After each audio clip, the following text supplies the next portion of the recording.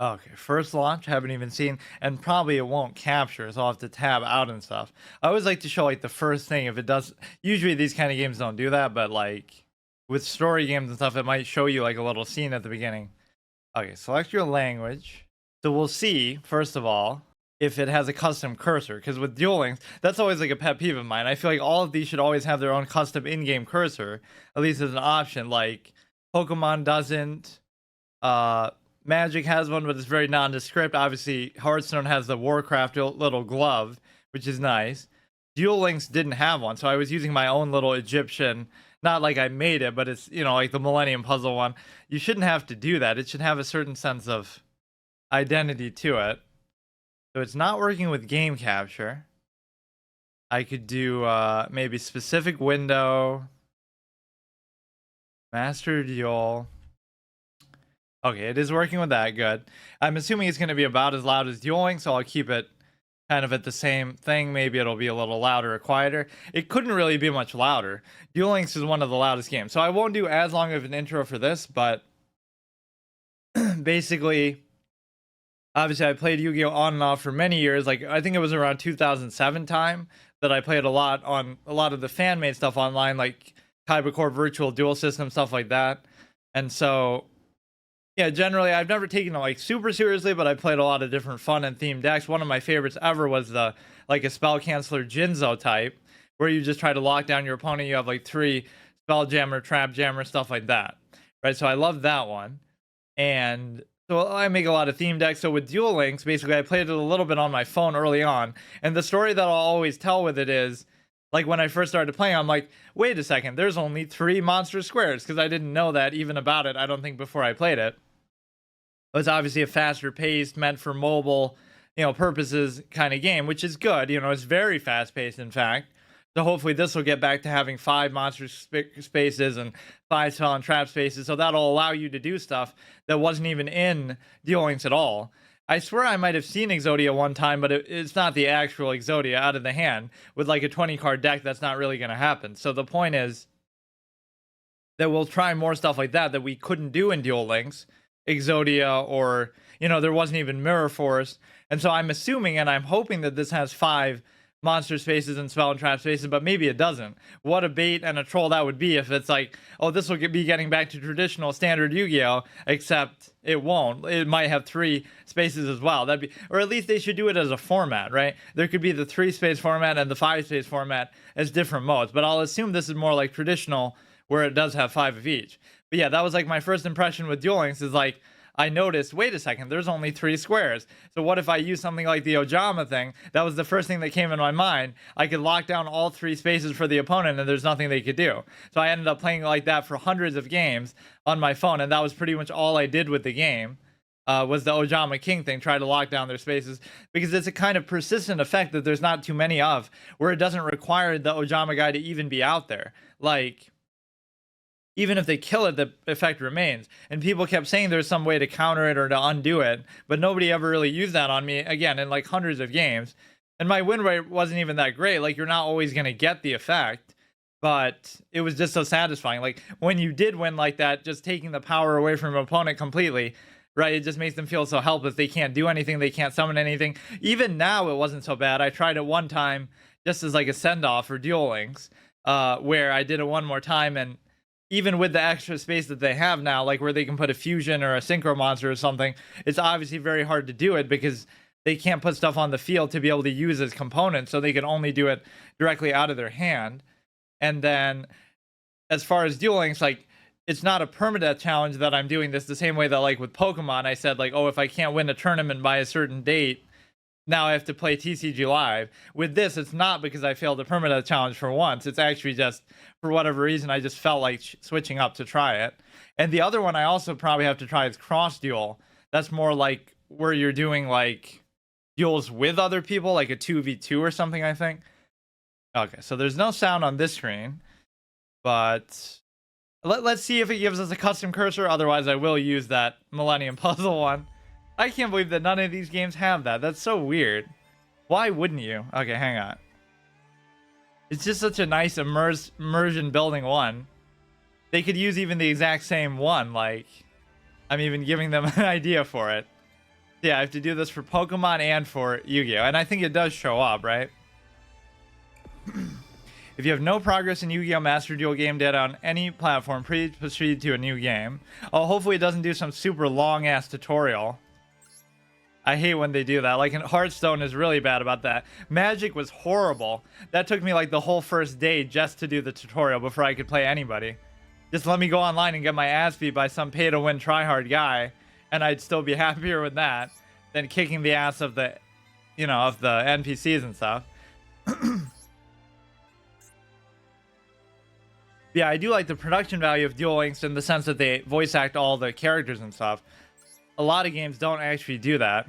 I have read or watched it. Why does it even matter if I read or watched the anime? Embarrassingly, yes, I have seen the original first show, and I did like it.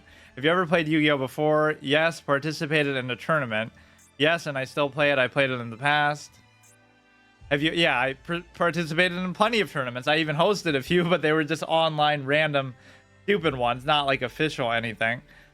Like even I would do like those anime theme decks where we would use like the really shitty cards that the people would use in the anime that nobody would ever actually use for real. Have you ever heard of the Duel Links? Yes. I still participate. I used to participate like yesterday. Since yesterday, I stopped. I mean, it's not like I won't play it anymore, but I barely even built up much of a collection. Aim to become the world's top duelist. Yeah, maybe I'll take this one actually more seriously. Tutorial. Can I just skip the tutorial? Because it's going to be the same fucking thing. But yeah, it is interesting how a lot of... This doesn't look too bad, at least. You know what? I won't skip it, though, just for the fuck of it. You are going second. Like, there are a lot of cards that weren't in Duel Links at all. I've seen this image somewhere. I don't know how, but just how the board looks. Reduce your opponent's life points to 0. You have to click through the phases. So there are going to be 5 spaces, which is really all I wanted as far as the difference between the two. I kind of don't like how you have to click the phases every time, but his battle... Okay, this is just some basic 1800. Actually, that's not so bad. Some of the default stuff that you have in Duel Links is way worse than that. Like 1800 would wipe the floor with... Okay, so basically the mechanics are the same. They make these, you know, obviously primarily for mobile purposes, but it seems to... The most important thing is you're going to be playing so many games, so it has to be very quick. You have to be able to get through at, like, light speed, right? Because you're going to get tilted eventually. Activate a spell card. You got to do it like a speed run. And then if some moves get super complex, that's what Hearthstone kind of taught me, how shitty the animations can be in that game, like... with the Grim Patron and stuff, you're doing like 100 different... Wait, what? You're doing like 100 different animations in one turn, so you have to make sure... Wait, that shouldn't have killed him, though. I only hit him twice for 3,600. How much life points do you have? I don't even know. Maybe you only have 2,000, like in the show at the beginning. But yeah, like in Hearthstone, the animations of the fucking things happening are so slow and long that you sometimes wouldn't have enough time in a turn to actually do everything that you want to do. Or maybe just for the tutorial they have less. I swear I should have only done 3,600 there. I don't know what happened. Summon a monster, blah blah blah. Yeah, I wonder how much character identity and stuff they're gonna have, like with the voice acting and whatnot. Because here you're just like some generic NPC. Activate a trap card. I assume it's not gonna have that little pop-up every time. Hey Wormius, how's it going? Select the monster to gain its... Oh, okay. What is that even? Skill, yeah, speaking of shitty cards that nobody would ever use, that lava battle guard thing is like one of those from the show. This one's actually not too bad. I was always a big fan of just the 4-star stuff that actually had good attack values, like Slate Warrior and whatnot. I guess I'm kind of like Kaiba in a way. What does it want me to do with this? Just like summon the strongest stuff. Activate the effect of the card in your graveyard. I guess I don't know what that card is, so I'm just kind of trying to ignore it. So he gives you attack, and then he gives you attack even once it's in the graveyard. Fine. So many cards from the show got banned. Yeah, even the iconic Pot of Greed, which nobody ever understood what it does. At first, yeah, I never understood why that was considered so overpowered, but just like cycling through your deck, all it does is let you draw 2 cards. It doesn't seem that good, but then people lose their minds over it. This is kind of a very generic intro. Just like no...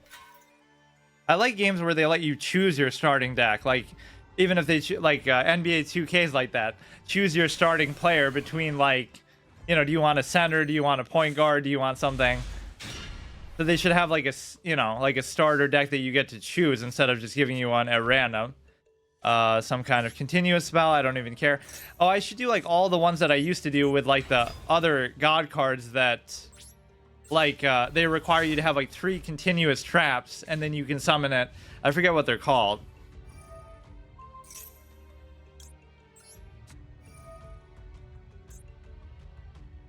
Like the card to destroy. Okay, fine.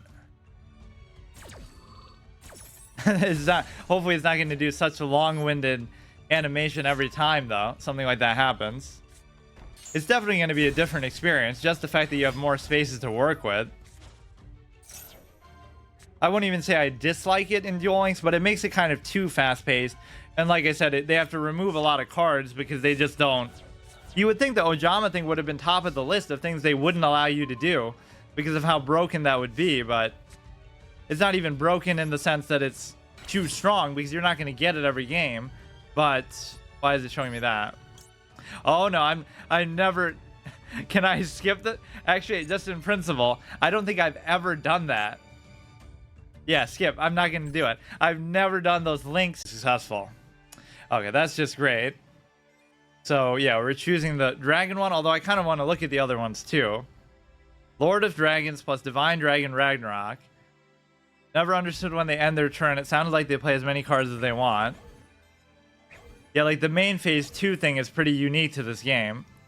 Synchro Unity. Deck focused on warrior-type monsters. One condition are met. Synchro summon a monster like Junk. Warrior to... boost your attack points. Yeah, at the beginning of the game, too, you can play, like, as much shit as you want. There should be a limit on special summons, like how many things you can special summon. Utilizes cyber monsters for their power-up potential. Go on the offensive and use Decode Talker to prevent effects that target cards on your field. Powerful. Okay, we've seen this. So, yeah, I love all the 4-star high attack stuff. This is the kind of thing I would use anyway. This requires 5 dragon monsters. Very difficult summoning condition. Additional decks can be unlocked by completing missions. That's fine. Copy to my deck. Enter a player name. Oh, hopefully it'll actually work. I think my name is too long, though. Fuck. This is why I have to do it like this, even though I make fun of people who put... I make fun of people who put numbers in their names. Numbers are symbols, but it can't be helped here. What the fuck? Oh yeah, like the stream couldn't crash now. That this is actually a little bit demanding. 6 gigabytes. Why does it have to do this during the game? Why not do it when I was downloading it on Steam? Whatever, it won't take too long. Or let me solve those little quizzes. I like that about Duel Links. It'll ask you questions and stuff. What type of card is this? I guess this will show you like different cards as you're doing it, but that's so weird how that happens. Solitary Sword of Poison. I used to be a big fan of equip spells and stuff too. Like Mage Power. But again, stuff like that you can't really do in Duel Links because there's not enough space. So even like the Bakura one didn't make sense to me. Like the final, where you have to put Final. I guess it'll give you extra spaces just to do that, but you can't spell out final with only 3 spell and trap card spaces. Now this was a card only in the show. I don't understand. That was never a real card as far as I know. Or maybe they eventually made it. Yeah, Blue Eyes. Nobody knows what that does. But yeah, I was saying like I'm almost like Kaiba in the sense that I just believe in summoning strong stuff and just let them deal with it. The problem is there is so much removal and shit, you know, that you can't really do that. But that was always my mindset. That's why I love like the Berserk Gorilla so much, or Goblin Attack Force and whatnot.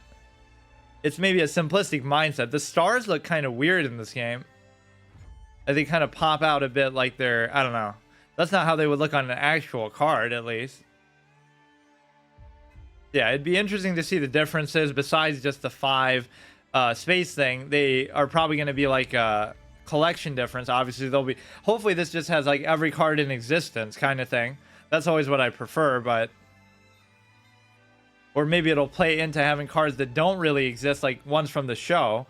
Maybe even like, you know, we just saw that Curry Bandit. I don't think I've ever seen that.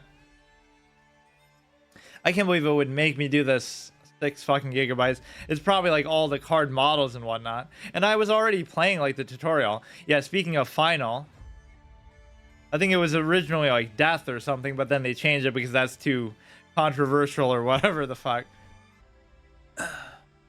My biggest pet peeve about it crashing like that is just I hate having like separate VODs for the same day because it confuses me when I go to download it and edit and stuff. I always like it to just be one. And I also don't like to spam people like he went live and then 5 minutes later he went live again. Like, what the fuck is he doing? But I couldn't help that one. It doesn't even make sense why it happens sometimes. And it always happens like when I'm playing chess or something. Like the least demanding thing ever. Victoria. Once per turn, you can target a dragon type monster, your opponent's graveyard. This still isn't as fun of a loading screen as Duel Links. I do like those little quests that they do. See, what I've realized in playing all these is that sometimes less is more. Like, that's why I like dueling books so much. All this kind of new age shit with the synchro and tuner and stuff, it's just too much. Right? At least it should be like you can only do one of those per turn. Like you can do 1 fusion, 1 special summon, or even 3. A lot of people pose that as a restriction. Like you only get 1 normal summon per turn, right? That's the whole philosophy behind it. So why do you get infinite special summons? But not only do you get infinite, but you should at least be restricted to like certain criteria, or at least you can't attack with it that turn, or you can't. I mean, that was a rule posed in the show. Like you can't attack with fusion summon monsters the same turn that you summon them. So even then they had the right idea, but now they've thrown that all out the window. Like you can just summon 10 synchro monsters in 1 turn on top of each other and just attack with all of them and just totally fuck your opponent over. It's just stupid. Light Ray Diablos. A lot of these cards actually I'm not too familiar with. I guess I could say I'm old school, but I'm not even really too old school. I just don't like a lot of these new mechanics. Basically, fusion summoning and ritual summoning are the 2 main things I like to do. Or that I feel comfortable doing. And just summoning basic stuff. Or maybe I'm a bit of a spell and trap player too. Like I like to really lock down my opponent with that. Like play a bit reactively. That's a pretty sick picture, but... Huh, I've never seen a lot of these cards.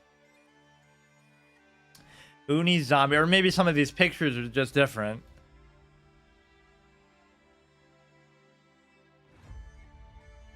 Galaxy Eyes Cloud Dragon. See, it's not only just power creep, sometimes it's just like bloat with the cards. These games have been out for so long, like Pokemon and Yu-Gi-Oh! And Magic, that they just have to keep coming up with new ideas. And some games do it in a more subtle way, like they just mix in little keywords and stuff like Magic and Hearthstone. But even Hearthstone has been out for like 10 years now. It doesn't feel like it, but sometimes they'll do it in subtle ways, like adding keywords and little new mechanics. But with games like this, they take it too far and they add in like whole nother ways of summoning stuff, which is just totally cancer. I don't like it at all. Those endless turn 1s are exactly what, you know, people rightfully complain about. Okay, so hopefully it'll just let me play against random people. Because even if I get destroyed, I'm still more comfortable doing that. And let me play in a format that like doesn't have synchro summoning and stuff, but you can't really guarantee that, I bet. Or maybe there will be like a classic format, like the old school. Because see, that's why people like Duel Links Dueling Book and stuff like that. Because it allows you to play older school formats. So why not just do that in the official game? Then nobody would have a desire to play those. At least as an option. I'm not saying it has to be the only way to play. Okay, so that was not too bad, I guess, but I should have known it would make me do something like that. These features will help you enjoy dueling to the full. It's duel battle with duelists from all over the world. You can also switch it up and duel according to different rules, hopefully restricting synchro summoning and XYZ and whatnot. Tuners. Check your decks and adjust them as you like. Okay. Solo practice strategies, read story behind the cards. shop, get new cards by purchasing packs and stuff. I wonder what kind of cosmetic stuff they would have too. Like, new accessories added. What is all this? Oh, just stuff that they're telling you about. And how do I change like my avatar? Because I don't really like how that looks either. But like with the card backs and all that. I like the UI of this a little better. Very clean and to the point. Duel Pass, 60 days left. So this is going to be one of those reward track type of shit. And it's going to have like similar reward cards, I guess. Like super rare, ultra rare, whatever. Yeah, I don't want that. Yeah, this is one of the rare cases where I switched from one game to another without failing a permadeath challenge, because I couldn't really think of a good one to do for duelings. Otherwise, I would say, like, if I succeed at the thing, I get to keep playing Duel Links. If I fail, I have to play this kind of thing. Background music, quality, recommended. Resolution should actually be this instead. High resolution. View mode, full screen. English. Hard text size. Medium should be fine, I guess. Vibration on what? My mouse or what the fuck? Self chain. You will receive a prompt when there are cards activated based on your opponent's actions. Activation confirmation. I guess I'll leave a lot of this. You can choose where to place cards on the field. Yeah, that's kind of important. Like as far as, you know, space 1 through 5. In fact, a lot of games get that wrong where they don't let you do that. Activation order settings. Select the order of activation when multiple cards activated simultaneously. Display face on cards is transparent. No, because you can always just mouse over them anyway. Number of spectators. Okay. Display battle phase details. Command placement. The command icons that will be displayed on cards whenever blah blah blah. Special summon animation. Fusion ritual. Oh my god. Yeah, pendulum summoning. I forgot about that too. Summon cut-ins. That can be fun sometimes, like a cutscene. Display card effects. No, I can do a hard mode where I don't display card effects and I just have to figure them out. Almost like I'm a character on the show who is supposedly one of the world's best duelists, or, you know, really good at duel monsters, but you don't even know what half of the cards in the game do, where they're constantly surprised, like, oh my goodness, what does that do? Or they're shocked when an effect triggers, right? That's the dumbest thing about it. I could make a compilation like of hours long of characters being surprised at what cards do, or not, or even asking like, what does that do? Card's description will not be okay. I don't care about replays. Record of items obtained, blah blah blah. So how would I guess it would probably only have given me what I have, like the one deck. I really don't like the avatar. Can I change that? Icon frame, monster art, Blue Eyes alternative white dragon. Now that was the one I used in Duel Links a little bit. I got it like super early on in the beginning. Mate, like a pet. Beginner duelist, returnee, fan of the anime. I don't know about that. Oh, can I get rid of these now? What the fuck? Wait, what? Yeah, I really don't like this. I guess you'll unlock more as you go. Let me see what we can do here. Remove ECG player, Duel Links player. I mean, technically, but quick play, relax play, casual, stoic, follow me, true duelist. What does that mean? Follow me? Yeah, follow me on Twitch. How about like a theme deck player, somebody who plays for fun? Stoic. I don't know what that means in the context of this. True duelist. Follow me. I mean, this one sounds cool. Whatever. Like, yeah, if I queue up for an online match and they see that I'm casual, oh no, now they'll go easy on me. Like, what is that gonna matter?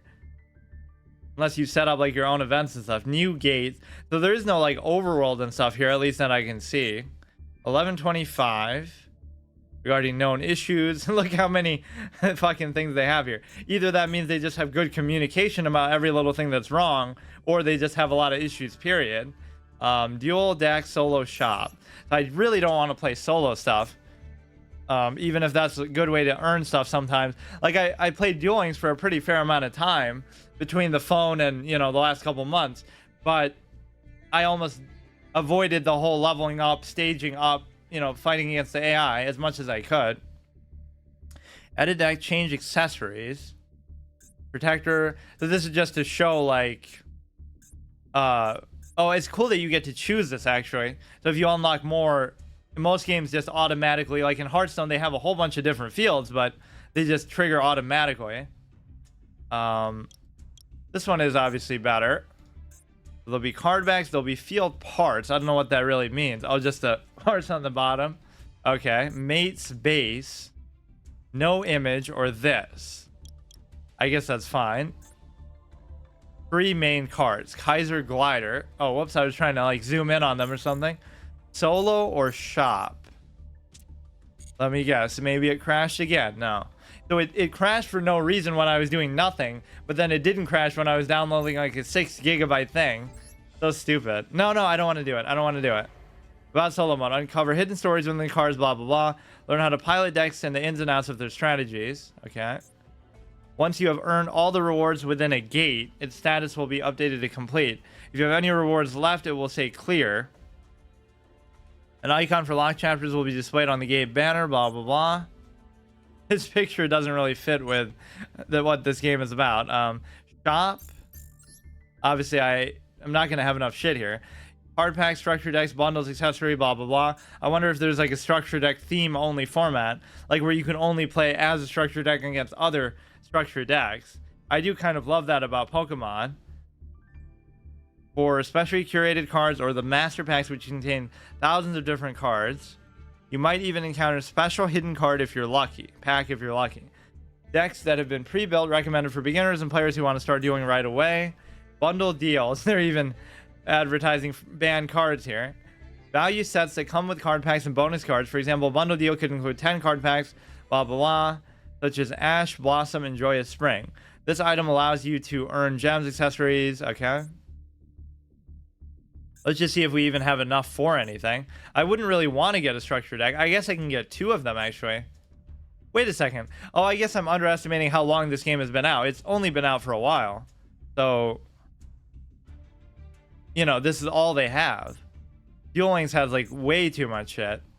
Yeah, I'm totally going to get... I really hate my icon. I wouldn't even mind getting one of these, but I won't do it yet. Magic Cylinder. That's kind of spoiling your strategy. Blackluster Soldier looks pretty good.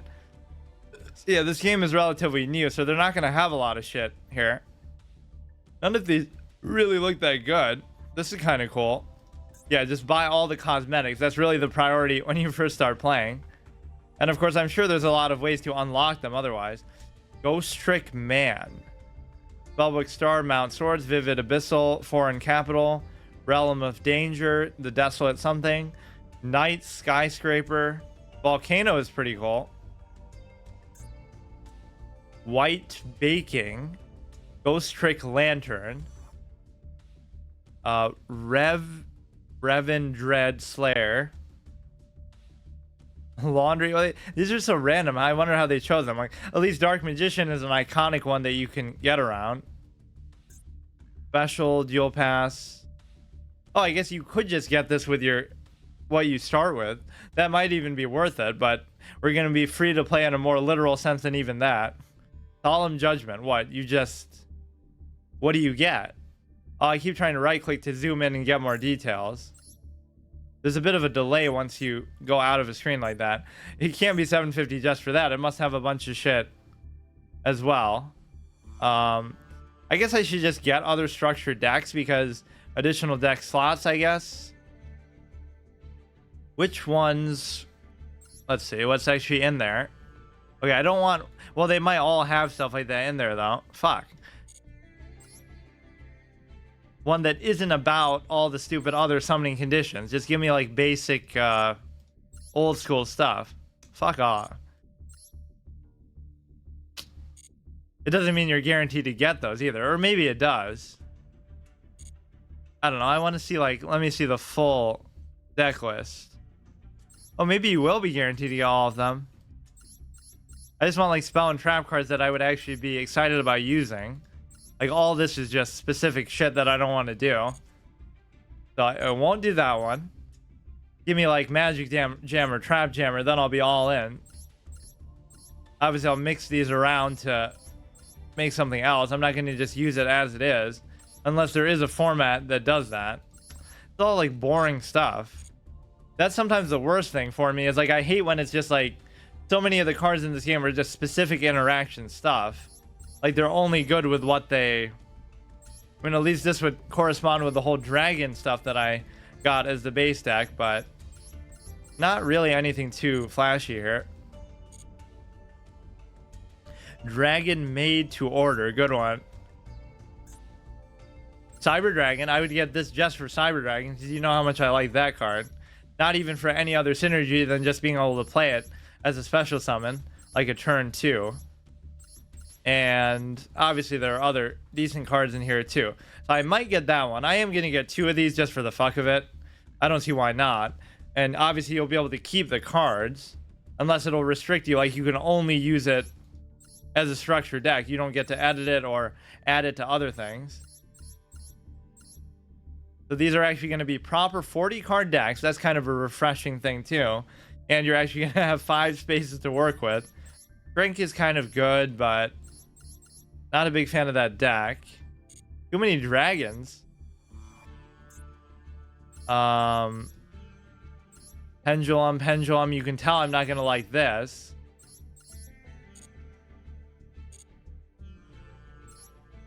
Recontract Universe. Let's see what this is. Maybe I won't even get 2 of them. I'll just get 1, because none of the... Dude, they're trying to force these fucking mechanics on me, but I'm just not going to do it.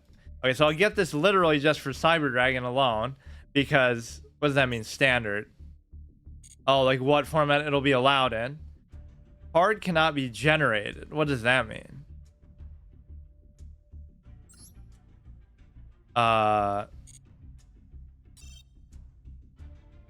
Does that mean I won't get the card? What the fuck does that mean? Card cannot be generated. I mean, I'll assume I got it. So we have those 2, and then I have 500 left over. You know what? Since I do have a little bit of extra, I'll even do something that I shouldn't do, like what I do in Magic, where a new free-to-play player, new account, and yet I'm spending my resources on cosmetics. I really hate my icon, so I'll get... at least I'll change that to either Blackluster Soldier. Magic Cylinder is kind of a funny one. Magic Cylinder, Blackluster Soldier, or Thunder Dragon. Let's just do this. It's kind of... Or wait, Frame. Oh, there's only 1 frame. Yeah, there's not enough of this shit. Icon depending Blackluster Soldier with new armament. He shall fully unleash his super soldier powers at the dawn of his advent. Advent kind of means dawn, though. That's kind of a weird phrase. Okay, so we can change this shit. Yeah, I guess I'm not a fan of playing stuff right when it comes out, so this is a little bit unusual for me. Even though it didn't just come out, it's still more recent than I would have liked. Okay, so it just automatically switches. You don't have to confirm anything. What is all this crazy numbers and stuff? Just like your duelist ID, I guess? Stoic true duelist. Well, I'm a true duelist in a different sense of the phrase, like not as in I'm a tryhard and I do whatever everyone else is doing. I do it for the spirit of the game. Like I try to come up with my own ideas and weird stuff that nobody else probably does. So there aren't going to be avatars and voice acting and stuff the way that you have in dueling. So it's completely a different thing. Battle with players from all around the world. So let's see what format I would actually like. Ranked duels. Climb through the rankings by participating in lots of duels. You can also earn rewards according to your rank. Enjoy duels against random opponents using your favorite deck. Gather your friends and get the game on. You can also duel according to different rules. Take part in limited time tournaments. Oh no, don't say tournaments now. I'll fucking get anti-spell. This is my idea. The fucking spell canceller deck that nobody ever used in the history of the game. Does that mean you just can't use spells in the format? Will you choose to attack with a strong monster or set a clever trap? In this event, forbidden limited deck, blah blah blah. Unable to include spell cards. Pendulum monsters can be included, of course. Can't forget about our favorite mechanics. That could be interesting. So then you just play Jinzo and fucking troll them all together. That'd be my favorite way of doing it. Standard, team battle, duel room. But, oh no. I'm curious about, like, what are all the other formats? Like, what, it even showed that, like, when I went to buy the deck. Hang on.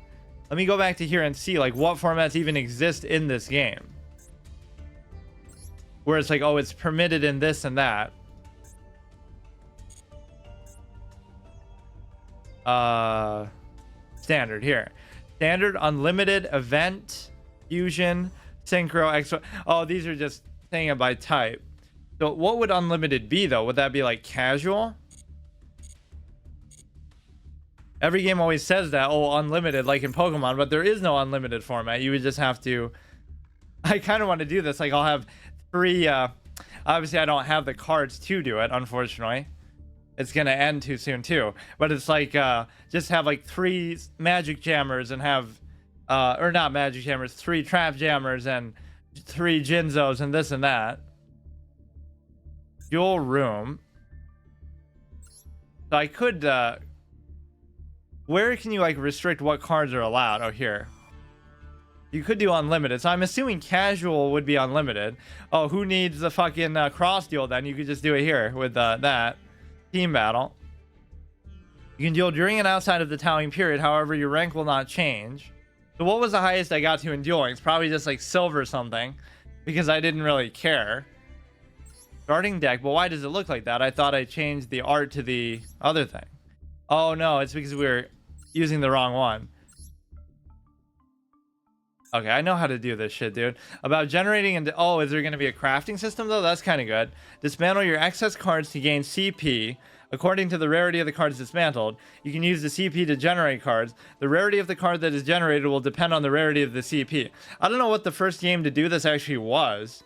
From my experience, it was Hearthstone, but maybe there was another one. Because even Magic doesn't let you do this. Magic, it's like you get a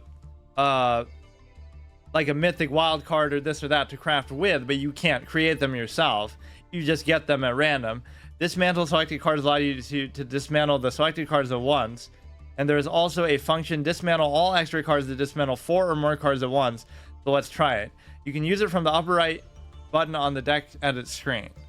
Okay, I'm obviously not going to do that at the beginning, although arguably it might be most impactful to do it at the beginning. Just get rid of all your shit and make stuff that you would actually want to use. I definitely like the UI of this a lot better. This does feel more like a PC game than a mobile game, but obviously it still is a mobile game. So I should make what I want to make with this between these 2 decks. So how would I make like just a new one altogether? Change decks. Starting deck, Cybernetic Successor.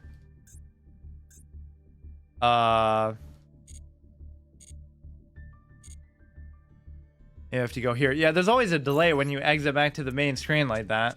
Let's just make a new one. Create copy from public deck, copy. I'm an original. So let's just do, first of all, I don't like that case of it. Standard, or we'll just do unlimited.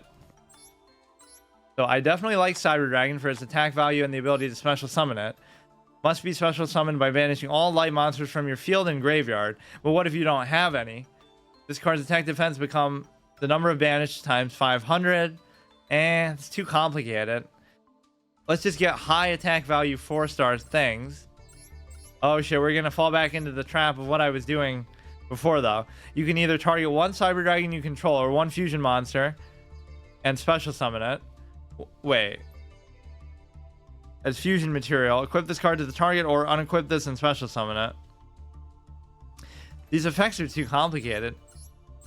I heard you like Cyber Dragon, so we gave you like 50 of them. I didn't even know some of these existed. Cyber Dark Dragon. I just like the original. I'm not a big fan of mechs or dragons as far as types, but how is this even organized? Obtained, ordered, number owned. Let's see if anything really stands out. Of course, it's going to be hard to even make anything because I only have, you have to have 40 cards instead of 20, so it is going to be a little more tight. Tribute 1 monster, then target 1 card your opponent controls, destroy it. That could be okay, I guess. In fact, you're going to need stuff like that because they're going to have crazy wild shit. When your opponent's monster declares an attack, you take damage equal to the attacking monster's attack, and if you do, banish it. When an opponent's monster declares an attack, so you can take it to the face to destroy it. During the end phase of your opponent's next turn, special summon a... Oh no, to my side of the field. Oh, that's actually kind of good. Of course, you only have 4,000 life points to work with, so this one does something when it's in the graveyard too. 400 attack. During your turn, except while except the turn it was sent to the graveyard. You can banish this from your graveyard, target one face up, and it gains 800. So it's kind of okay. I guess I can't be too picky because I don't have much stuff. You can target one face-up monster your opponent controls, loses 1,000 for each. Okay, this can be fine. Once per turn. So as soon as you summon it even. Loses 1,000 for each monster they control. Not bad. I want stuff with just good. Didn't this have 1,800 attack? I'm sure it did. Or that's one that looks similar. It's like a dark blade or whatever. Gains 400 attack while you have one or less cards in your hand. If you control no other monsters, that affects the flip monsters destroyed by battle with this card negated. Very specific effects for some of these. 1,800 isn't bad, and I think I'm gonna have no choice but to use stuff like this because, you know, I'm not gonna have a ton of options. During your opponent's turn, at damage calculations, make the battle damage you take from this battle 0, and if you do, draw one card. During your opponent's turn, I'm not really a big fan of that. Your opponent cannot declare an attack this turn. Maybe that could be okay. During your opponent's turn, target one face-up monster your opponent controls whose attack is less than or equal to their life points. Destroy it. If you do, take damage equal to its original attack, then inflict your opponent equal to damage you took.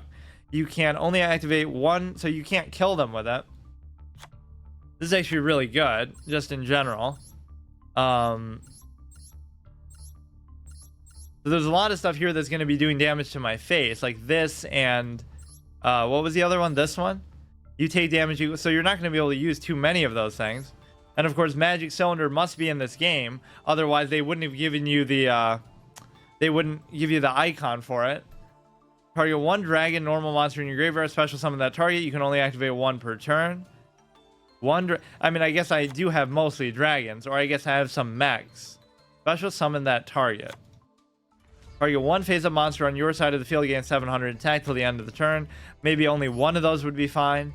Although, this is basically the same thing, so why wouldn't you? It's better immediately, at least. Card is always treated as polymerization. I don't know if I even want to fuck with that too much. Discard one card, then target with one monster on the field. Place that target on top of the deck. On top of what deck, though? You can put there... That doesn't even make sense either, because what if it's like a synchro or a fusion monster? It would place it on the top of the extra deck? I don't know how that would even work. Discard one card, then target one monster on the field. It doesn't say it has to be your monster. I guess I can try it. If you control a dragon monster, target one spell trap, destroy it. If you do, inflict 500. I guess that could be okay. Special summon up to 2 dragon monsters from your hand. Lord of Dragon must be on the field. I can't really guarantee that. The deck was hyping up this when I got it, but what is so special about it? Your opponent cannot target dragon-type monsters with card effects. I guess that is kind of okay. Once per turn, you can special summon one dragon monster from your hand. What do you need? Lord of Dragon and Divine Dragon Ragnarok. Kidmodo Dragon. If this card is sent to the graveyard, you can special summon one dragon-type monster from your hand. You cannot special summon monsters except dragon-type monsters. Oh my god. Some of these effects are just too long, and I don't really care. During the end phase, if this was sent to the graveyard, you can special summon it. I guess it's good just as a tribute fodder to kind of guarantee something to be out there. Lancer Dragonute. If this card attacks the defense position, inflict piercing, but it's too weak. Neither player can target dragon monsters with effects. It's like it's good and all, but I don't know. I don't have enough strong stuff to just put out there. Cannot be destroyed by battle with a monster that has the same attack. If this card is tribute summoned by tributing a dragon-type monster, it gains attack equal to half the original attack. If this... So this would be one of those weird things where you could even like tribute Blue Eyes for it, right? And it'll actually become like a 3900. It gains attack equal to half. If it attacks, inflict piercing. Okay, this is actually decent. I don't know why I'm being so picky even. I don't have that many choices for stuff. Like I might only have 80 cards total, assuming that the structure decks are what I thought they were. The Luster Dragon is great because of the attack value. I love 4 stars with 1900 or 2000 attack. Cannot be destroyed by battle with a monster that has the same attack. 2400. If it's destroyed and sent to the graveyard, target one monster, return the target to the hand. Which again, how do effects like that really work when it comes to extra deck stuff?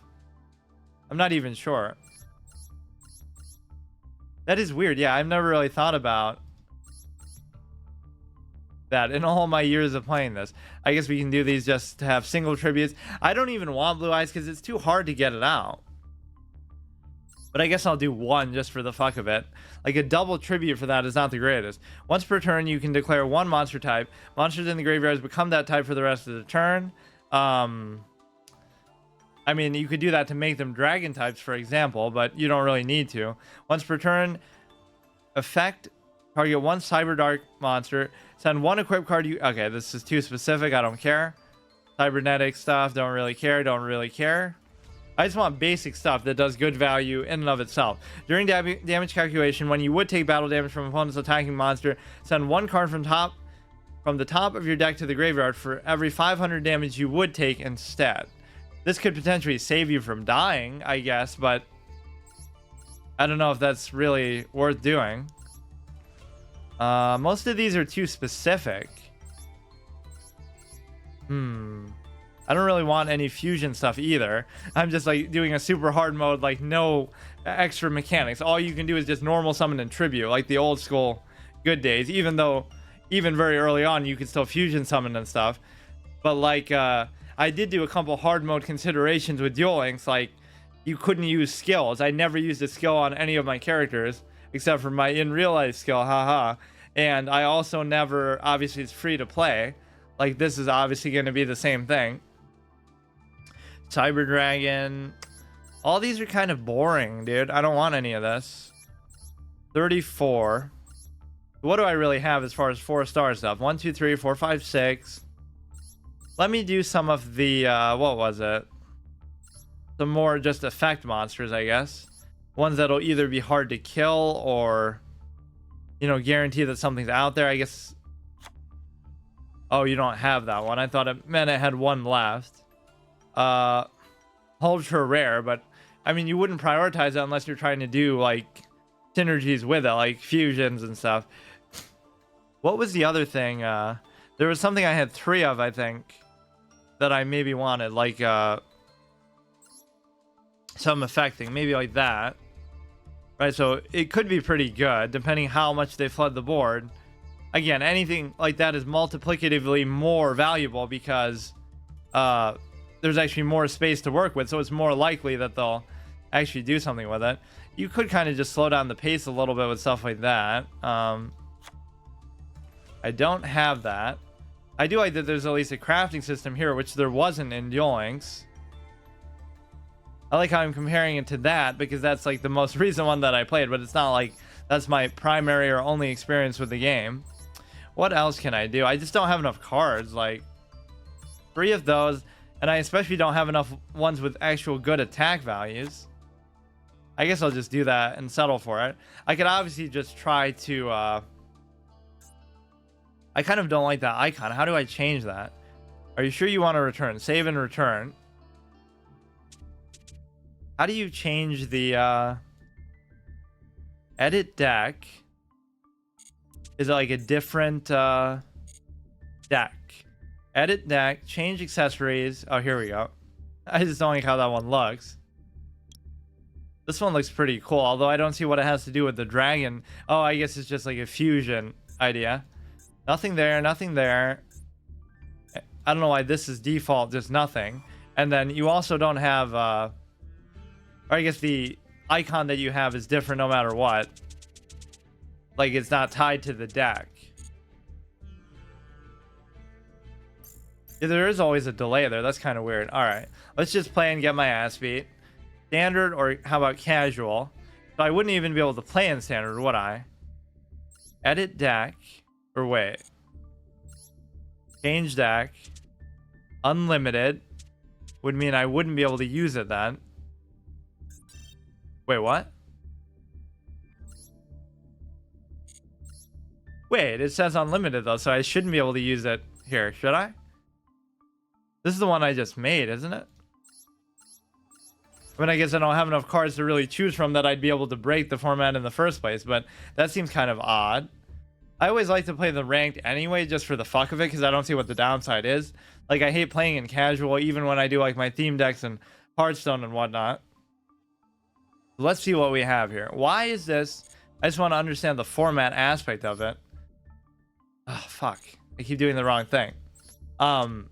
Standard, standard, standard. It doesn't say that this is standard, so why is it letting me do that? That's so weird. I guess I'll do it, but it doesn't make sense to me. Maybe it's going easy on me because they know it's a dog shit deck anyway.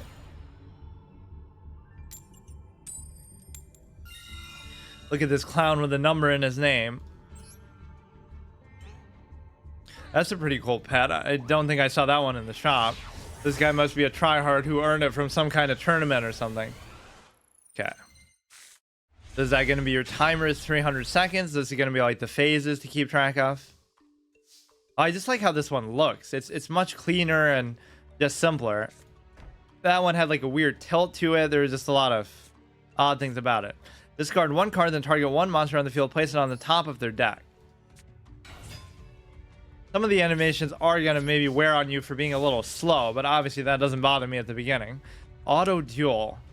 That's interesting to have that option in PvP. Oh, so you don't have 4,000 life points, though. Let's see what kind of tryhard synchro bullshit he's going to do. So there is no way to really play without that unless you make your own kind of room or format, which I might do later, but obviously everyone's going to be using that. Yeah, at some point it's your choice, right? You could say, oh, those mechanics ruin the game, but then people choose to use them. So I can't really do anything in terms... I'd rather save this for if he destroys this and then summons something.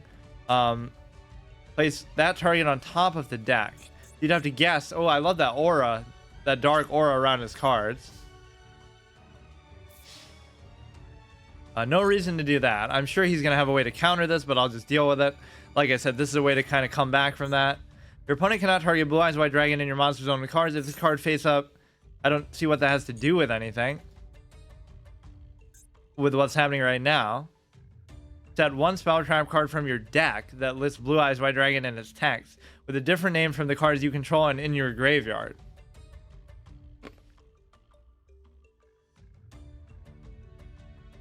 I really like his pet. I don't know what that's supposed to be exactly, but I have this stupid fucking bunny.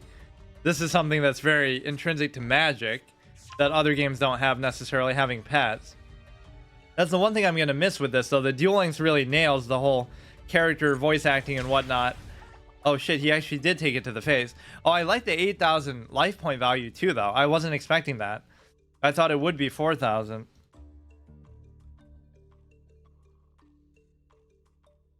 This is going to be fun. I want to see stuff like Exodia and whatnot just to... it's going to be a while, though, I think, before I get to that point. Is it my turn or what's going on? Oh, yeah, I forgot that I still have to do that. I don't know what that means.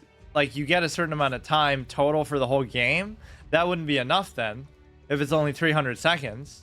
There must be some kind of leeway. Like, every turn it gives you some back or whatever. Yu-Gi-Oh! With increment. Picture is pretty sick. I forgot what that one was, but...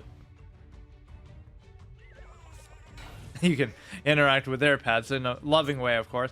Man, his card back is pretty fucking sick, even with that aura around it. Yeah, this feels more like the actual game, which obviously it is trying to be.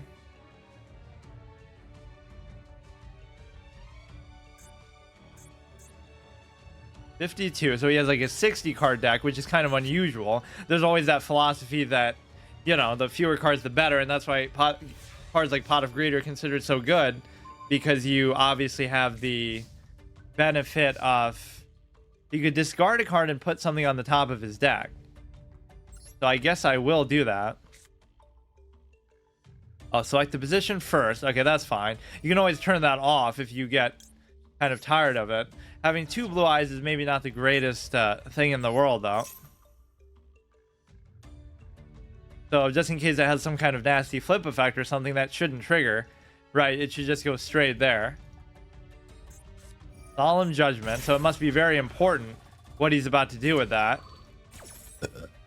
So is there some other way I can deal with it? It almost makes me not want to attack it, because I know the act of doing that will benefit him somehow, but I'll still do it. Music's very understated too, so I guess it won't be as loud as what I'm thinking with Duel Links. And there aren't even the voices like competing with you. That was one of the loudest card games I've ever played, where I had to keep turning down the in-game volume to really get it to work on stream. How do you like do the volume here? I guess it is all maxed out. Full screen, vibration, card text size. Okay, all this stuff we already looked at. Turn 5 end. Yeah, I'm not sure about the time though. Do you get 300 seconds every turn, or do you get it collectively for the whole game? Because in Duel Links that would be more than enough, because obviously everything is so fucking fast paced. This presumably won't be. Not only do you have more spaces to work with and more cards available, you also have 8,000 life points. So Blue Eyes Jet Dragon. Okay, dude. Other cards you control cannot be destroyed by your opponent's card effects. You can only use each of the following effects once per turn. Only activate them while it is on your field or in your graveyard. If cards on the field destroyed by battle or card effect, you can special summon this card from the graveyard if it was there when the card was destroyed, or hand, even if not. At the start of the damage step, if this card battles, you can target one card your opponent controls, return it to the hand.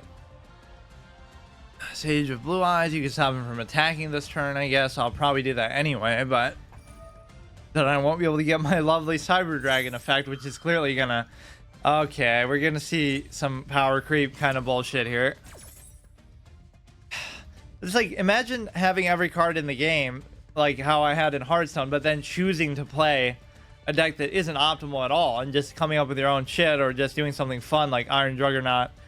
Nobody seems to do that, although he does have a 60 card deck, to be fair.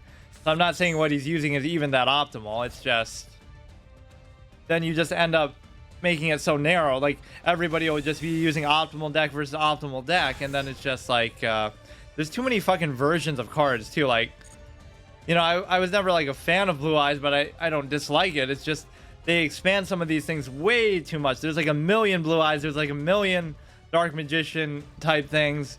They just beat it like a dead horse. Just come up with something different and let it go, dude. It's almost like Kaiba makes this game or something. He just can't give up his obsessions.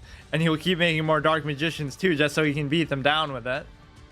He always did have the attack advantage. And the fact that Dark Magician requires 2 sacrifices always made it seem like garbage by comparison, because you'd rather just do the Summon Skull, which is just objectively better for 1 tribute. Or the same, I mean.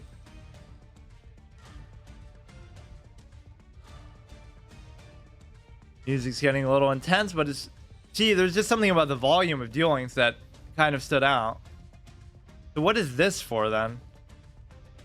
Is this for the Synchro Summon kind of bullshit, too? Because you definitely can't do the Ojama thing, then. Or no, I'll still do it, but I'll do 2 of them, so you can block 3. You technically could do that. That's kind of hilarious. I never really thought about that. But even in the original game, you could do, you know, double Ojama King, so you block out 6 of their spaces. So even here, you still would be able to do that. Like, his side is cracked. That's foreshadowing that he's gonna lose. That's kind of weird. Why would it do that with just a random space like that? Or like his whole side of the board is kind of weird. Maybe for him, my side looks like that instead.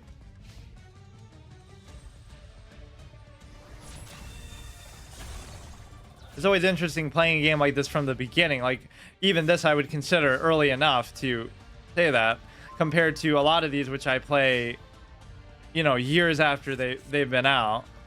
I can special summon something back. No. Oh, fuck.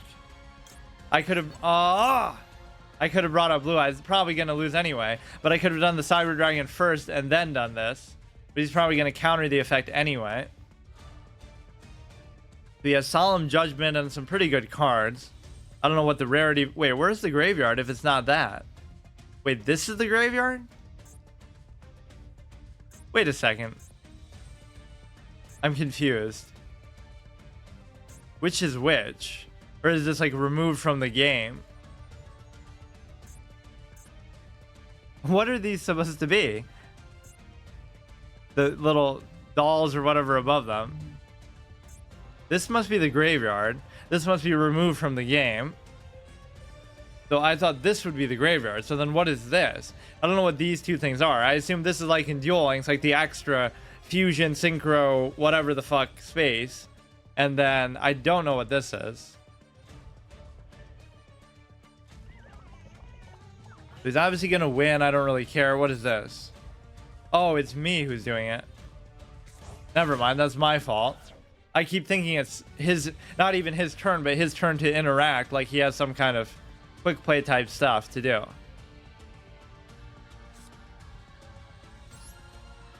I fucked myself by doing that though. I could have at least brought out Blue Eyes and tried to kill it, but then I'm sure he's just going to be able to keep summoning it for free because that's just how some of these cards work, of course. It is easy to not realize whose interaction it is or whose quote-unquote turn, even if it's not like officially their turn, just like they can trigger some kind of quick play effect or something. I guess it would make it more clear if it was doing that. Stage with Blue Eyes. Okay, dude. At least end it quickly. All you got to do is... I guess I have enough life points to still keep going, but... When it's normal summon, you can add one light level tuner from your... One level 1 light tuner, blah, blah, blah. Except Sage of Blue Eyes. You can discard this card. Target one effect monster you control, send it to the graveyard. If you do, special summon with Blue Eyes monsters from your deck. You can only use this effect once per turn. He's pretty low on life points, so it's kind of risky leaving that there. If I was to just Cyber Dragon and hit it, all I would need is like an equipped spell, but my equipped spells aren't strong enough. But his other cards can't be targeted by effects either. See, this is why putting stuff in face-up defense mode is so overpowered, in theory, right? Because then you'd be able to get the effect without having to reveal it. That's why it's kind of important having to put it face down as a downside. Zero. Is he doing that just to troll or what? Can you do emotes and whatnot? I don't think you can even. Look how intense the music is. Oh shit, I'm almost close to being able to do that. I would literally do like 28. He'd have like 200 left. Wait, why couldn't he hit me for more damage? Maybe I should save this still for something else later. It won't be enough to equalize with the other guy either, though. Come on, at least let me have that much satisfaction. Fuck, that'd be so good if I had something a little bit stronger as far as an equip card. He's actually going to let me hit him for... Ah! At least that proves it's in the game. Mirror Force, so we're already seeing stuff. Kind of a cool animation, too. We're already seeing stuff that wasn't in Duel Links. Yeah, I totally have the same thing, too. Be wary of your attack. Or I have Magic Cylinder, so you'll be left with 50 points left. Or I'll buff your own thing to kill you. That's always a fun interaction. You buff their monster to kill them with Magic Cylinder when you wouldn't be able to otherwise. That was like the most anti-special summon meta card that I had in Duel Links. It was like the Treacherous Trap Hole or whatever, or Trap Hole of Spikes, where it's like whenever they attack with something that was special summoned that turn, or even normal summon, it destroys it, and they take like half the damage or a quarter of the damage to their life points, kind of like a Shizu's Blast Held by a Tribute a little bit, just to counter all the ridiculous synchro kind of shit that they do. I mean, I'm still not dead, but there's not much I can really do. Even if I'd gotten that off, it would have been close, though. See, if this was just a little bit better, well, actually, they still would have destroyed me with the trap card, so it wouldn't have mattered, but...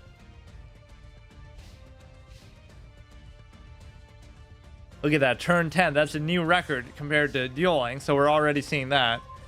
Oh, maybe that's to show the life point aspect. The cracks. Now I get it. Cannot be destroyed by battle, blah, blah, blah. So you can easily just kill me. That's fine. You really can't do emotes, huh? That's kind of interesting. So they took away the whole duelist personality from this. Which is fine, but, you know, it's always cool as an option to have that. It's interesting that they put so much work in there. I would just recycle it. But I guess they wanted to feel distinct. Like, they took the time to have all those voice actors come in and do all the characters of Ishizu and Bakura and this and that. So why not use them for this too? Or every other game from now on. This actually makes it seem like they want you to take this one a lot more seriously. That's just like for fun and to fuck around and to troll like I was doing. This one, they want you to actually be hardcore. It even said that in one of the things, like, oh, see how high you can get in the rank or whatever. Try to become the top ranked duelist in the world. Because if you did that in this game, that would surely be respected in real life tournament settings. I would totally do that if I had more, if I was like a bigger streamer. I would make like a more old school classical style tournaments with it, which I kind of did that anyway years back, but I guess you don't really need that many people for it. Oh, look, even I get that aura around it. I don't know what that means. If that means it'll be like, if it's a counter trap to activate, or why would there always just be that aura? Because that would kind of give away, like, oh, it's a continuous trap that I can't even activate at all. So I would say well played, but the game doesn't even want me to be a good sport. What the fuck? So everything's kind of smooth and I like it. I kind of don't like this arena too much though. It seems too basic. And somehow I've kind of final blow. That's kind of interesting. As I'm saying that this game wants you to take it more seriously. That's the kind of shit that I have to put up with. Defeat, okay. So what kind of backlog does it have? I guess I didn't check that fully.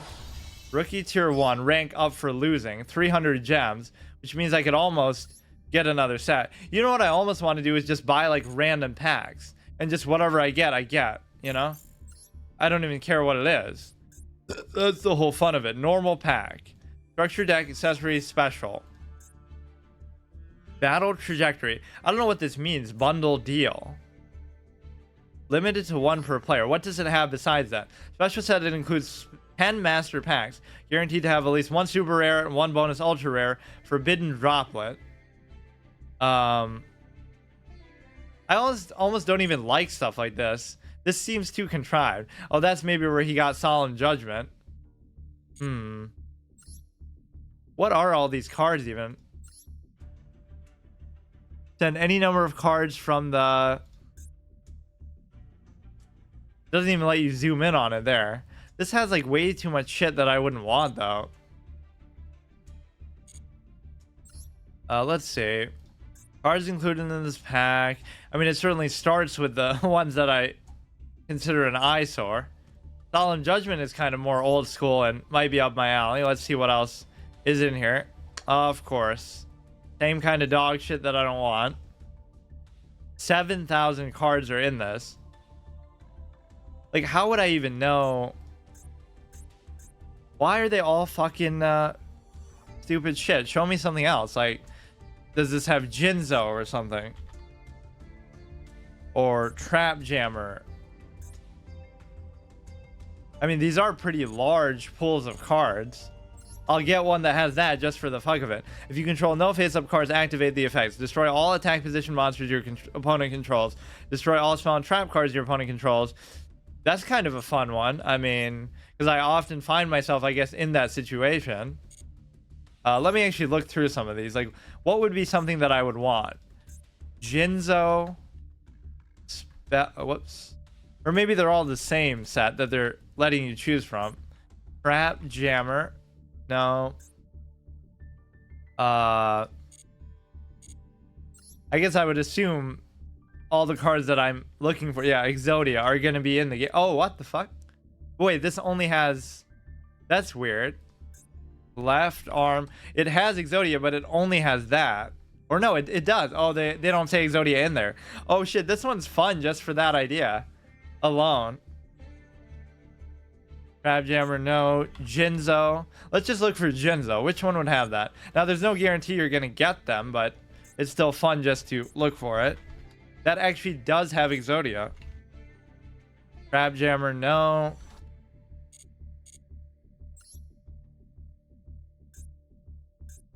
So this is like one of those bundle stupid things that they try to get you to buy as like a microtransaction. Like, so you could buy all of them or whatever, 1 per player. But it's not so bad. I mean, I already have enough for it. Even after buying 2, it gave me like 300 of these gems just for like 1 game. It's probably more generous at the beginning. So we can find Exodia, but we can't find fucking Trap Jam or anything. So if I was doing it purely for the card effect, or for the card that I'm guaranteed to get, I would get Solemn Judgment because it is pretty good. Or maybe that Lightning Storm. But for this, the idea of Exodia actually is kind of refreshing because we didn't get to do anything like that Let's just go ahead and get this one. At least give me like one part of it so I can build towards something. And I can always disenchant stuff. See, even as a free-to-play player, I still don't like doing this because it feels kind of cheap. Like, it's too much. They're giving you too much value for one thing. It just feels arbitrary and dumb. 1 out of 10. Next. Like, look at this. Like, I always like to build up my collection in a natural and organic way. But then they throw shit like this at you. This just feels like too much. I don't know what that key is. Like some kind of crafting thing. That's what microtransaction mentalities do. It's like everything just becomes... It's not even maybe the fault of that, but... It becomes like a zero-sum rat race type of shit. Actually, that is kind of a good justification for crafting stuff too. Or like disenchanting it. Like all the shit that I say I'm never going to use, I may as well just do that. And then with all that dust or crafting materials, I can craft stuff that I actually would use. So that is kind of a fun interpretation, which you couldn't do in dueling. So at least if you could, they must have really hid it away. I don't know what that key thing actually does for me.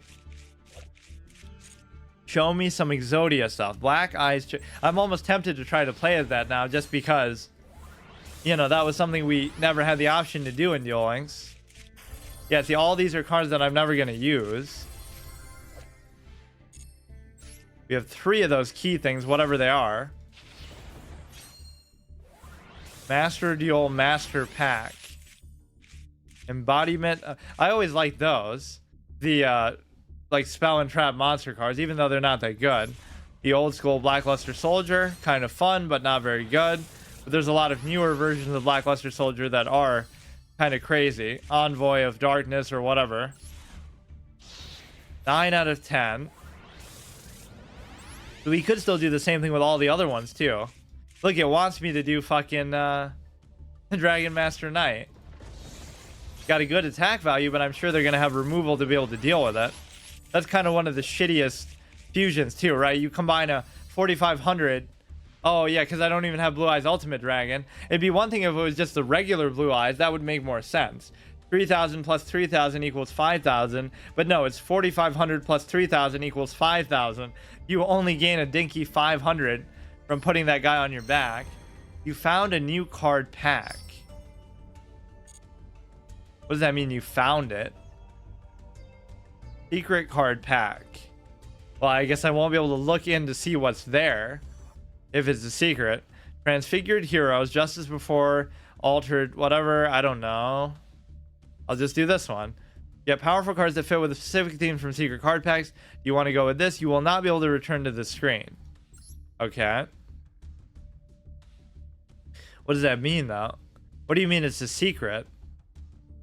I can't even get it. Is this a way to try to pressure you into buying stuff with real money? Like, oh, you unlocked the secret thing that you can only get right now after you just spent all your money. So they know you have 0 left and you're going to get fucked. Unless you get it right now. So, what was that just happened? Like, here, what I'm going to do is I'm going to look at my collection. Which, how do you even do that? Like, if I didn't want to go into a deck... I guess I can still do that, but edit deck. But like, let me look for all the synchro and other kind of shit. Trap, spell, synchro, XYZ, pendulum, and link. So we're gonna take all those mechanics out of the game. So how do I no. How do I actually disenchant it? Dismantle for 10. Generate for 30. Oh, this is a good system though. I like this. Wait, I guess I don't have as many as I thought I did. Didn't I just get a whole bunch from the... This is like all the mechanics in one. Or maybe it has to be... Maybe that means it has to be all of them. Mention all of them. Like if we just look at Synchro... Oh, maybe I don't have as many as I thought I did. XYZ, Pendulum, Link. Huh. That's weird. That's all I have? I swear I got way more than that just now. Whatever, we'll dismantle all of these and then see what I want to make. Or maybe there's multiple of some of these. Dismantle, dismantle. This is a great thing to have an option to do, though. Get rid of all the shit you don't want and you never want to use. I'm pretty sure you couldn't do this in Duel Links, right? Because I'm pretty sure I even looked for it, so... It's a good feature. Hey Aspie, how's it going? Ultra rare. I'm almost hooked on the idea of just doing Exodia now, where I could do like a double, triple Ojama thing. I don't know why I always fall back into trying to do that. All the cards that you didn't get to use in Duel Links cannot dismantle. Why? Cards obtained from structure decks. Okay, fine. Shit. I swear I had way more of these synchro and stuff. Okay, so most of these I can't even make. So obviously I won't be able to make stuff, but let's just see how much things cost. Oh yeah, I played Yu-Gi-Oh before for a long time, but just kind of on and off, and I just do kind of weird stuff with it. Not like, I never try to play meta decks or whatever. Okay, so get rid of all this stuff, and then let's see how much do these actually cost. Cannot dismantle, generate for only 30. So why can't I do it? You do not have enough craft points. I thought I just... Huh? Oh, it's a different category. I see. Forbidden one. Presumably the other parts of him wouldn't be as expensive. 30. This is the N. I can make one of these. Obviously, that's going to be a work in progress. How about like Jinzo? Whoops. He requires 30 of the super rare. So I wonder if it's going to give you the same kind of login bonuses as Duel Links, where they just throw a whole bunch of shit at you. This game maybe seems a little better about that. At least it didn't do it the first time. Oh, maybe this is what kind of screwed me over with seeing like all the stuff I have. Because I swear to God, I had way more stuff than that for like the synchro categories and stuff. Yeah, there's at least a few more. Or wait, why is it showing me all stuff I don't have now? Oh no, these will be the same ones that I can't disenchant, unfortunately. Yeah, SR. So it uses like a lot of the same values as Duel Links, at least. Okay, I guess I can't really do much with that. It's weird because it said I have an unlimited deck, but then it let me play in standard anyway. Maybe it feels bad for how shitty these actually are. It seems pretty generous with some of the rewards it gives you, though. Like, it gave me 300 of those gems just for one game, even though I lost, too. Don't buy structure decks. I just bought, like, 3 of them, actually. That's my first. You can't break them down. Yeah, I think that is unfortunate. But that's fine. At least it gives me something to work with, to start with. I should just buy all those 10-pack sets. Whatever those, like, one-time things are.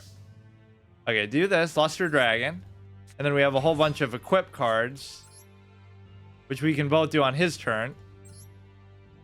It can be sometimes annoying choosing where to put stuff, but I kind of like it still. What's going on? Okay, so we just want to be able to tribute into something. So hopefully he doesn't special summon a bunch of crazy crap. There really is no way to avoid those mechanics, I don't think, unless I create like a custom room that like just bans all synchro XYZ kind of shit. It's just so annoying how much of it people do. Like, it's one thing, okay, just do one and then, you know, one per turn, but they'll do like 50. So you generate a SR or UR to unlock your booster pack you want to pull from. You generate one.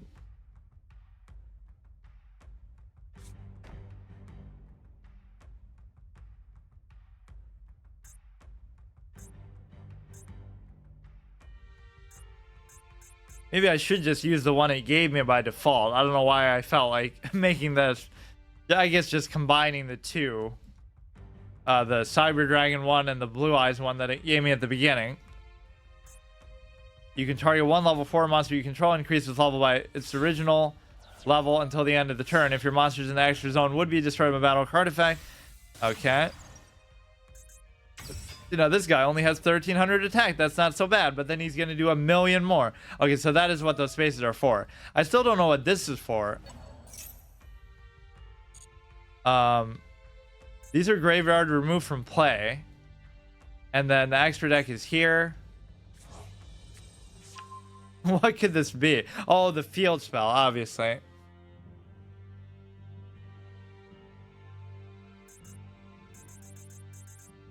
So this, I don't know how this 300-second thing resets, because it couldn't be like for the whole game, but it also seems too long for every single turn. Oh, is that really all he's gonna do? Okay, we can tribute into something even. Cannot be destroyed by battle with a monster that has the same attack. If its tribute summon, it gains attack equal to half the attack and does piercing damage. Field spell. Cannot be destroyed by battle with a monster that has the same attack.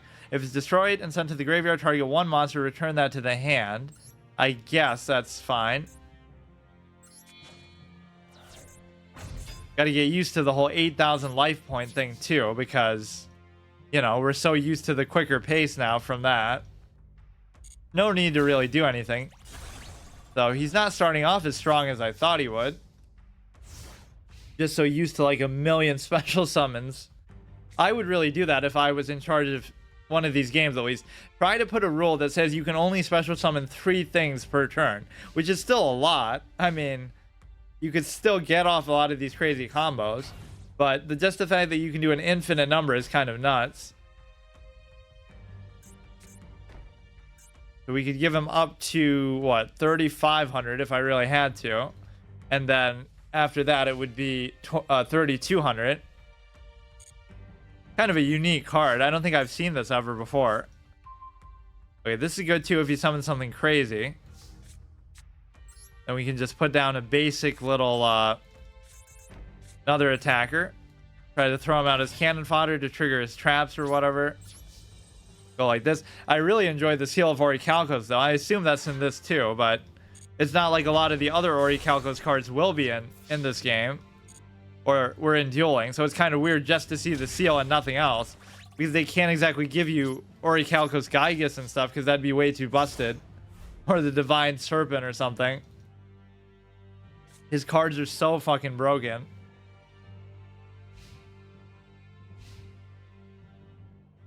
Like, he's by far the best duelist, because you can't separate their cards from the duelist, because that's always how it works. Like, Kaiba has blue eyes and nobody else does. So that alone makes him better, not even just his skill. So, like, Darts beats Kaiba and almost beats Yugi at the same fucking time, compared to everybody else who can barely beat them one-on-one. Put that down there. We can use those, but I don't really see the point. It is a little bit scary with all the shit he's got face down, but he doesn't really seem to be doing much of anything. Oh yeah, we even have piercing damage too, so maybe this guy just has an even shittier deck than me. It's kind of hard to believe because you can just do this right out of the gate. I like how the field cracks as you do damage to them. At first I didn't know what the hell that was. Oh, so I'm getting this only from the reward track though. Maybe that's why no, maybe not. Rank up, bronze tier 5. We're gonna beat our Duel Links record of silver something already. Duel victory, no damage. Was it really giving me that many gems just for, like, I had 0. So now I have 200. That's very generous though. That's pretty easy then to save up. So let's see if I wanted to do one that is like where I restrict. Yeah, duel pass is like the reward track. Use your free gems to buy the duel pass. So you just get more going forward. I almost don't even like doing that because it feels like a pay to win mechanic, but I guess I am buying it with I'm buying it with the currency that I'm earning. It just feels weird. I guess I will. And yeah, you should definitely buy all of these. Right, because they're just giving you 10 packs for nothing. Additional deck slots I don't really need right now.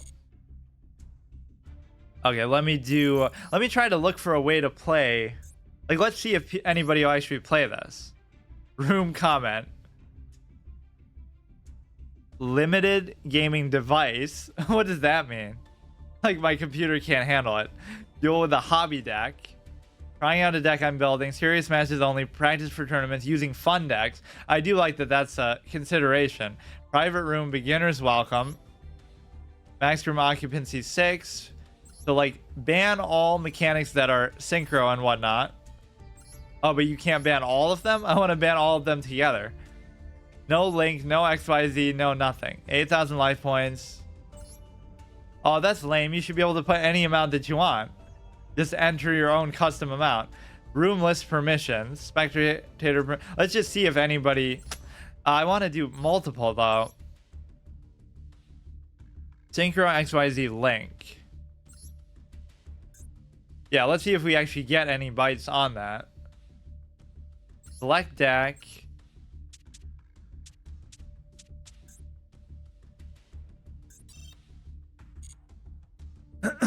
Probably not. Table 1, table 2. Oh, why would that even matter? It's gonna turn into like a tournament. Forget it. It's so weird how it's even saying this is unlimited, but it doesn't seem to care. Because why would it say that if it was eligible for standard? You can quit in the middle of a duel by surrendering, by putting your hand on your deck. Gotta play a VR version of this so you can role play how the, over the top histrionics of the characters in the show. Gives over 4,000 gems. It ends tomorrow. Do the anti-spell event. I guess I could try that. I'll barely have enough trap cards to make it meaningful, though. I kind of wanted to get Jinzo to do that. Just so I could completely shut down people's ability to do anything at all.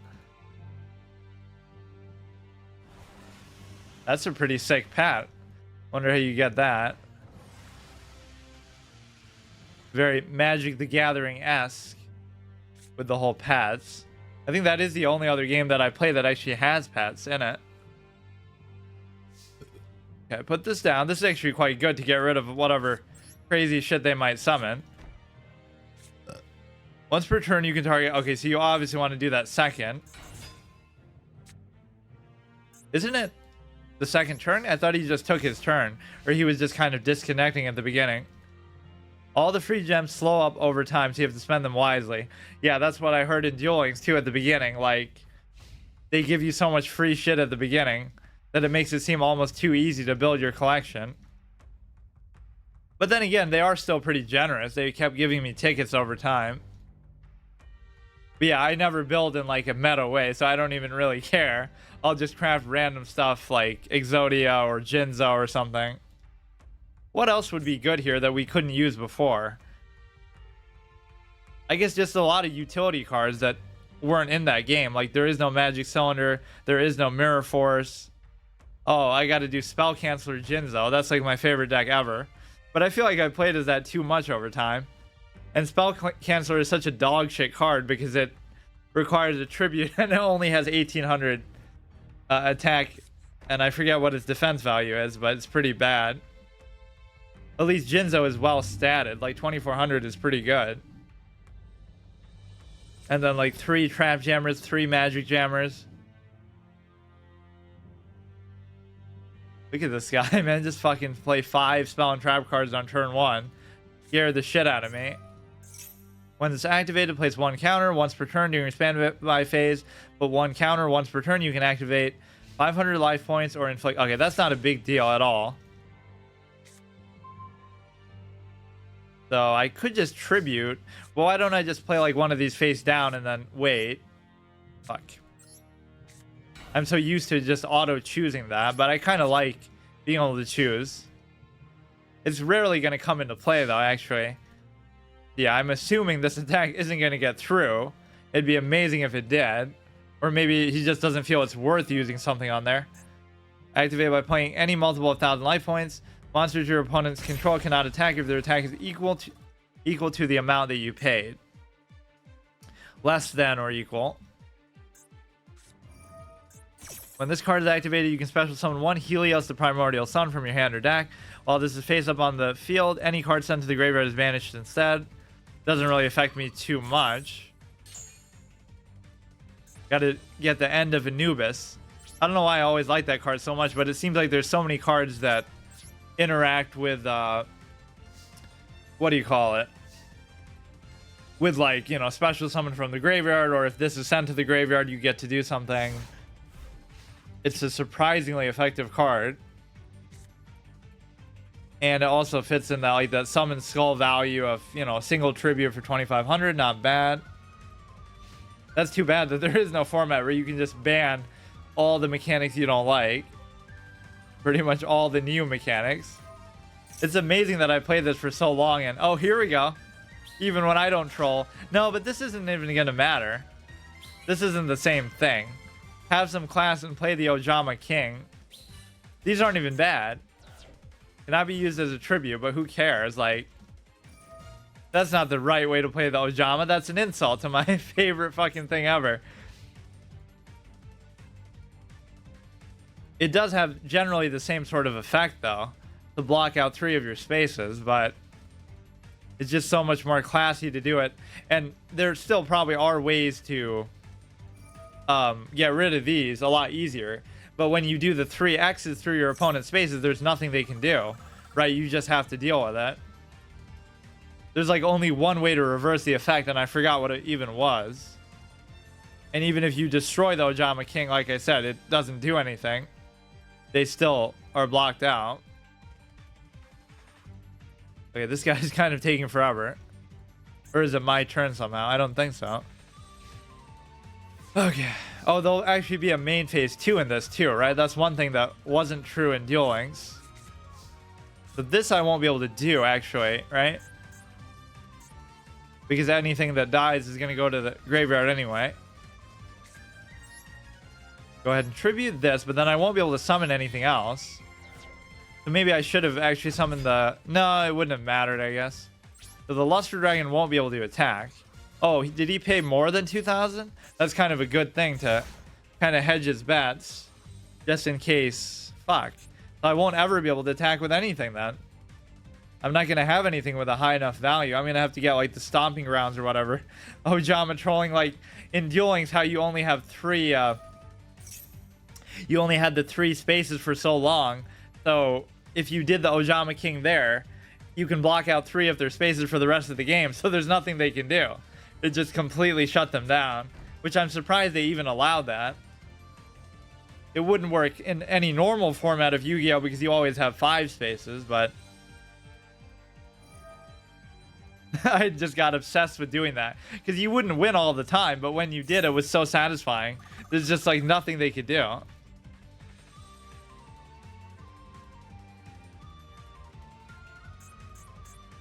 I'm just a big fan of that in like every card game. Even like Hearthstone, I try to do like my spell canceller deck. Just try to prevent your opponent from being able to do anything. Okay, get rid of this. It is kind of confusing. Yeah, what would I guess the best way to make them valuable is to buff them in a manner of speaking. But there isn't much I can do with this. He's going to stall me out. I guess I didn't even see how much damage did he pay. Oh, so there is a backlog. That's kind of good. How much did he pay? He paid 5,000? What the fuck? So I'm never going to be able to attack. I'll just have to destroy that. Jesus Christ.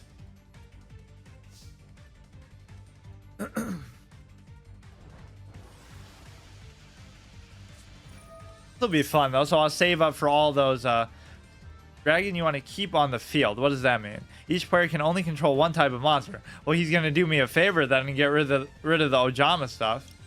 Wait, what is the beast? Wait, I guess are those considered beasts? I'm not even sure. That's weird. Yeah, I don't think of them as beasts.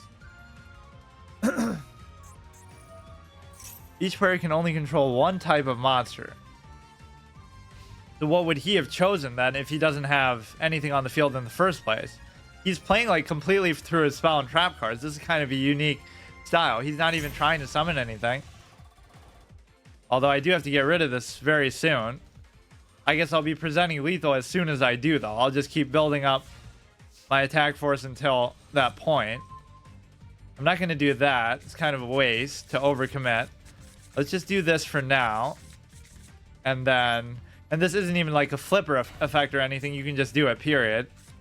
I can't do anything with that. And I'll just have to wait it out. We do have those stomping, whatever, the wing card that if you control a dragon, you can destroy one of your opponent's spell or trap cards. But this doesn't matter. This doesn't matter. Although, he's going to end up doing quite a bit of damage to me still. This is the kind of deck I would want to try too, like just only spell and trap cards, no minions at all.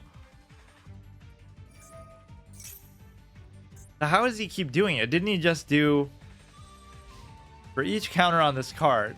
So he could do 1,500 to me.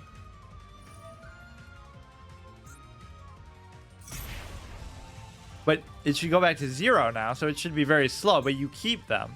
Once per turn, you can activate one of these. Place one counter on this card. How come the counters aren't going away? When this card is activated, place one counter on it. Oh, it doesn't consume the counters. I guess you can just do it.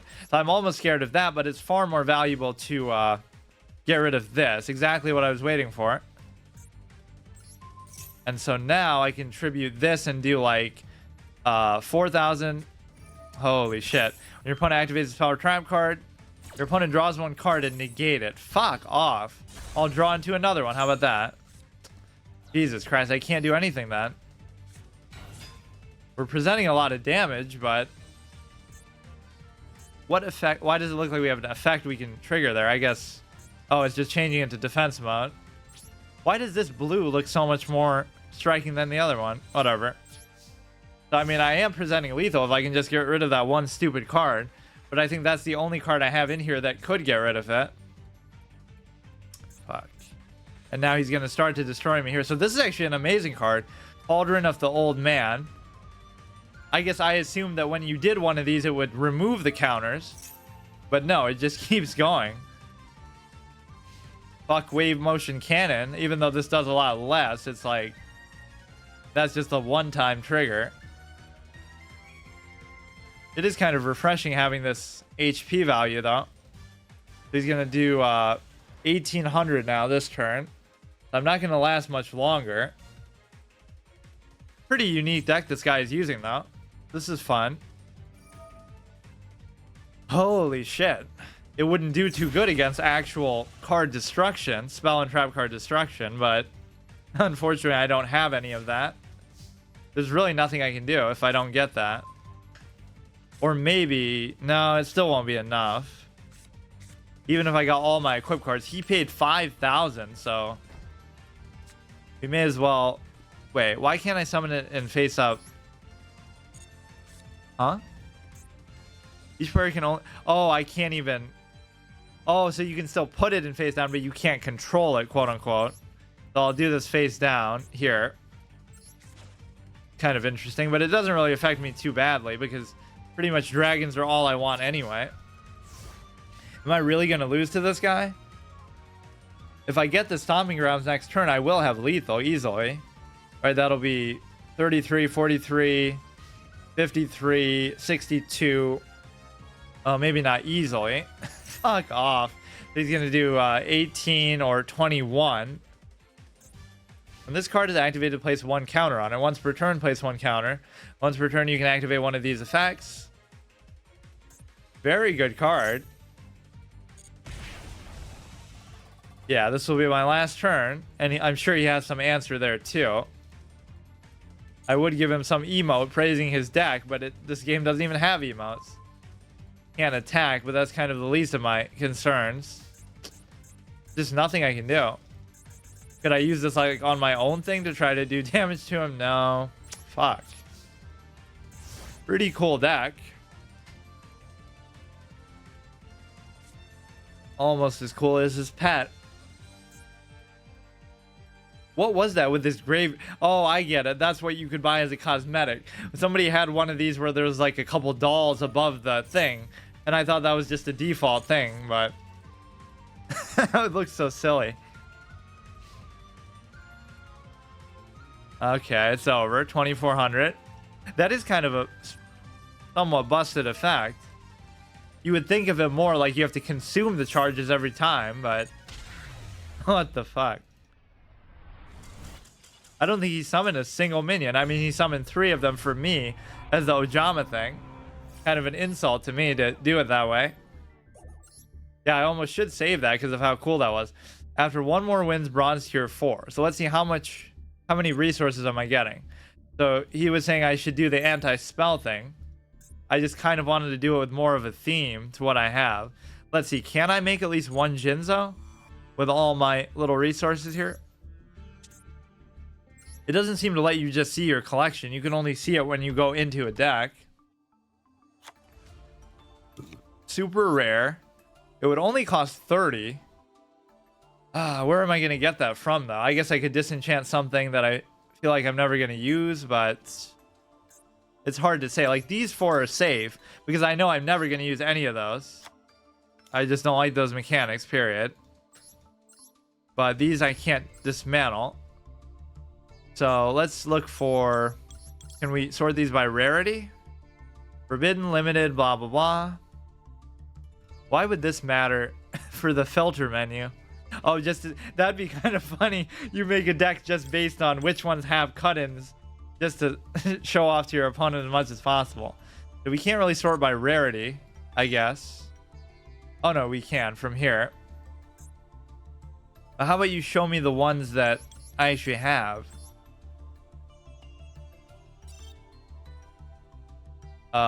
Presumably maybe at the very bottom, or ultra rare. Let's see if this is something that I don't intend to use. Maybe. Oh no, but they're shared, so it's not like the same as Dust and Hearthstone, where like you can disenchant a legendary and then use that. You can only craft the same thing. So I want only a super rare. It's got to be something I really feel like I'm never going to use, which there are going to be a lot of things like that. I don't want to do ultra rare ones necessarily. And in fact, these ones I don't even think I can get rid of, right? Because they were in the structure deck. Whoops. Oh, yeah, that's kind of lame. I honestly wouldn't even be too attached to using that. Okay, super rare. This is kind of good, though. I do kind of want that. How much would you get from it? You would get... Oh, I can't even dismantle it, of course. In fact, most of my stuff is going to be like that, then. Because where else did I get card... No, I guess I got 10. This can be used to ritual summon any ritual monster from your deck. You may also tribute normal monsters from your hand equal to levels of those for the ritual monster. I mean, I'm not going to say I'm never going to ritual summon, so I probably should keep that. Send 2 cyber dragons or cyber monsters with different attributes to the graveyard. Blah, blah, blah. Add 1 cyber from your deck to your hand. If you do send 1 machine to the graveyard, you can only use 1 per turn. I'm probably not going to use that, but of course I can't dismantle it, so what's the point? I should probably look at that first before I do this. If you control no monster, special summon 1 for... Okay, that's fine. How many super rare cards do I even have? Oh yeah, like this I would... Fuck off with the stupid ass structure deck. Everything I want to disenchant I can't do. But I am very happy that they at least have this mechanic. So it encourages you to buy just like regular packs to be able to disenchant a bunch of stuff. Even if obviously reduced value. Super rare. You can discard this card, add 1 Dark Fusion or a card that mentions it, except Evil Hero Adjusted Gold. Okay, I don't think I'm going to use this at all. At least you learned your lesson. That's fine. I don't mind having structure decks anyway. Especially at the beginning, it might be still worth it to do. Dark Fusion. What even is Dark Fusion? Evil Hero Adjusted Gold. Will this do like the exact name of it? What is that? Oh, just something that mentions it, I guess. Yeah, I don't think I'll use that. What is it? Lost Hero. And now I lost track of it. Oh, I can just turn that off. What was I looking for? Just like by rarity. So any kind of super rare that can actually be crafted, which most of them can't be. I guess that would make it too easy maybe to get dust, because then you could just keep buying those over and over, maybe. Ritual spell I kind of want to keep. Is this guy here. If you build hero deck, yeah, I don't really typically use those. Yeah, what else do we have? I guess that would be enough, but I may as well just do this since we're on the subject. While this is in attack position, negate any spell and trap effects that target machine monsters. Okay, that's fine, I guess. If this is sent to the graveyard, you can target 1 Cyber Dark in your graveyard. I'm not sure about all this cyber stuff. You know, that's good enough. I just wanted at least 1 Jinzo.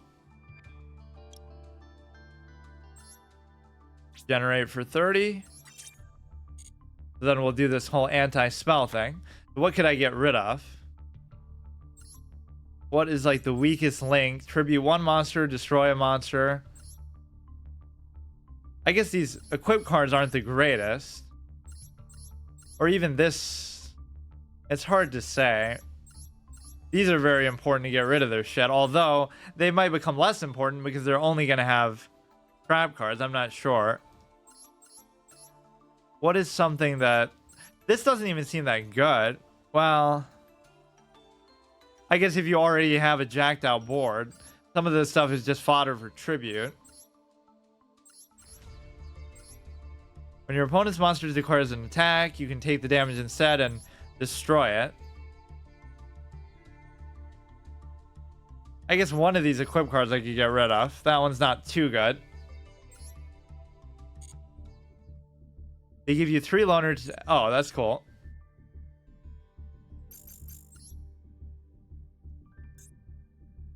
Yeah, let's see what this is. Medals owned. This is almost like a tavern brawl type of equivalent thing. This is kind of fun. Exhibition. Rewards list. Bunch of gems. Loner.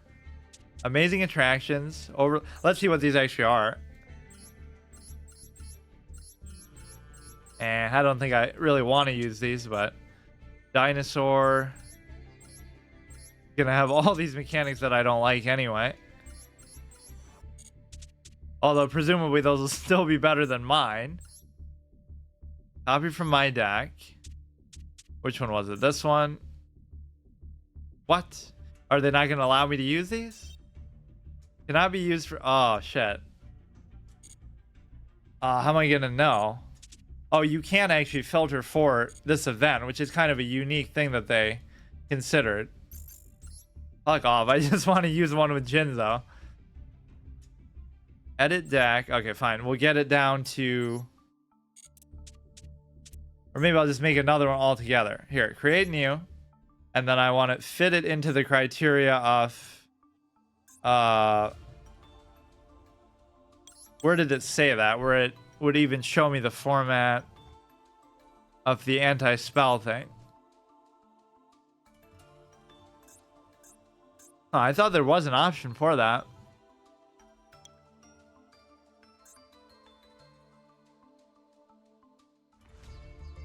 Basic finish, blah, blah, blah. Forbidden. But forbidden in what capacity? Limited, semi-limited, unlimited. I guess I'll go with these. I'm not sure what is even banned in that. Wait, what? Wait, I just don't have any cards that fit that? Maybe I'd be forced to use... I guess I don't have that much card variety in the first place. I don't want to use all these stupid preset ones. How would you know even what it wants you to use? Event info. All subsequent duels will not count. If you do not claim your rewards, you won't be able to claim them during the allotted time. Where does it say? Forbidden limited. Forbidden cards, limited cards, semi-limited cards. I don't even have any of those, I don't think. Although Jinzo is sometimes considered a limited card, like you can only have one. This is unlimited. I won't be able to use the standard ones, I don't think, either. So how would you know? Like, what is a forbidden card that I have? It doesn't say I have any.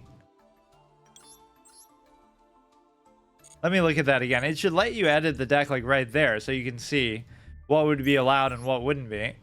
I swear there was a little filter that let you see what would actually be usable here, but...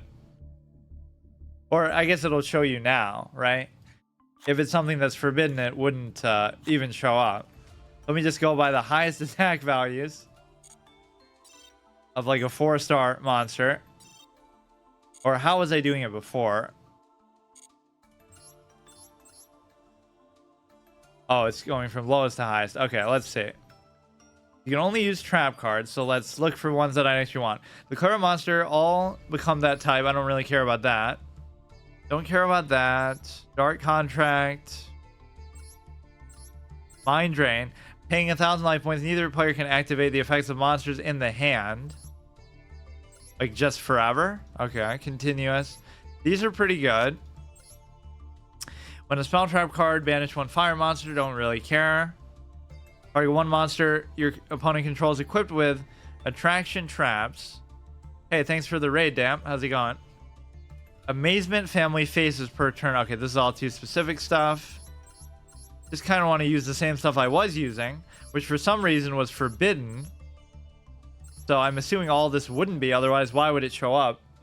Okay, this is good. I mean, good is relative with this type of collection. I didn't even know I had that. When your opponent normal summons with 1,000 or more attack, okay, that's fine. The fusion stuff doesn't really matter too much. Although I could try to do the... Well, I don't have Ultimate Dragon. I keep thinking it's the regular because it almost should be like the regular Blue Eyes, but they make you fuse a 4,500 with a 3,000 for a mere 500 attack bonus, which is just amazing. I don't even really want two of these, but I think I'll have no choice because I have such limited variety of stuff to choose from. When this card declares an attack, its attack becomes half the original attack. Okay, so it's good more for just like offense in the form of, or I mean defense in the form of offense, just to leave it out there so they can't get through it. 1, 2. Cannot be normal summoner set, then I don't want it. 1, 2. Mostly just playing through with monsters because I'm not going to have too many spell or any spell cards to choose from. Thanks for the follow. This is obviously going to be garbage, but whatever. Become Cyber Dragon while it's in the failure graveyard. Doesn't really matter. I'm just doing it for the attack value. Just everything with the highest attack that I have. 18. Of course, this is 5 stars. One of those old school cards that they would play like in the show without having to tribute. That's the only way you could justify its existence. You can tribute this and you can target one face-up monster your opponent controls, destroy that target. That's okay, I guess, if it sticks around, but it probably won't. Gains 400 attack if you have 1 or less cards. Damn, I really don't have enough stuff to actually make this happen. Even these kind of suck without any kind of support. This is a fusion material. You can send this face-up card to the graveyard, special summon a Red Eyes Black Dragon from your hand only. This is good just to guarantee that you can tribute something once it survives. This is okay, I guess. We're getting close to 40. Maybe we can still do this. I don't want that. Negate the effects of your opponent's field spells. Your opponent cannot place counters on the field. That would have actually saved me the last game, but it's so specific. And it has to stay on the field. Your opponent... Oh, this is actually decent just for the defense value, though maybe it'll stick around long enough to tribute. You can special summon this by tributing one machine monster, but can you normal summon it too? Because that's a pretty good 2,100 just for... I'm assuming it doesn't say you can't be normal summoned. So that's fine. Or no, that's the wrong one. Need like a big shield Gardener or something. I think there were a few times in the show where he would have lost if the effect works the way it does in real life. Like if they just attack with a weaker monster into the 2,600, then it's forced to go into attack mode with 100 attack, and then they could just hit it and destroy it, like, and kill him. But they never do that. Either it doesn't work that way in the show, or they just never bothered to do it. Komodo Dragon can be summon your Blue Eyes when it's sent to the grave. If it's sent to the graveyard, you can special summon one dragon type from your hand. Yeah, I guess so. What other... It feels like I have less dragons in this deck than normal because presumably they're forbidden. This one I already have, don't I? Yeah. I have to fill in 4 more cards. I guess I could do some more traps, but they all kind of suck. Or they're very specific interactions. I have 2 of those. Gonna be kind of tough to fill in the last. I guess I'll just have to do stuff that I can't really use. This isn't gonna even really matter. Or I could just do more cannon fodder stuff to try to tribute it. How about something with a high defense value? 0. Oh, it's starting from the bottom. Let's see. This is actually not bad. I already have that though. You can discard 1 spell trap card, add 1 power bound, as long as you can just normal summon it or set it. Oh, this is only a 4 cost. I didn't even realize that. I thought you had to tribute for it. Okay, one more. 2100. Not bad. Alright, we'll try it like this, just for the fuck of it. Too bad this format's about to end, because I would love to do this with like 3 Jinzos or something. But would it even allow you to... Like, does it say that's a limited card? I don't think it is in this. I think it was on Dueling Book. That's why I got confused, because I always remember using 3 of them.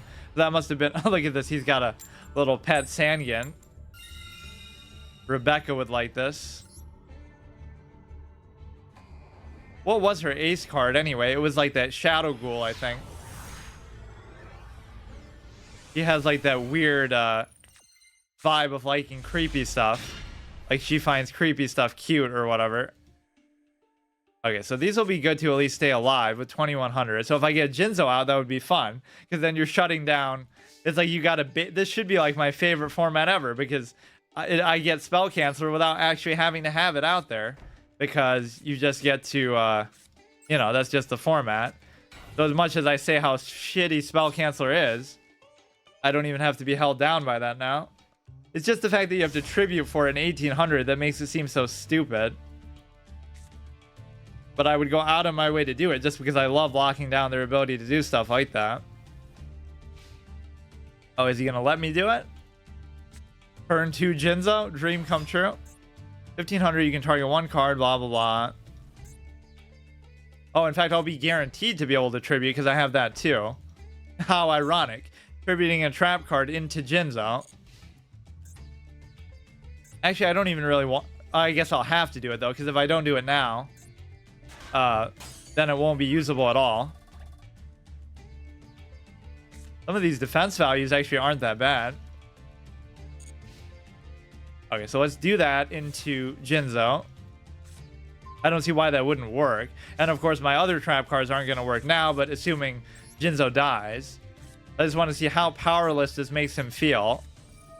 I could even just kill this with this guy, but I don't have to. Or is he going to have some way to stop it? I guess I could just tribute this instead, but what did that even do? During either player's turn, you can send this from your hand to the graveyard. Each time your opponent special summons a monster, draw 1 card. Yeah, that doesn't really matter. That's kind of lucky that I got him that early. I only have 1 of them in there. Come on, just let me have my satisfaction. It wouldn't stop him from still, you know, synchro summoning and doing kind of crazy crap.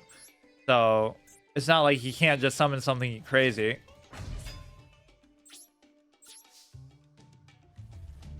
So now you literally can't do anything except for summon monsters. This is literally making me want to do that spell canceller thing again.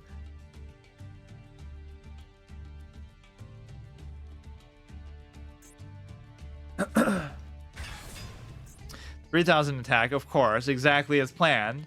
Whenever you do kill something of theirs, it's only as they want you to. You can discard 1 card, destroy 1 card on the field. Once per turn, well, he's just going to kill it, first of all. Nothing I can do. At least we made our point by locking down his ability to do anything. If you control a card that... If a card you control is destroyed by battle or card effect, you can special summon this card from your hand. If this is special summon, you can discard 1 card, destroy 1 card on the field. Once per turn during the end phase, if this is in the graveyard because it was destroyed on the field and sent there this turn, you can special summon it, but place it on the bottom of the deck when it leaves the field.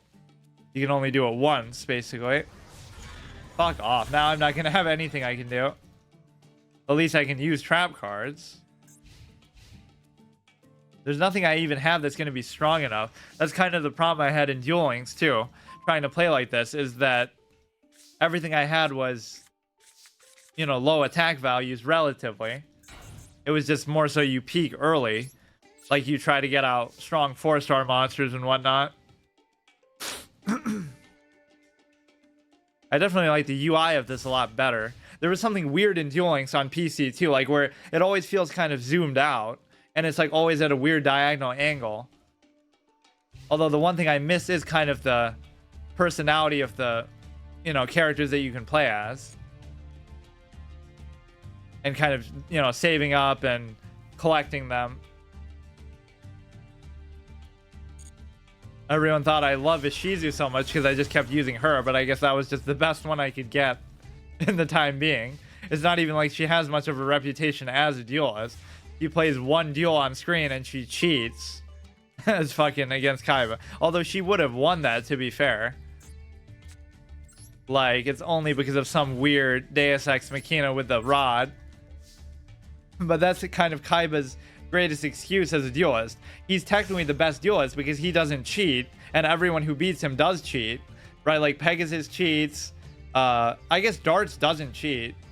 No, I guess he kind of does because he puts all the characters' faces in the suits of armor, and even though that doesn't affect Kaiba, it makes Yugi not finish him off or do something he could have done more optimally. So I guess even that, technically, Kaiba probably wouldn't have died there. But then again, it's a 2v1.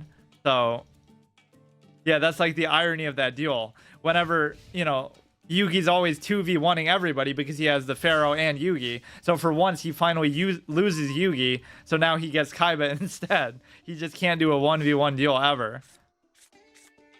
I can't really do anything here anyway. Yeah, it's like everybody who beats Kaiba pretty much cheats. So he could just say he's the best duelist, period. Target one monster in your graveyard, special summon in defense mode. Yugi obviously has the alter ego, which, and not only does he have the alter ego, but also they even say that at the end, like, oh, he can determine what card he draws, you know, with his will. It's like, what the fuck? That's the biggest bold-faced cheating that you could possibly do. Pegasus uses the eye. Ishizu uses, well, he doesn't even lose to Ishizu. Who else does he even lose to? He basically draws Alistair. I guess using the seal isn't cheating, but what the fuck can I even do here? I'm gonna have to somehow get blue eyes. I guess this is where the Komodo dragon thing would be good. This would be a super fun format if I actually had more cards collected. I hope they do this again sometime once I get a better collection. Those can sometimes be the most fun modes they do. Is like every card game will do like some zany format out of the blue, like in Hearthstone, how they do the Halloween arena where you can mix and match the hero power with the deck, or even like Wild Arena and stuff. But the problem is they only do it as a temporary thing. Tribute this card, target. Okay, so can I do it the same turn that I summon it? I don't see why not. Or even if I can't, I can prevent the attack and then do it. Why couldn't I do this last turn? Or maybe I just chose not to. This is kind of good, actually.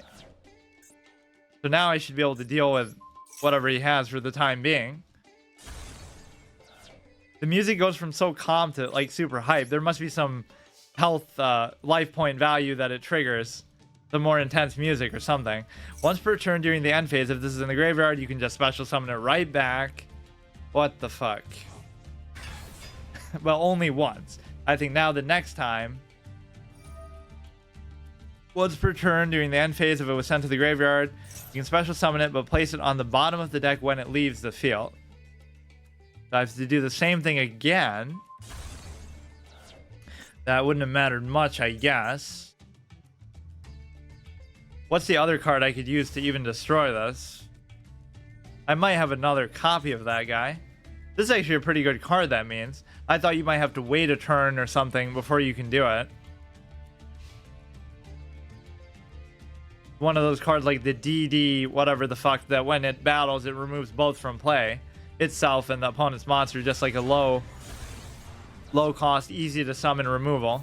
Did you win one yet? I won a couple games in the regular format, in standard, but this is the anti-spell thing. This thing is just too strong. Like, I can't do anything. I have like very weak monsters, really. Oh, the haunted won't do too much. Oh no, actually it will. Because I can do that same fucker again. Just special summon and tribute it. Would I be able to do that as like a quick I don't think so. It doesn't say when you can do it. You can just do it anytime. But I guess I won't take a chance. I'll even destroy his thing here. And then I'll do it on my next turn. There must be a lot better trap cards that I could really be using here too, but this is exactly the kind of card that I would normally use anyway. Like, I love Goblin Attack Force and stuff. Because what you can do at the beginning of the game, like even on turn 1, right, you can't attack anyway, so it guarantees you something to tribute from. There's also that chick who has 2300 attack, I forget her name, that can't attack the turn you summon it. And it doesn't have any other downside. So you get a 2300 4-star monster for nothing. And so if you play it on turn 1, there's no downside at all. I love stuff like that. Okay, as long as I don't die here, I should at least be able to kill the 3000 finally for the second time with the same card. And then I'll be able to... Hopefully I'll actually get something I can play. These are fine. I'll wait till my turn, but presumably you might be able to do it any time that you want, because it doesn't really say anything about it. Oh shit, he's gonna come very close to killing me though, so I definitely have to get something I can summon. Fuck. I'm not gonna take a chance, because then if it doesn't work, then I just die.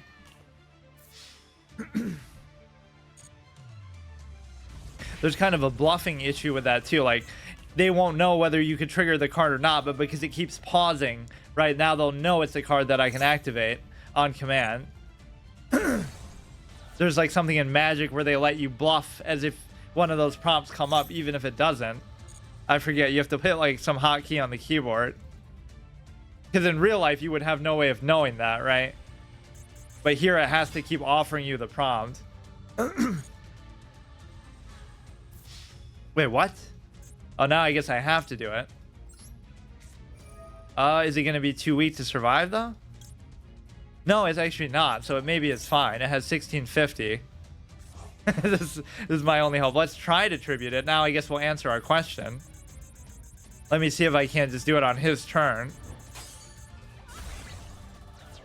Take out 2 for 1 then. Good value. I just need a monster that I can summon. Anything. Because then I'll still die to this shit after the fact. Come on. Stop doing that. Fuck. At least these things are weak. But this has 3000 defense. Come on. Just let me fucking tribute this. No. What's he doing? You can target one face up. Use your opponent's monster as material. Okay, then I just lose. Come on, dude. 1800. That's like a built-in little soul exchange shenanigans. Yeah, there's nothing I can get now, because I would have to get something that I could summon to save me from the other shit. Let's see how this effect exactly works. So if I use it on here, its attack value will be reduced by a significant amount. So I do have some of these good utility monsters, even if they're kind of shitty stat-wise. You can't even do a well-played emote. That's kind of lame. I always like... And then some people will get too excited with those and just spam them the whole game. Hearthstone does such a god-tier job with that. Like, they have literally hundreds of voice-acted lines between all the heroes and stuff. It's so good. And they even have, like, specific interaction ones if the characters, like, know each other and stuff in the lore. There's no other card game that does even close to as good in terms of that. Magic doesn't do that at all. In fact, Duel Links was probably the closest any game has come, because it does have a lot of the, you know, characters from the story.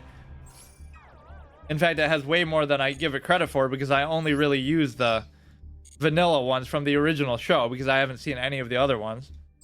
And I probably never will, because, you know, it's just... I don't really like shows, because they're too long. I'm more of like a movie person. So maybe I should watch Dark Side of the Dimensions. Let's see if I can actually win one of these anti-spell ones, I guess.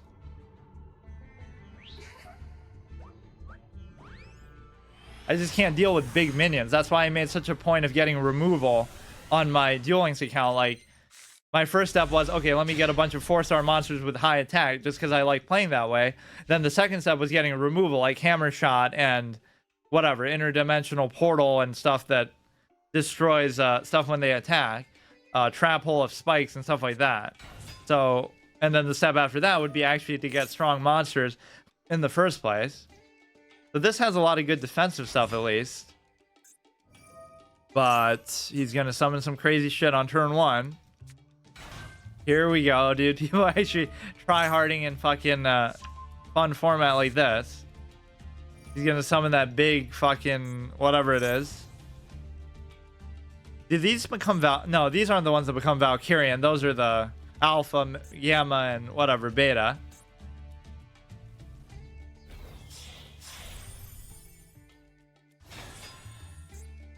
Holy shit. This is what I love to see. Just like these, not only like 5-minute turn ones, but where you can summon like a million different things. And you might think, oh, that's good enough. A 3,000 attack on turn 1, that's amazing. But no, he needs more. He needs to, now he'll use this to summon something else, and then he'll end up with like a 5,000 attack monster that's immune to everything. Like, what the fuck? Oh yeah, I can definitely match that. What the fuck? Like, I really should even just resign right there, but I don't like to. 2100, blah, blah, blah. I mean, it's not like I couldn't use this stuff myself, too, eventually. But I just don't like these mechanics, really. Your opponent cannot target this with card effects. You can detach one material from this card. I think people can understand the sort of old school frustration with that, too. Like, the whole point of saying, like, oh, you can only normal summon one thing per turn, right? That's based on something. There's a reason why they didn't just let you normal summon 50 things. So you could just summon 2 things, tribute them both, just do whatever you want. But somehow with special summoning, they lost sight of that. Because it doesn't matter if your opponent can do it too. It's just like not a fun mechanic. Like, I'm just already dead. Fucking trolling me with the gadgets.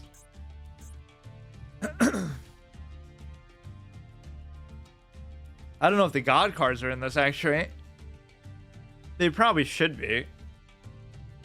They might just be limited in certain formats and whatnot.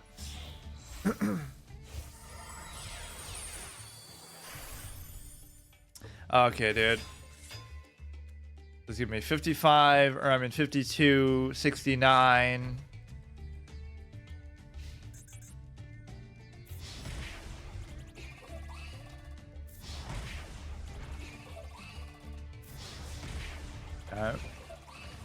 There's obviously nothing in here that I could even use.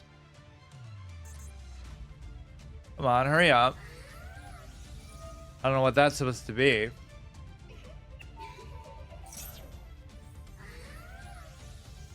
I like how Sangin is one.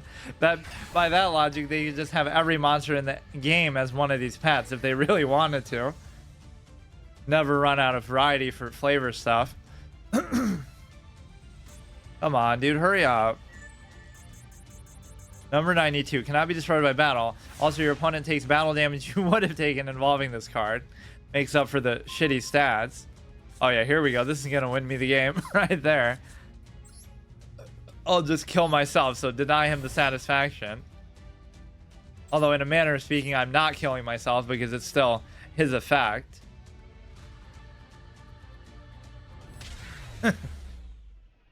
At least I get the killing blow. That should count as a win. I'm the one doing it. Okay, let me try one more. Otherwise, I'll just play a couple more in the regular format. Because clearly people are taking this very seriously. It does seem like the amount of gems they're giving you are pretty good, but that is kind of like the same thing people said in Duel Links, where at the beginning they'll give you a lot more, but that's fine. Because, like, that's how I always look at these games. I want it to be slow because I don't want to just have the best, you know, an amazing deck on day one, because then it's boring. I want to build up my collection over time so there's something to work towards.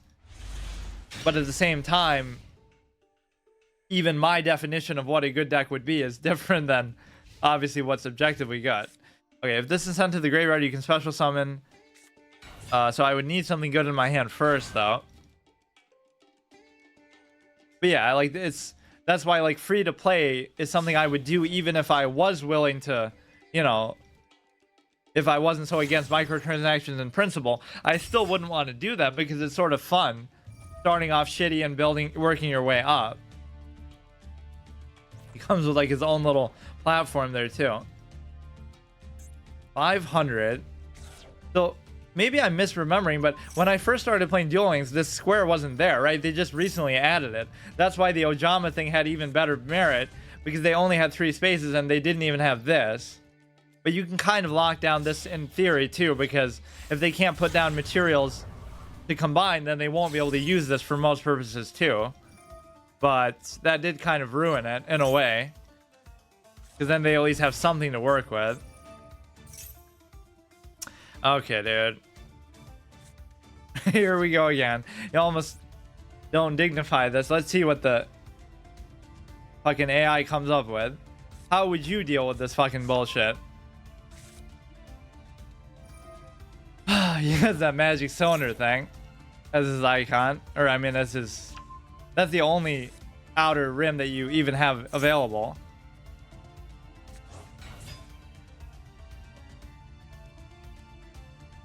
Come on.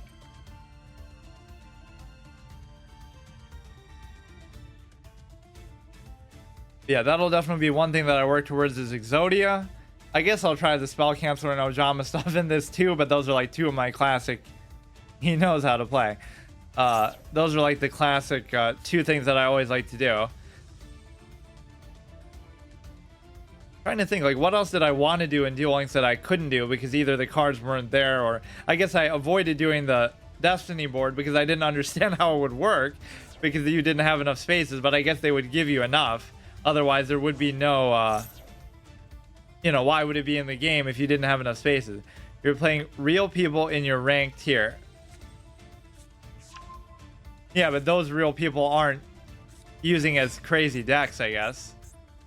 These guys are actually using some legit shit, it seems like.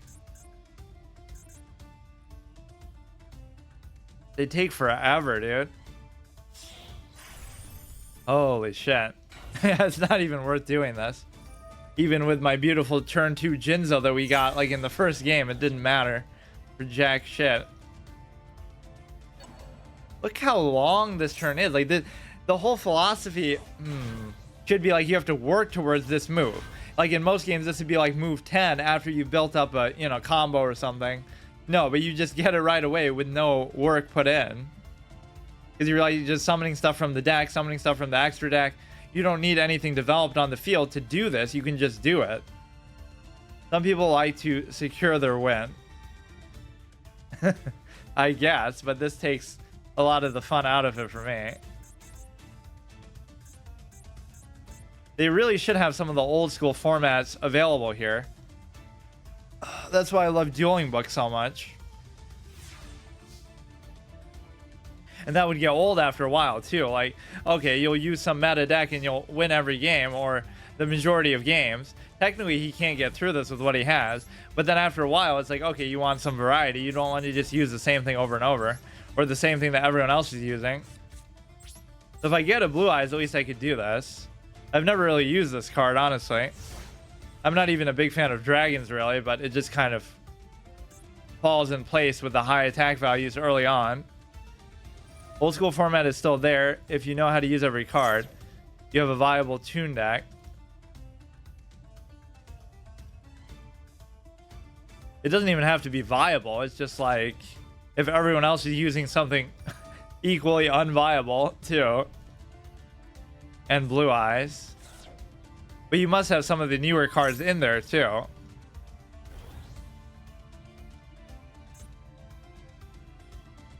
Ebon Angel of the Burning Abyss. So his attack values are actually kind of low here, so this isn't too bad. If I can just get something good out. Oh, here we go. So his turn 1 wasn't that great. He only summoned 4 things. But now he's gonna take over. I could use this for the time being. Try to set up for a tribute of something. Jinzo would still be pretty good here.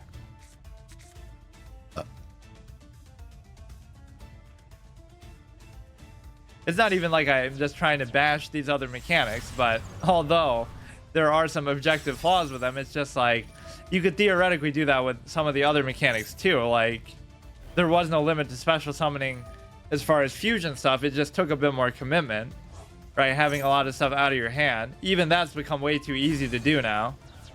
He's setting up for access code Talker. It doesn't really matter what he's doing. I can't do anything to stop it. Like,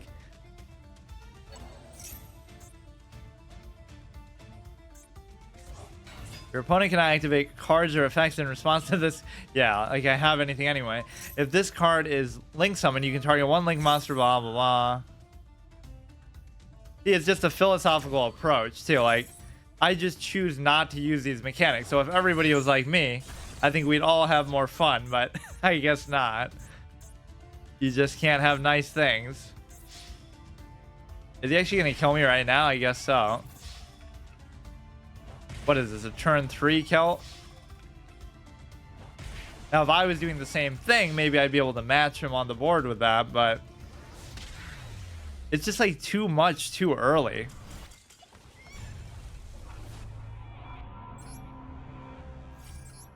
Yeah, I kind of want to win one in the anti-spell thing, but I guess I won't be able to. So why even bother? The standard, let's see what casual is like. Random duel with no effect or rank on your blah blah blah. Build an innovative deck and duke it out. But now, what does it restrict? Like, what is forbidden? I guess it'll be the same as. But if everything has, oh, I guess unlimited would be. I don't get what this unlimited thing is, because whenever you go to use it, it lets you use it in standard anyway. Go ahead and use this one. So it's basically the same thing I was using at the beginning, just with Jinzo added, which is fun.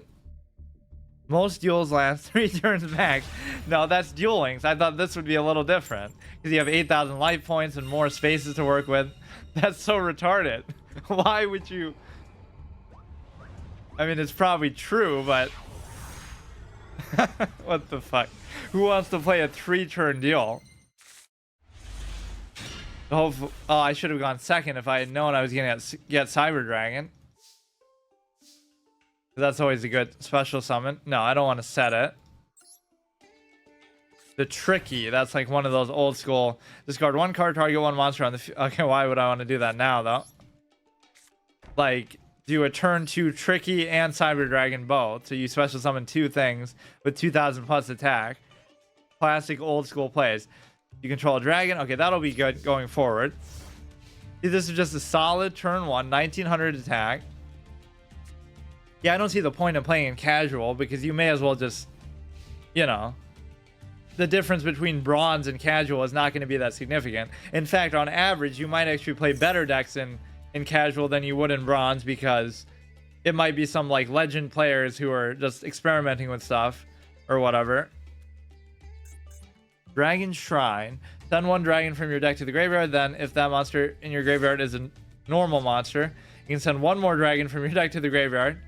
You can only activate 1 per turn.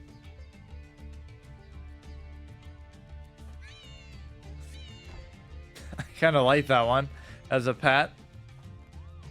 You just start with this. I didn't even choose to use it. I like the guy who beat me with like a spell and trap card only deck. I don't think he summoned a single thing. That was kind of fun. See, at least that I can respect compared to some of the decks I'm losing to. I may as well just do this, I guess. There's no downside. I could do this, but then I have to choose the right one. Right? So I may as well just take a shot in the dark to see which one might counter my attack.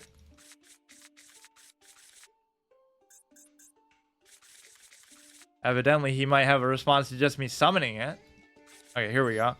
I'll do the second one because somehow he might be trying to, I don't know, throw me off. This would be too obvious. What was that even? Target 1 dragon you control, doesn't really matter. And 1 card your opponent controls. Okay, just go face. If he kills it, it's no big deal. Oh, actually, I could do this too. Just bring back the Luster Dragon. Maybe I'm overcommitting. He's going to have like Mirror Force or something. There are different things I'm going to have to consider. You never had to play around Mirror Force because there was no Mirror Force. So this might be a bit of a greedy play. I probably should have waited. Here we go. Well, that wouldn't have mattered. He could have done that anyway, I guess. Why is the time so much longer here? Instead of 300 seconds, it's like 500. Imagine if you got that every turn. You can just waste 5 minutes of your opponent's time. Cannot be destroyed by card effects. You can discard this card at the end of the battle phase. You return this to the hand. Okay, I don't really care. Let's just attack. 2600 attack, though. Why couldn't he summon it in attack mode then? I wouldn't have been able to do anything.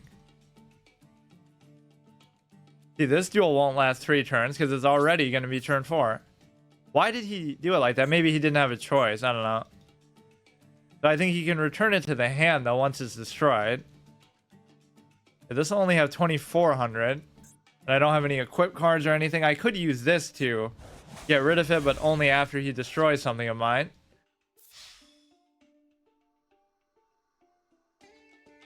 I mean, you would expect casual to be a lot easier, but... You can target 1, blah, blah, blah. Doesn't matter.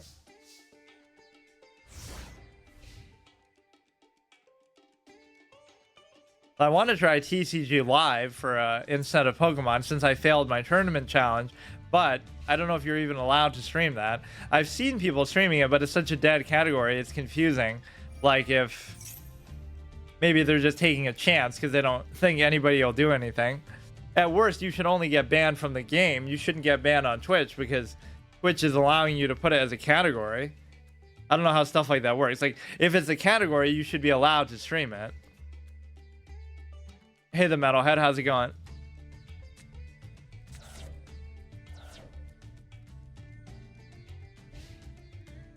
He's really not doing much of anything.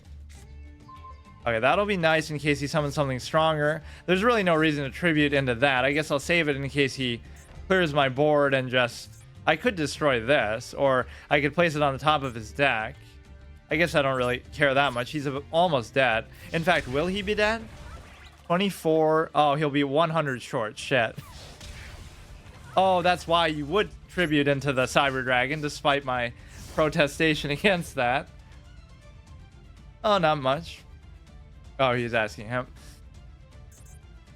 You can target 1 Dragon Maid, blah, blah, blah. He's really just doing nothing. He can't even complain like, oh, this guy's using too strong of a deck. Like, I literally just made my account like 2 hours ago. If this card is normal or special summoned, see, that's what some people would do, is like they would just speed run it and say, you know, day 1 they'll already have like a meta deck because they have like some preconceived build and whatever. It's just so stupid. Like, I get why people do that sort of, but then what's the point? Then you'll already, you know, within a week you'll be bored of it because you already have the best deck possible or something. It wouldn't be that hard. Like, you have so many resources to work with. Okay, this we can use our fancy little Rush Recklessly. It's not that hard to create one really good deck in most of these games pretty quickly. Oh shit, maybe now I can do it. I could place this on top of his deck and then that doesn't really bother me too much. So at least that'll allow me to finish him off.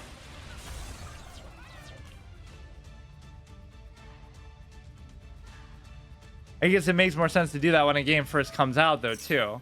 Once it's been out for years, then people dick around with other stuff. Oh, he's forced to bring it back to his hand anyway. I've been doing replays a lot, and most last closer to 5 to 10. Longest I found was a 47-turn deal that focused on letting the opponent deck out manually while they sat there. Well, that's at least more interesting. Yeah, 47 turns is long no matter what. If you need some practice deals, I'll deal you. I mean, even playing a bronze is like a practice duel. Nobody seems to be taking it too seriously. Shit, unfortunately, I can't. Oh, no, I can still do this. Just to get rid of that.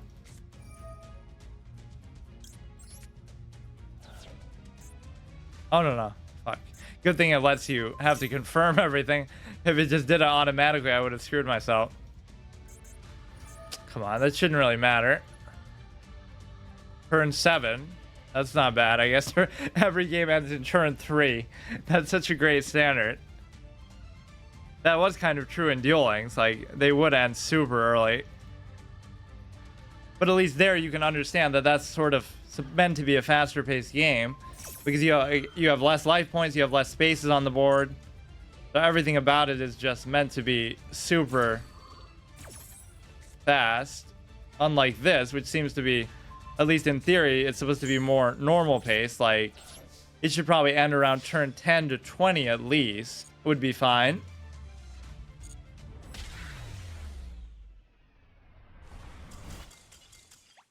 So do you even get rewards and stuff for winning in casual? You probably won't.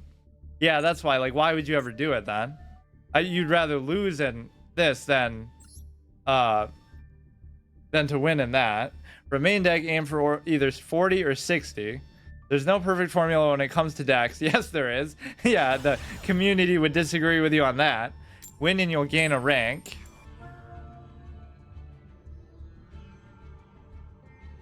Wish it was simpler now.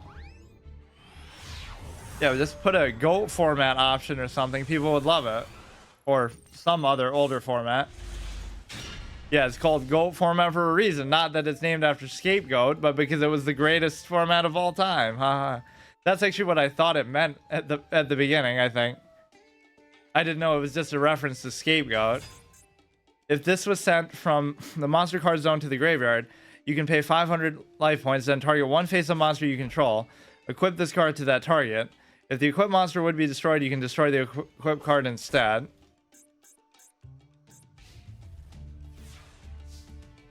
Okay, so we get a nice little turn to 2000 attack, even though, you know, I'm going to leave it pretty vulnerable. When an opponent's monster declares an attack, you can just tank the hit and destroy it. This we don't need to do yet. This we can save, although I could still do it. Right, you kind of just could take a shot in the dark and say, which one do you think? Well, evidently, that's not going to save him. So, what? You'll take 400 instead of 1100, so I guess that doesn't leave me much of an option of what to destroy. If anything, he should have at least waited till the combat started. Destroy all monsters your opponent controls. Okay. So that's one of those cards that would typically be banned, right? So evidently you can use whatever you want, even in the... Like, we are playing in the standard format. So you would think that wouldn't be allowed here. That's weird. No? That's like one of those bullshit old school cards that everybody complained about, I think. Destroy all monsters your opponent controls. For no... Like, compare that to Lightning Vortex, which I always use, is like you at least have to discard a card. And it only destroys face-up, I think. Face-up attack position. So at least there's some restrictions to it. So you can put this down. It is a quick play, so you can do it even defensively, reactively. May as well just do this. You wouldn't think these duels would be super competitive anyway. Like, we're both going to be using pretty shitty decks, though. I guess it would even out. But yeah, this is pretty easy. He's evidently... That's a good sign of a new player, is the bunny. But this is a sign like, oh my goodness, he has an avatar. He must be an experienced player. But I just hated how that one looked, so I just went out of my way to buy a cosmetic, even though I am a new free-to-play player. That is at least one of my signatures. Every card game I play is always free-to-play.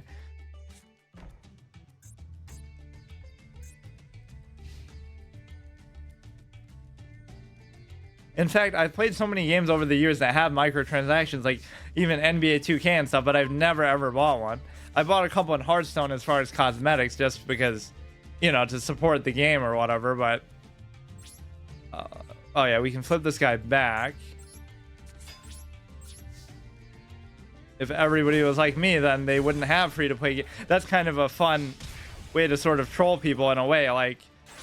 You know, everyone else is paying for a game that I love so much, like in Hearthstone, over the years. I'm getting that game for free, and I played it for like 1,000+ hours. And it's like, not only did I not have to pay for it, but everyone else is paying for it for me. So it's just, I don't know.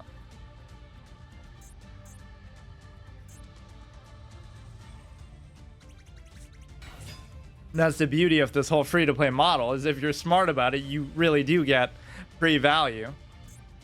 During the end phase, if this was normal summon, you contribute this card, activate the top 5 cards of your... Oh, this is Curry Bandit that we were talking about before. I wonder if they have the other ones too, like Curry Babylon and whatever else. Season 4 exclusive cards. For Geki, you can have 2, really. That's weird. And then what would be banned, I wonder? If that's not forbidden, like, let me think. What would be a forbidden card? Exodia, the forbidden one, but that clearly isn't because we just saw that that could be played. Pot of Greed, even? I think they showed a picture of it, though, like it could be used. Just trying to think of the most degenerate or commonly banned cards. Yeah, these deals are kind of easy. Maybe I can get to silver. That'll be like my benchmark for the day. Let's just get to silver on day one. Which is as far as I ever got in dueling, because I didn't really care too much, but how far would I have to go? We're at like bronze 3. Oh, but it might start to take longer because not every game is going to give you a rank. Let's see. Wait, why does it still say 4? Season 11 4. After one, it just said win one and you rank up. Oh, maybe I lost one when it said that? I forgot. No, I thought that was the one. It even says that. Win and you'll gain a rank. Weird. Pot of Greed is banned. Okay. The Pot of Greed is better than Regeki. That's kind of an odd interpretation. Destroy all opponents versus draw 2 cards. Oh, here we go. Destiny board. Wait. Well, why'd she go away? Nobody wants to see this shit. I want to see the Dark Necrophere. What the fuck is this? Let's put this down as just as a bluff, I guess. Oh, we have some singing in the background. Interesting. I guess I'll just do this solid 1900.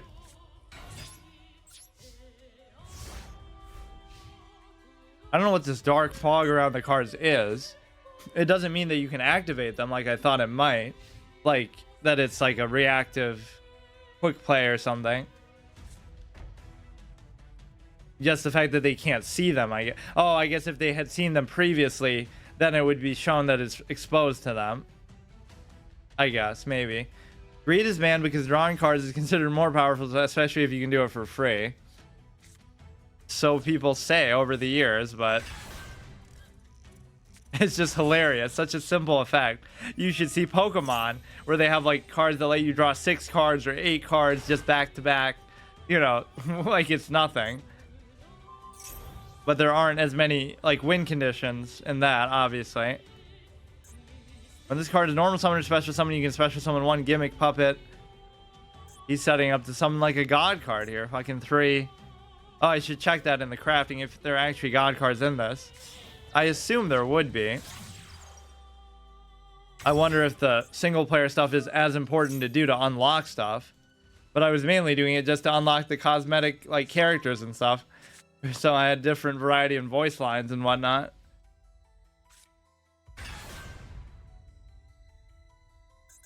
If this card is in your graveyard, you can banish 1 other gimmick puppet monster from your graveyard. Special summon this card. Oh, okay. 3000 attack, which I don't have a very good response to. This would reduce it to 2000, so at least if he had something else out there. It almost discourages me from wanting to kill that, but obviously I still have to do it. What is this? Tribute 1 monster, then target 1. Okay, I could just do that. Let's actually wait, though. Maybe he'll turn it into something else, too. So we'll do this. We'll kill that. And then... This isn't, like, immune to effects, is it? Once per turn during the end phase, blah, blah, blah. Okay, that should be nothing. I guess I have enough life points to play it a little bit slower. Or couldn't I just do this anytime? It is a trap card. Like, you can just... I can do it right now. Or before he attacks.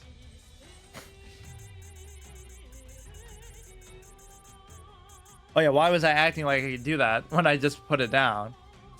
I like the backlogs in these. A lot of games don't have, at least not complete backlogs. Yeah, why not just do it? Or I would have to do it. Or yeah, destroy the Feather Duster. That's why putting stuff like this down as a bluff is sometimes bad, because then you're just exposing it to... Holy shit, what is that? You cannot special summon. That shouldn't have anything to do with that. Right, it should still destroy it. And a cool animation. Wait, what? That shouldn't have had anything to do with... What? Once per turn... Oh, if you control that would be destroyed, send this instead. Okay. Well, now I just don't have an answer for it. I do need to get some removal, like hammer shot and whatnot. What else was I using? Hammer shot and the... just like a trap card that destroys them. Not trap hole of spikes. There was another one. Well, here you can do like mirror force and stuff too. It teases you with Dark Necrofear at the beginning, but now you get the stupid clown. Why not just let you have Dark Necrofear as the pet itself? Okay, so he's basically just gonna wreck me. The point is, like, if I had a way to deal with it now, then I'd probably win because he's pretty much burned out, it seems like. Cards being destroyed can activate effects versus being able to just get whatever you need. Imagine getting 6 cards for free in Yu-Gi-Oh! Yeah, Card of Sanctity, where your card draws can directly change your odds of winning. Yeah, you could draw a full Exodia.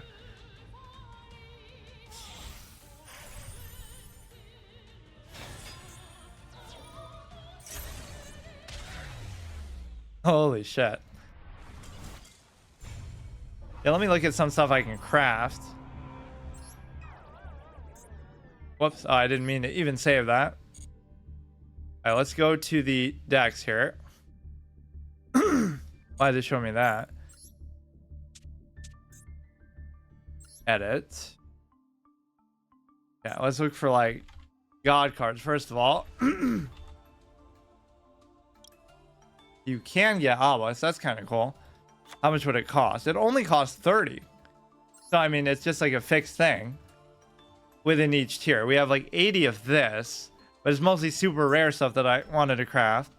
So what about like Hammer Shot? Or it must not be called Hammer Shot. I forget. Heavy Mallet. I've always called it. Wait, what? Huh? Heavy. There's no way they wouldn't have that. That'd be so random for a card to not have in the game. What other ones are there? Destroy. Well, that's going to be too broad of an effect. I guess Trap Hole of Spikes was doing pretty good work for me. Whenever they summon something and attack the same turn. And this is only the N. So this is like not even that rare of a card. I thought this was considered rare. I guess maybe I got like a glossy version of it. That's fine, I guess. Non-foil. Yeah, we don't care about cosmetics yet. Wait, but this isn't even the deck that I was using. Discard and return. I'm using the other one like this. So what could I get rid of to destroy something? I guess one of that's kind of important though, because that's the only kind of removal I have. Maybe I could get rid of one of these.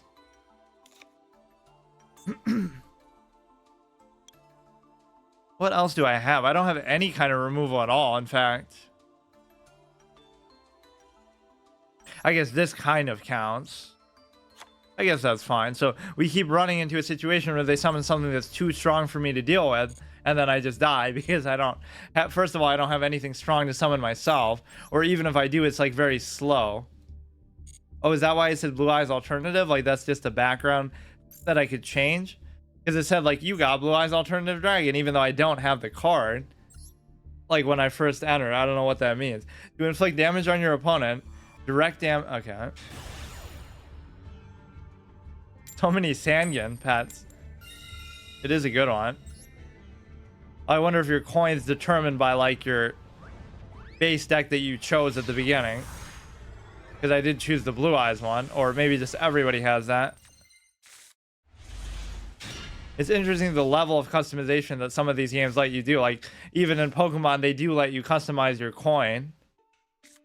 That was like the first time I had seen that. Okay, go here. That's not bad. Turn 1, 1800. Let's see what kind of crazy shit he does. But this is why the Cyber Dragon can be good. If he does kill it, then at least I can special summon that. So the strongest thing I have in here is a 3000 Blue Eyes, but I don't think I've been able to summon it once. The best chance I'd have is like the Komodo Dragon, not even just tributing. It's very hard to tribute 2 things these days. Yeah, there's a lot of decks I'd want to try in this actually that I've obviously played in the past in some form, but Duel Links did kind of restrict you in a lot of ways. 0, 2000. Oh, here we go again with this shit. 3000, 0. Other cards you control cannot be destroyed by opponent's card effects. You can special summon this card from the graveyard if it was... So why did the board change in that game? Maybe it was because of him? Because, like, this is my default set board, and I don't even have another one. So maybe it lets you see what they choose to use, if they're using something different, but only on their side, I guess. You need more special summon monsters, probably. Yeah, I don't really like doing that, though. Especially not like this. I wouldn't mind fusion or ritual summoning, like Demise or something. But... that's basically what I was doing in Duel Links, was I didn't even have... I was almost like in the same spot, but I would just have a lot of removal, so I would be able to get through all their shit. Your opponent cannot target this with card effects, but I guess I wouldn't have to target it. I could just use like Hammer Shot. How could they not have that card? Maybe I'm just misremembering the name. Hammer Shot, Heavy Mallet. Must be one of those too. So we can buy a turn at least. Kill this thing that's face down. You see your opponent's choice for background as well as card sleeves. That's cool. Oh shit, now he's gonna do his blue eyes thing. Maybe I should look that up. Heavy Mallet Yu-Gi-Oh! Why do I have that in my head? No, Magic Mallet. Hammer Shot Yu-Gi-Oh! Yeah, that is... So there's no Hammer Shot in the game? That's unbelievable. Why would that be of all the cards? Trying to think what else might be. Smashing Ground or Lightning Vortex is okay, but I'm thinking more like single target stuff. Smashing Ground, Fissure. I think there's one more like that. He's gonna what? Numeron 100. Don't even know what that is, I don't think. Although I've probably seen it, I just don't always remember the names. That's actually kind of hilarious. Like, I'm getting legend rank and stuff in Hearthstone, and I don't even know what half the card names are, because I know them more by their pictures and the effects. I don't even pay attention half the time to the names, especially with a lot of the newer stuff.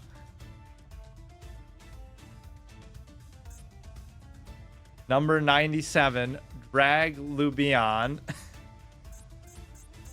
So we could stop all his attacks this turn at least.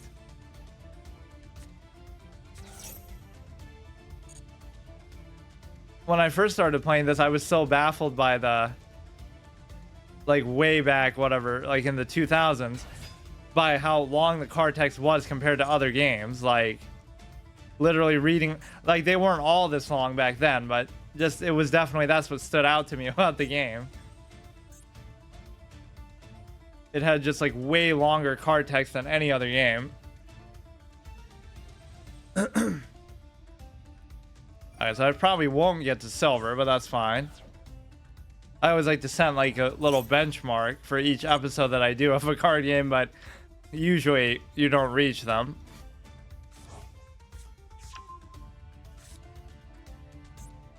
As if this isn't enough, dude. Just fucking do it. Like, what would be the best case I could even do about this? I'm gonna need some kind of removal. I guess Mirror Force is fine, but it's kind of too reactive. I like stuff I can do on my turn, too. Lightning Vortex. Or I could, yes, I could just do Regeki instead of Lightning Vortex, because that's apparently a thing that you can just do. That's definitely a card that was traditionally banned, right, in kind of standard formats. I'm sure of it.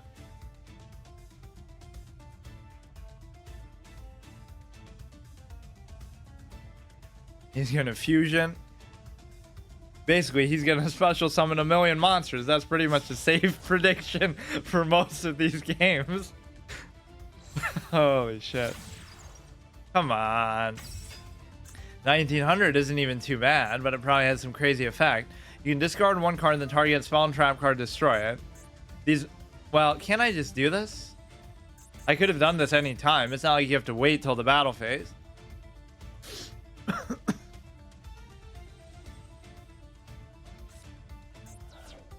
If this card was calling when this effect was activated, you can draw one card. You can only use it once per turn. Why is the text like faded out like that even? That'll at least save me for now, but I don't really have any kind of good plan here, unless I could turning a monster in your graveyard. Wonder if you can use Monster Reborn then, since I guess that wasn't banned. I feel like Regeki was banned in Duel Links because I never saw it, but Monster Reborn wasn't. I would use that all the time.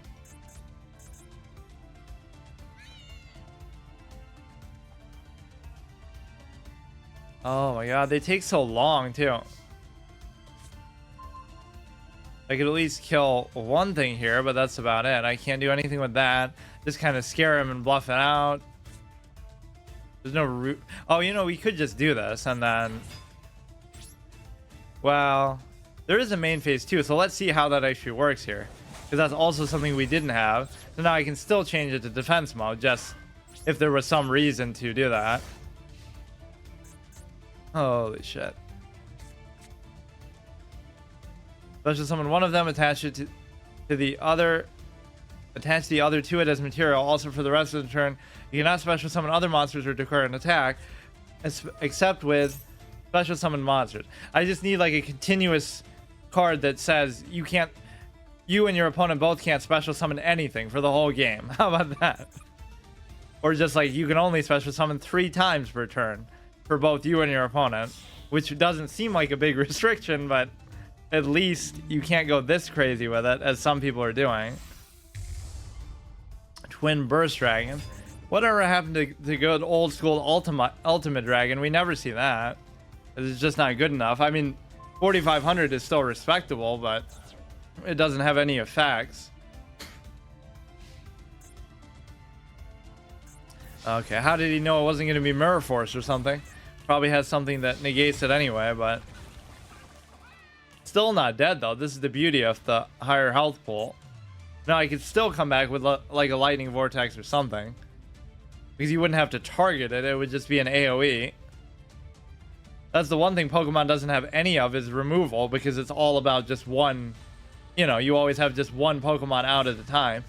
They really need to have a doubles format. Maybe they do in some versions of the game, but we could actually still survive, oddly enough. Like, go defense mode. Go like this. We could reduce the attack by 2,000 actually of one of these, but not the other one. Right? Because that's all you'd have to do. 1,000 for each monster your opponent controls. And there's like a spell or trap card that does the same thing as this. Like, your opponent's monsters lose as much attack as however many minions they control. And I think it's a permanent effect too. What was that one card that won me over in Duel Links that I had never used before? It was like Nitwit Owlwit, where you could discard a card and then your opponent's monster permanently loses the attack of the card you discarded. That was really good. Modern Yu-Gi-Oh! Is all about card effects to negate things. They have team deals added recently. You can use Monster Reborn limited to 1 per deck. That's cool. That's actually especially good for new players, because it's not that you're summoning something from your own graveyard, because your own stuff sucks anyway, and you'll struggle to get it out, but you're summoning stuff from their graveyard, which also rewards you for having removal and stuff too.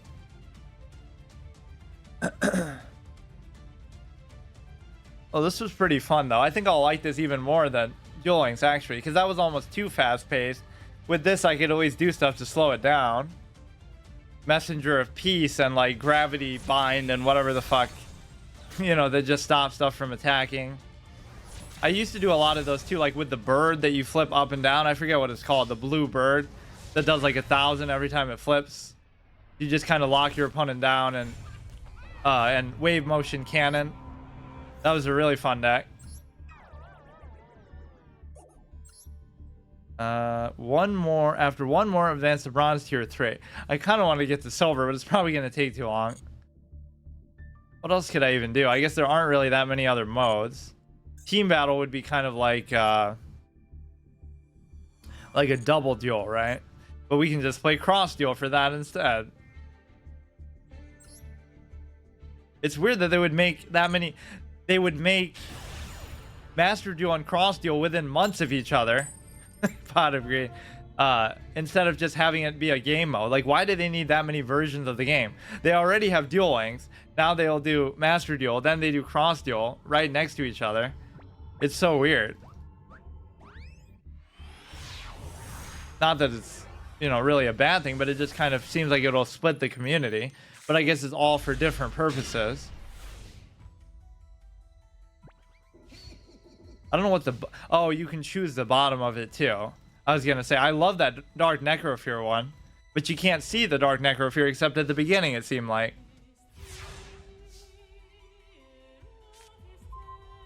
Alright, we can go ahead and do... See, that's a bit of a greedy play. We don't need to do it now. At least if we trade into something or kill something. This at least seems like better PC optimized, I guess. Everything's just like more clear. It's not as zoomed out and like half the screen. Like there's lines on half of the screen in Duel Links. One of them is for like the backlog at least. I forget what the other part is. Or like there's so much empty space. This is much more zoomed in. Of course, all these games are traditionally designed for the phone anyway. Are you gonna win a game? I've won a couple. It's a new account, free-to-play player. What can you expect? Using a suboptimal deck, even within the confines of the options that I have. Here, now he can't do anything with his trap cards. Jinzo is just one of the most awesome cards ever, though. He's like, really, everyone was like, not. I guess it maybe didn't come out. I forget when it was actually released, but like, compare that to Summon Skull. Everybody was nuts about Summon Skull early on. Like, it almost has the same attack value as Summon Skull for one tribute, and it negates trap cards. Like, it's just so good. And their effects on the field cannot be... Obviously, it negates yours too, but...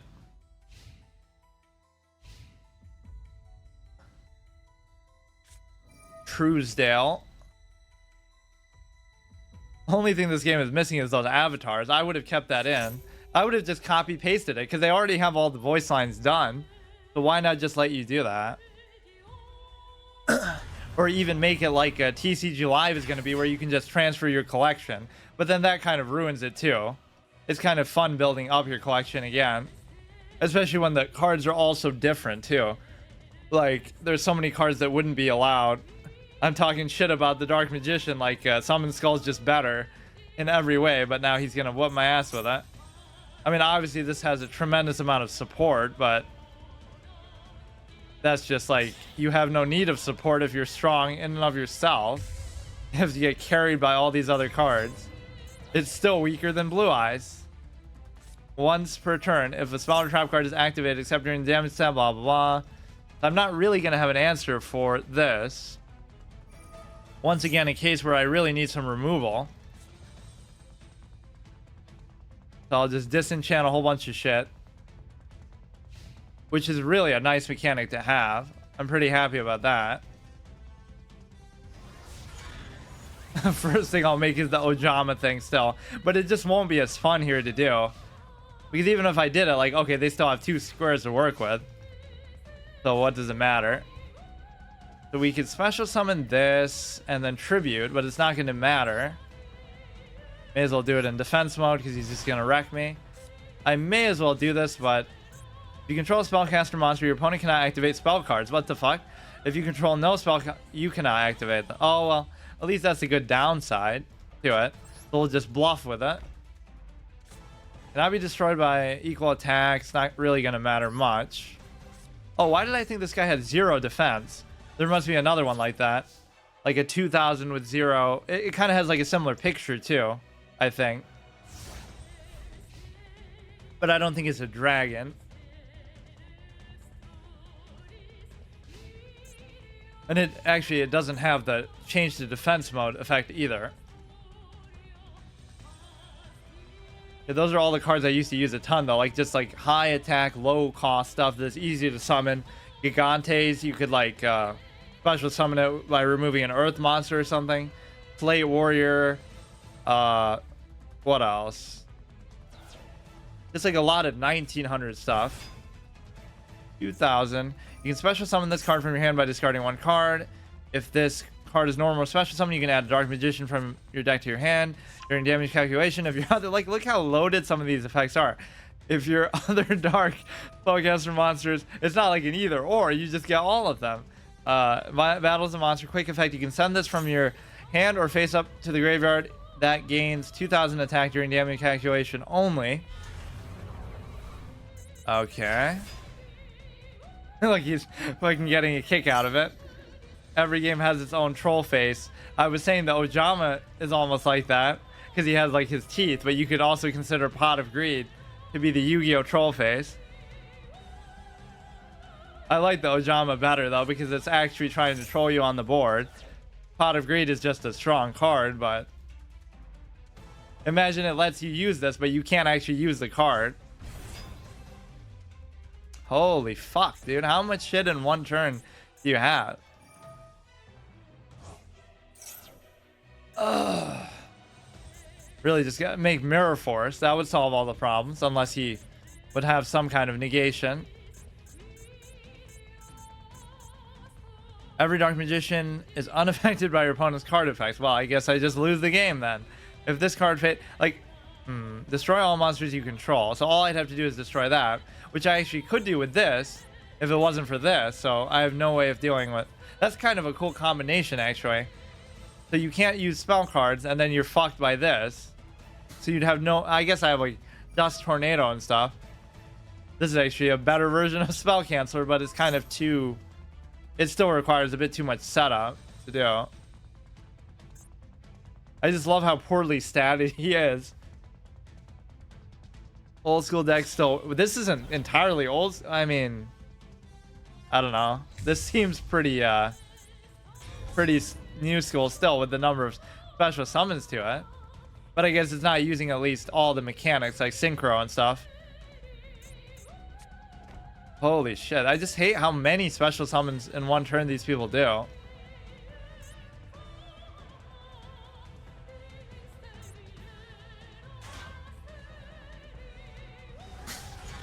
They shouldn't be able to kill me, but I'm not really going to have any answer. All you'd have to do is destroy that, actually. So we'll put down Dust Tornado and then destroy it on his turn. And that'll fucking clear his board. That'd be hilarious. We do have like 2 Dust Tornadoes in here. I mean, this would be cute, but I can't do it. Come on, give me Dust Tornado just for the... Fuck. Is there something maybe we could get from his graveyard that would be better? I doubt it. That's sometimes good because they throw away so many strong things to summon all this shit. 2,500 is not bad, but it's not going to be enough. So...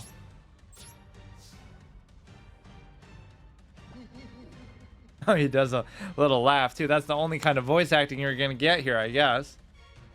That was one of the best things about Duel Links too. Why would they go back on that? I was even criticizing like Pokemon and Magic for not having that. Like any kind of voice acting or personality to the characters. Not even like emotes, actually. Well, you can do some basic emotes, I guess. Yeah, Hearthstone and Duel Links are the best at that I've seen, at least. Holy shit, dude. Yeah, at least tip your hat to this guy for not using certain mechanics. Some of the newer ones, but it still feels kind of similar. Wait, why didn't he, Oh, it wasn't even his turn yet. That is kind of a fatal weakness, though. He's really that confident that I wouldn't have a way to get rid of that? If this leaves the battlefield, destroy all monsters you control. Literally, Dust Tornado is your ultimate weakness. That would have been so fucking funny. I would have probably still lost, too, but... Yeah, like, Card of Sanctity is a real card, but it doesn't do anything close to what it does in the show, where you can just draw it till you have 6 cards in your hand. I forget what it actually does. You have to like destroy every card on your field to draw like 2 cards or something. That's how much worse it is. Why is this one purple? Oh, I guess just to show it's yours. Yeah, what would I even be able to do with Call of the... Wait. What if I do Jinzo? It's not going to destroy it, though. Negate all... Let's actually try it. What would happen if I... Jinzo will still be fine, because it's not going to kill himself. Or maybe I should have waited till... I just want to see what it does with this. Oh, it won't even destroy this because it negates the downside effect. Yeah, it's not going to matter. Yeah, how about we get that shit? Regeki. That doesn't really seem like a card that should be legal to me, but... that I actually wouldn't mind, considering how... although I wouldn't have been able to use it in that particular game. That is a pretty awesome card. I like that. The field spell. I don't think I've ever seen that before. I mean, like, what would Regeki be? Probably ultra rare?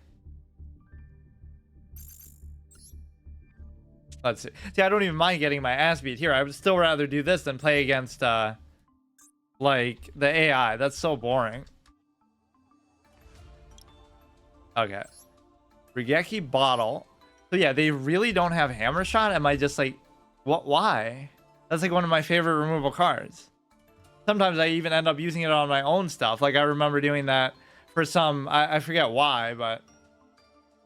it somehow, like, clears off some kind of debuff that's about to kill you.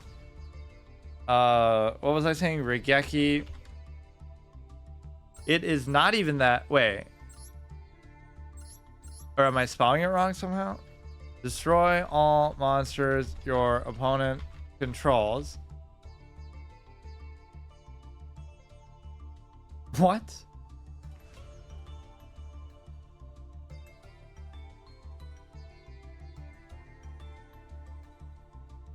What? Maybe you can't craft it? You have to get it from somewhere else?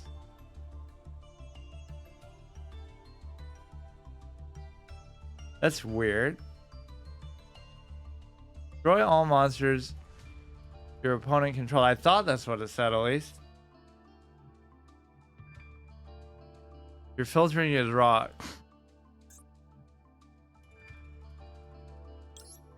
Might be in the forbidden format, like I'm saying it should be, but evidently...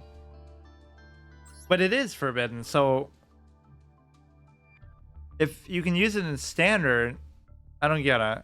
Lightning Vortex is forbidden. Yeah, imagine having two that are forbidden where one is objectively better than the other.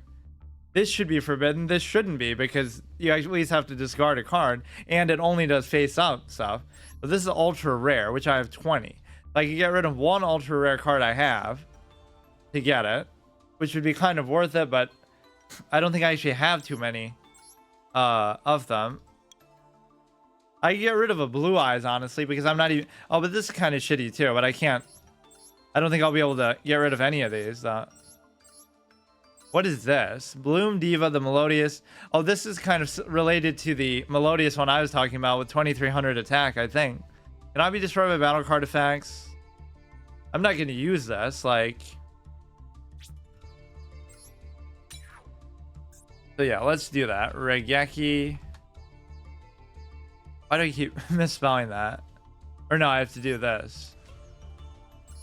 I'm not wrong that it is forbidden, but I don't get what that means in the context of certain formats, I guess. You cannot use forbidden cards. Oh, it's because it's the anti... oh, I guess maybe it's no, but isn't standard separate from unlimited? You're an anti-spell. Yeah, I don't know. Where is that? Okay, let's do that here. So it's not forbidden here, I guess. This seems weird. We can get rid of anything that I don't think is going to be too good.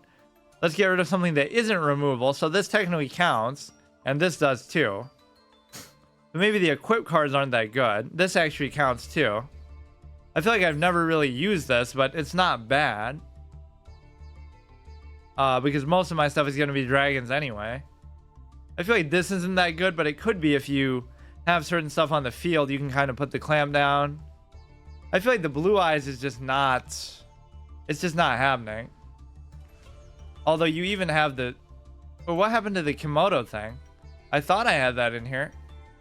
That must be in the other one. Okay, let me play one last one and try to get some satisfactory removal from that. Level 4.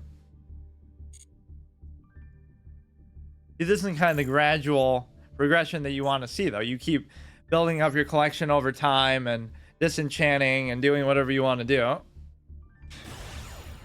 Win and you'll gain a rank. It said that a lot, but I don't know what that means, because I did win and I didn't gain a rank. Or maybe I did and then I lost it or something. Oh yeah, Book of Moon is like a really common card that people use too. Quick play, put something face down. I just kind of want Mirror Force too, but I guess this is just objectively better because you don't have to react.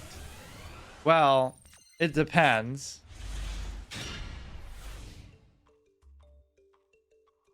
Yeah, these aren't really that good, but I guess I don't have that many options right now. Yeah, Ojama, want to play? Sure. What's your username on here? Opportunity. Thanks for the follow. I'm gonna miss actually using that because it just doesn't work as well in this kind of format, like the normal format.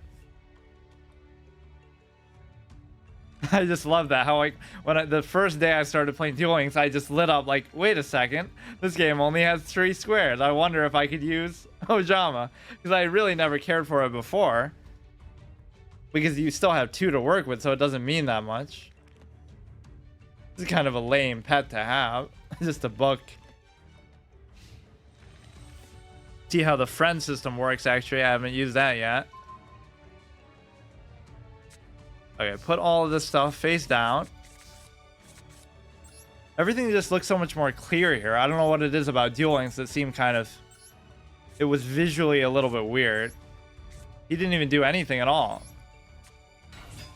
He's playing for a rank up, apparently, and this is the kind of effort he's putting forth. Want to play Ojama? Well, I always loved it in that game because you could actually lock people down. Now it doesn't seem as interesting. Oh, you can play whatever you want. I mean, if you want to play me after this.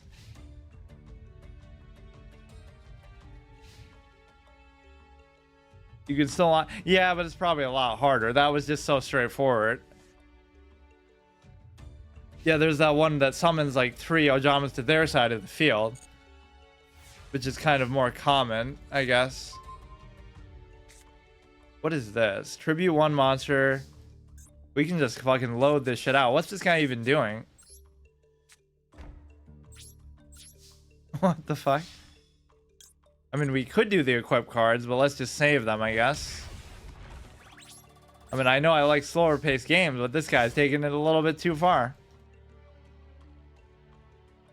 This would be one where you could just auto deal. This guy's a bot.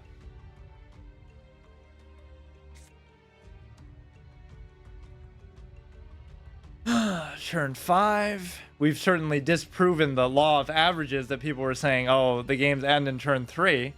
Some of them do, but the majority have been a lot longer than that, at least. 7-3. Oh, yeah, you have to do it by that? Okay. I don't think you can do it in the middle of a game, though, can you? No. That's kind of weird. Normally, you would be able to access that. Maybe it's so that friends can't message you and tell you how to win. As if they couldn't do that through some third-party source. Like, I'm fucking getting advice from chat and chess and stuff. Although I always try to ignore it.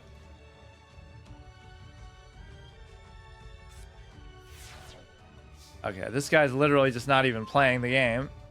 I should just be able to kill him with the equip cards. I mean, the fact that he's disconnecting is not even the point, because he's still obviously playing. Or maybe he's not. Maybe the time is just... No. Well, what's happening now? Like, even if he's disconnecting, shouldn't my time be going... Well, I guess it's waiting for him to come back before it lets me do anything. Okay, he actually just DC'd out. The free win. Okay, let's do bronze tier 3. Next, bronze tier 2. But how many would I have to win to get there? I guess it's not super... After one more win. Oh, maybe I will try to still push for... Okay, let's see how we add friends. Sub menu. Maybe you have to go here.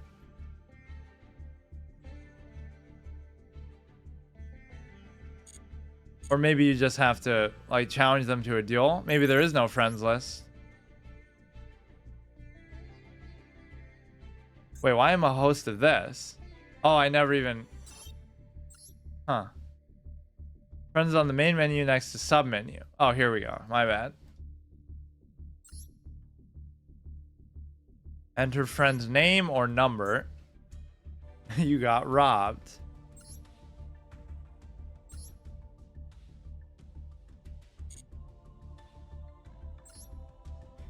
We can challenge him maybe from there or maybe not. Let's see. Go back here. Profile, pin, friend duel. Only available between followers. Oh, so he probably has to follow me back. Oh, he has that magic cylinder thing too. They kind of need more variety in the outer coverings there. I don't know what that is. Is that his pet, maybe? Link challenger, show off, quick play, follow me.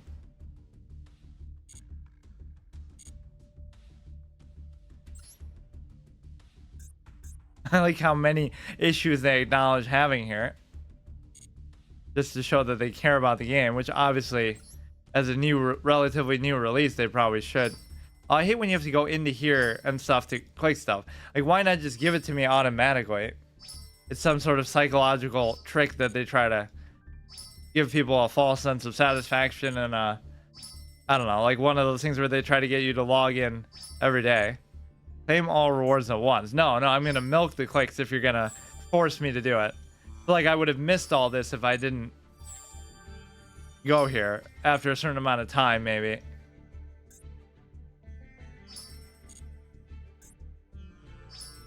Oh shit, 50. Oh, this one actually allowed me to craft some of those cards that I was looking at, because instead of without having to disenchant stuff, at least. Win a duel. What does this mean? Like a deck slot? 3. That's pretty good. I guess stuff like that is not that big of a deal. You could just, like, you know, save a deck list and then always just remake it. It wouldn't be that big of a deal. I have like 30 deck slots in Hearthstone for nothing. I don't think I ever had to pay anything for them.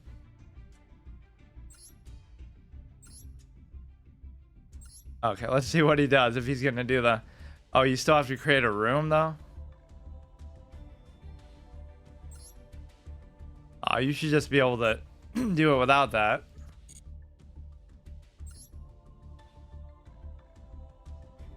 Why would you need 3 tables for this? Standard, which apparently doesn't prevent me from using certain somewhat forbidden cards, I guess.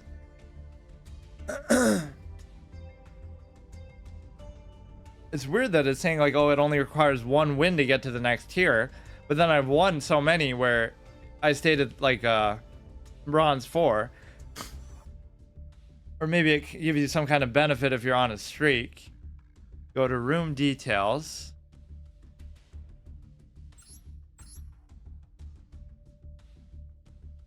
Room comment, deal time, life points, room list permissions off, spectator on, blah blah blah, view replay, room expiration date. They make this so needlessly complicated.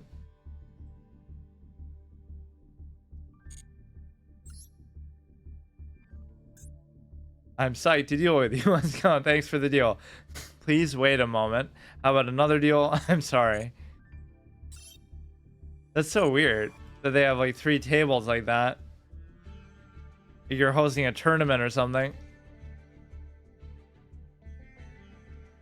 2 out of... Okay, here we go.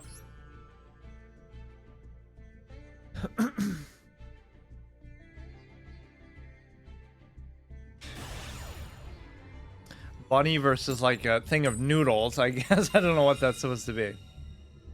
Let's actually go second.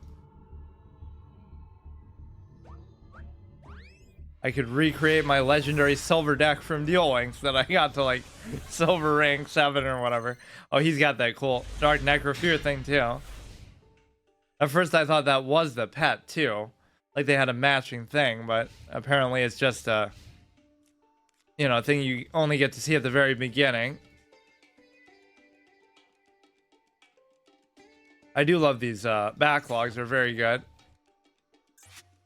This one's much, you know, less obnoxious. Like that Duel Links have filled up like half the screen. When this is normal summon, you can target. Oh, here we go. He's not doing Ojama anything. He's just gonna destroy me.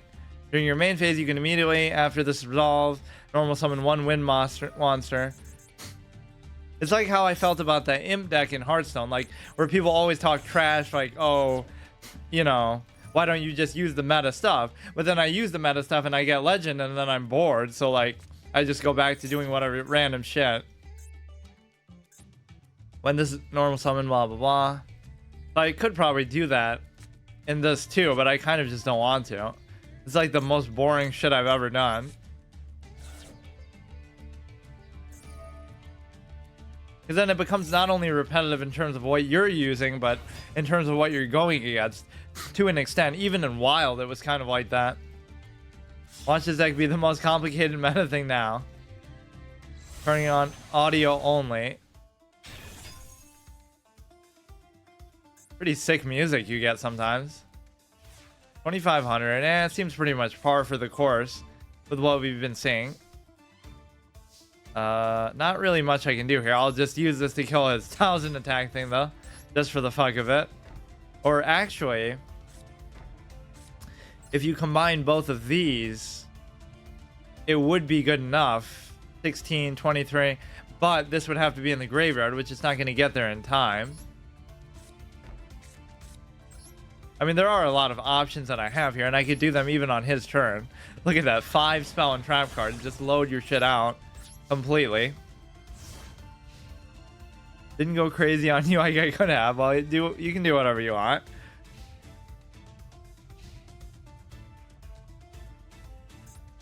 I mean, a 2,500 turn 1 play is not so bad. So why don't we just... Why wouldn't we be able to just do this? I guess it's not really a counter trap, but shouldn't I be able to do it like right now? Why not just do it in case he destroys or negates something? Tribute that to destroy that. And we don't need to do anything else. Unless he's just immune to it, but I love that too. Like, people were saying that all the time in Duel Links. Like, oh no, what if he's immune to that removal card? Well, if he's immune, then I can't do anything anyway. I guess the only other way to deal with it would be to destroy it in battle, but obviously I don't have strong enough stuff to do that either. Most of the time. What is that card back even? I can't tell. So I could negate his attacks, but I almost don't even want to. Well, he's not really strong enough to justify it. 24, 3,000. Guess I can just wait, but he'll use them to summon something else crazy, of course. So what else could I do? I could do this one to destroy it, which wouldn't even be much of a difference because, you know, when it declares an attack, it's like you could save... Okay. We haven't really seen an effect quite like that today. So he doesn't negate the effects, but he at least destroys everything. Which would have also countered like trap hole with spikes and stuff. Need like a cyber jar now, it'll just wipe the board. Or man-eater bug or something. Actually not a bad effect because most things aren't going to just destroy something face down without flipping it up. Oh, here we go. Everybody's going to use that shit. I'm really not used to seeing that. I feel like in most formats and versions of this game I've played, it's not normally allowed. Yeah, like how back in the day I had to play on the KCVDS. Like the best version was always, you know, a fan-made game. So it's good that they finally have some official ones that are actually good, or maybe I just wasn't aware of the ones at the time. But I feel like mostly they had the single player ones like on the DS and stuff. It wasn't so much like an online landscape. But yeah, Kaiba Corp was amazing. I don't know if it's still around. They have like Yu-Gi-Oh! Pro and stuff now. But like, obviously there was no collection element. You could just use whatever you wanted. And they had like a lot of cards from the show and stuff that were, you know, in certain formats that you could use too. It didn't have to just be... like, that didn't really exist and stuff. And of course you had to do everything manually, which is arguably better in some ways. But then obviously people wouldn't know the rules at times, and it would create kind of a weird environment where people could just cheat, and you know, you had to argue with them, and there wasn't much, you know, oversight to be able to prevent that. I like some of these animations they have. What this doesn't have is like the little floating monsters above the cards, or maybe there's some setting to change that, like where it would show like a hologram.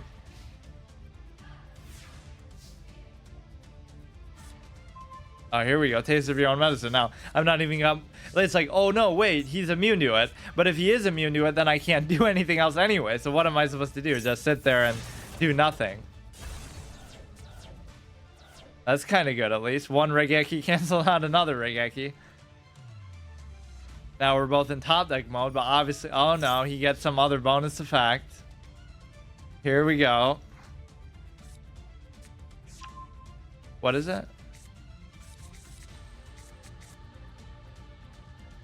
Oh, it's still my... It's easy to forget that, because it's very like nondescript with it being your turn. I don't know how the time exactly works.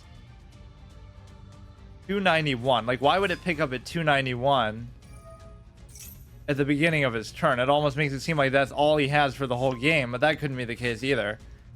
I do kind of want to get silver now just because I'm so close. This is like a good little benchmark. I just think it'll take too long, maybe. Or I'll go until I lose one, maybe. Well, not including this. Obviously, this doesn't even count towards anything. But see, at least that's what removal gives you. It's like, no matter how many big things they summon, you can still keep trying to get rid of them. I find it's easier to obviously build up removal than to... Good game. Than to build up, like, really strong monsters, because that requires too many synergies and support and stuff. Apparently that stays there. Like, even if I go and do this, that room will stay open, which is weird. Yeah. This guy's new player, which they should be if they're in bronze. I'm a bronze 3. So this maybe works the opposite of Duel Links. I think they're the higher rank, the better. Like, you get to bronze 7 and then you get to silver. This will be you get to bronze 1 and then you get to silver 7 or whatever. Work your way up. Only times your side. Oh, okay, I get it. But even then, it seems cumulative. It can't be 300 for the whole. It must keep giving you a certain increment once you get to the blue or whatever. So we start off with the Regeki, which is great. The strongest card in existence. There's just no downside to it. You know, at least Lightning Vortex I like, because it's, you discard a card and it has limits of what it destroys. I'm getting a lot of people with internet troubles now. A very dramatic music. 2 Luster Dragons to start. That's not bad. 1900, 4 stars. Vorse Raider. Trying to think of all the other 1900s that I used to use. Or like even the Berserk Gorilla is like 2000. And the negative effects are so mundane. Like, if it's in face-up defense mode, you wouldn't want it to... It gets destroyed, but you wouldn't want it to ever be in that anyway. Or like if it's... it's forced to attack if it's able to. But that's the whole point. You want to attack with it. So those downsides are kind of comical. It's just like go face is all you want to do. Oh, shit. I could do that so we can buy ourselves a turn. And then just do Regeki and go nuts with these... and I can even use... No... I keep thinking this can summon stuff from their graveyard for some reason. In the Monster Reborn mindset. Regeki can be stolen. You attack Time Lord, shit gets bad.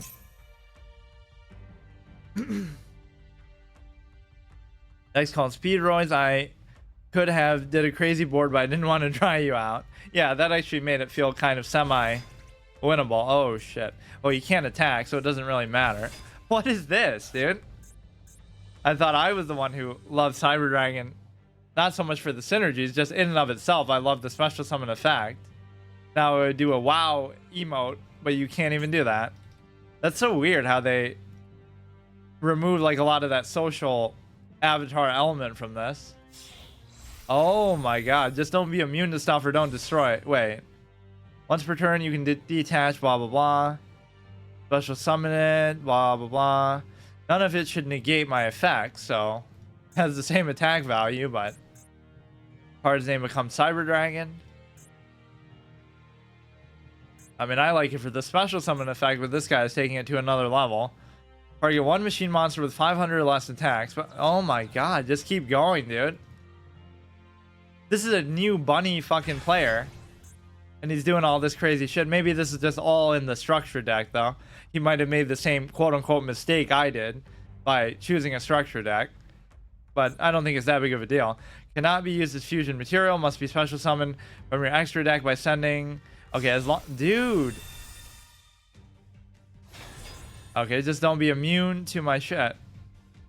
Once per turn, okay. Wait, what? You can detach one material and negate the activation. When a... Oh, there's nothing I can do about that. Yeah, just play around it. Or I could do something else that he might want to negate. Once per turn when a card is activated. But he'll obviously call my bluff with this because there's nothing good that I have anyway.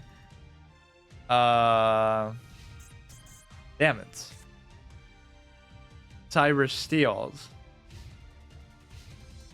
Wait, he's not even... Oh, maybe he did something that prevented his battle phase. Well, even if he does steal it, there's nothing I can do anyway. Let's see if he'll negate the effect of this then. Or this. But we'll still play it like normal.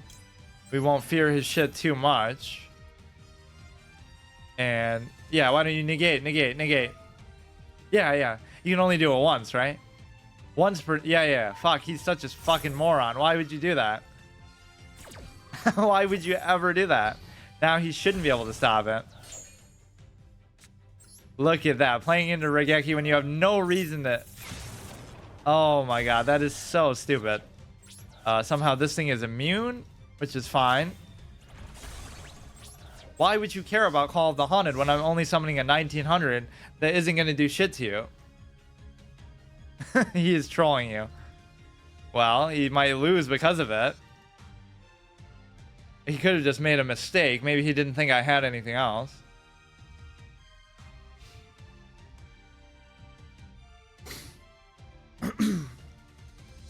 Why would you troll at bronze? Like, he's not even, you know, taking pity on me probably, but still, like, you should be at fucking whatever. I don't know what the colors are, like bronze, silver, gold, and then what? Diamond, platinum. Platinum is like the most forgettable rank ever from Hearthstone. It's so...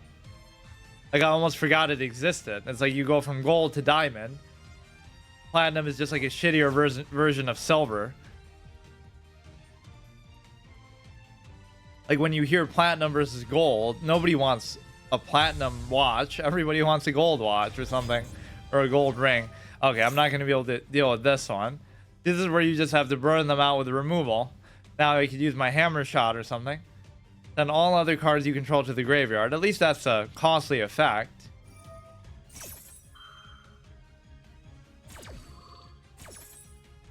But it's not enough for him. 4,800 is not enough. He needs to do more. Like, come on, dude. Original attack defense become equal to the number of fusion monsters used times 800. This card can attack your opponent's monsters a number of times, up to... Ooh. Shouldn't the attack... Oh my god. Shouldn't the attack value be green then, though, if it was determined by a subset effect? Because it's not a fixed value? Like, can I zoom in on the... Yeah, I always thought it appears in green then. Okay, dude. I could still get some kind of removal, or maybe he'll shit his pants about Call of the Haunted again. Because... Yeah, I could bring back that Luster Dragon. Okay, we better move this. Of course, he'd be able to attack both anyway, so it doesn't even matter. He can attack up to... What is that? 6 times, that means. These guys are easy. Take him down. I'll take the platinum. That ranks sweat. He's a clown. He got himself smoke. He doesn't seem to really want to win. He's not...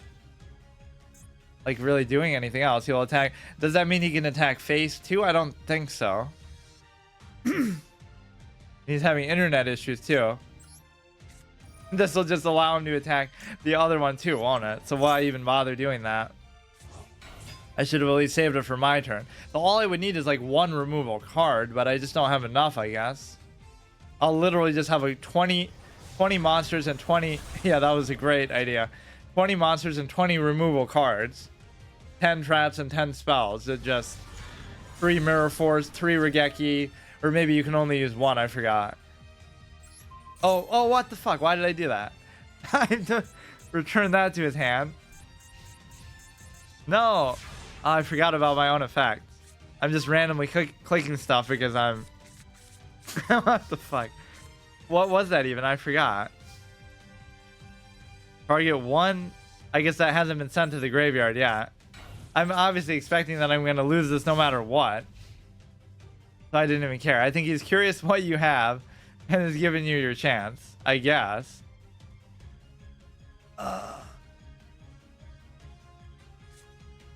He's not even doing anything else. Like, he's just satisfied with this as his, like, final boss ace monster.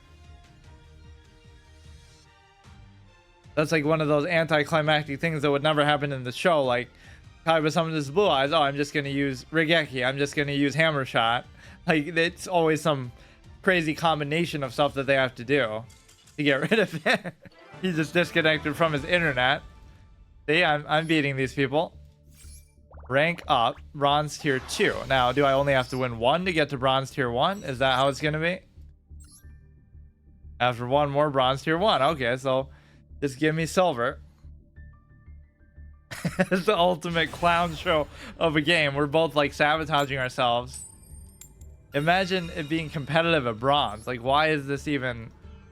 You should be able to win, like, with my shitty deck at bronze because it's only bronze.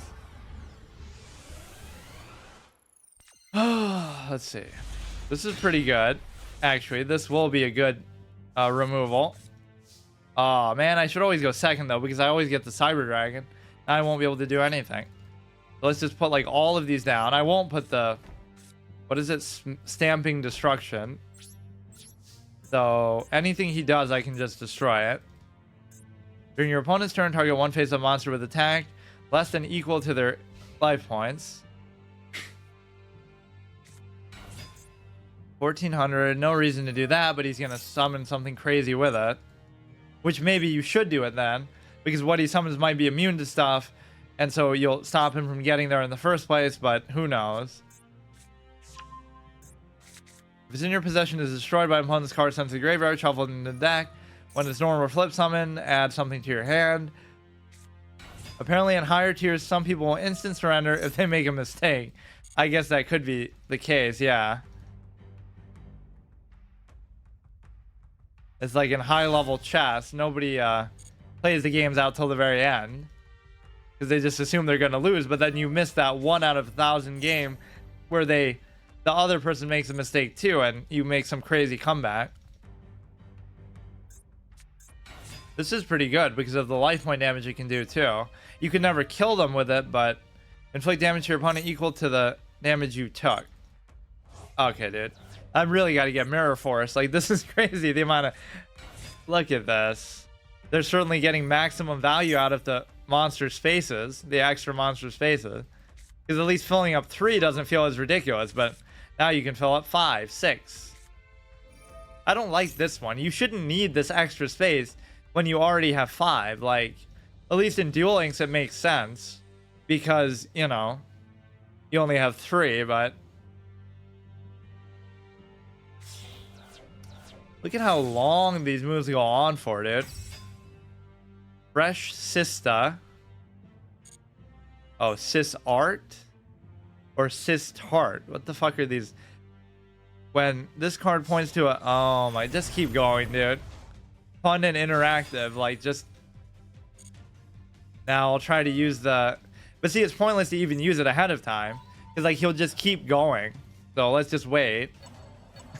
But then the final one will be immune to it. I'm just going to do it on here. Fuck it. If it's immune, then just whatever. I don't even care. So I take the damage too, which is fine.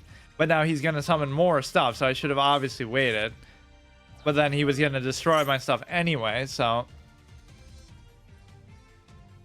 We can do Cyber Dragon at least. But he's going to buff it like crazy or something. I thought this was my space. Oh, we'll still have 100 more attack. Just, are you finally done after something like a million things or not? You got more? I could destroy this too, actually, but my hand is kind of dry. Like, who enjoys this length of a turn at the beginning, at least? I can understand towards the end of the game if you've set up some kind of combo, right, and you've earned it, like the World Tree in Magic, where you can summon like 50 cards from your deck. That was always a fun, thing to watch. But that takes so much setup to get to that point. So we can actually summon both of these, which is good. Then I'll destroy that stupid ass. During your main phase, you can normal summon. When this is activated, shuffle all, blah, blah, blah. All monsters gain 500 attack. This is at least good. Wait till you meet a one turn. Oh, I've seen one turn kills plenty of times, but yeah, I guess that's like, you don't always expect. Wait, you can't even do that. Wait, what? Wait, if you control target one spell or trap, why can't I destroy these? Whatever. Like, you don't expect, like, you can get Exodia on turn 1 or something, right? But you don't expect that to happen every game. Like in Hearthstone, there's so many OTKs you can do. Okay, kill this. Actually, it worked out kind of okay in terms of this position, but how much you want to bet he's not gonna... you would think he's burned out of his cards and stuff, just like how I burned out of my hand, but you would be very, very mistaken, is he's gonna do the same shit again. Just endless value. Yeah. Yeah, I forget what some of the one-turn kills are in Yu-Gi-Oh! Though, really. Like, aside from Exodia and some of the, like, just a lot of damage out of the hand, I can't really remember. There must be a lot of newer ones, but I'm trying to think of the old school ones that I saw. And it's not even like, OTKs are fine, but at least you have to set up a combo. I'm thinking more of like a first turn kill. There were some other ones beside, or like maybe a turn 2 kill. I don't see what you could do on turn 1 aside from just Exodia. Lots of grave effects and decks built around them to bring stuff back to redo if opponent stops them.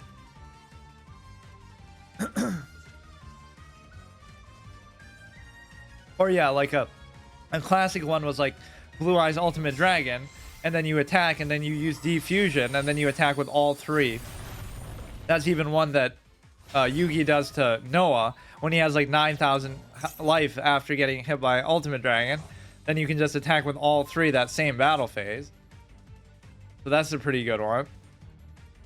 But the best thing about it isn't the 4,500, it's the fact that you can split it into 3 with 3,000. Okay, dude. I'm just not gonna have an answer. I can draw into Regeki, I guess. It just goes on and on, dude. Like, come on. It's too much.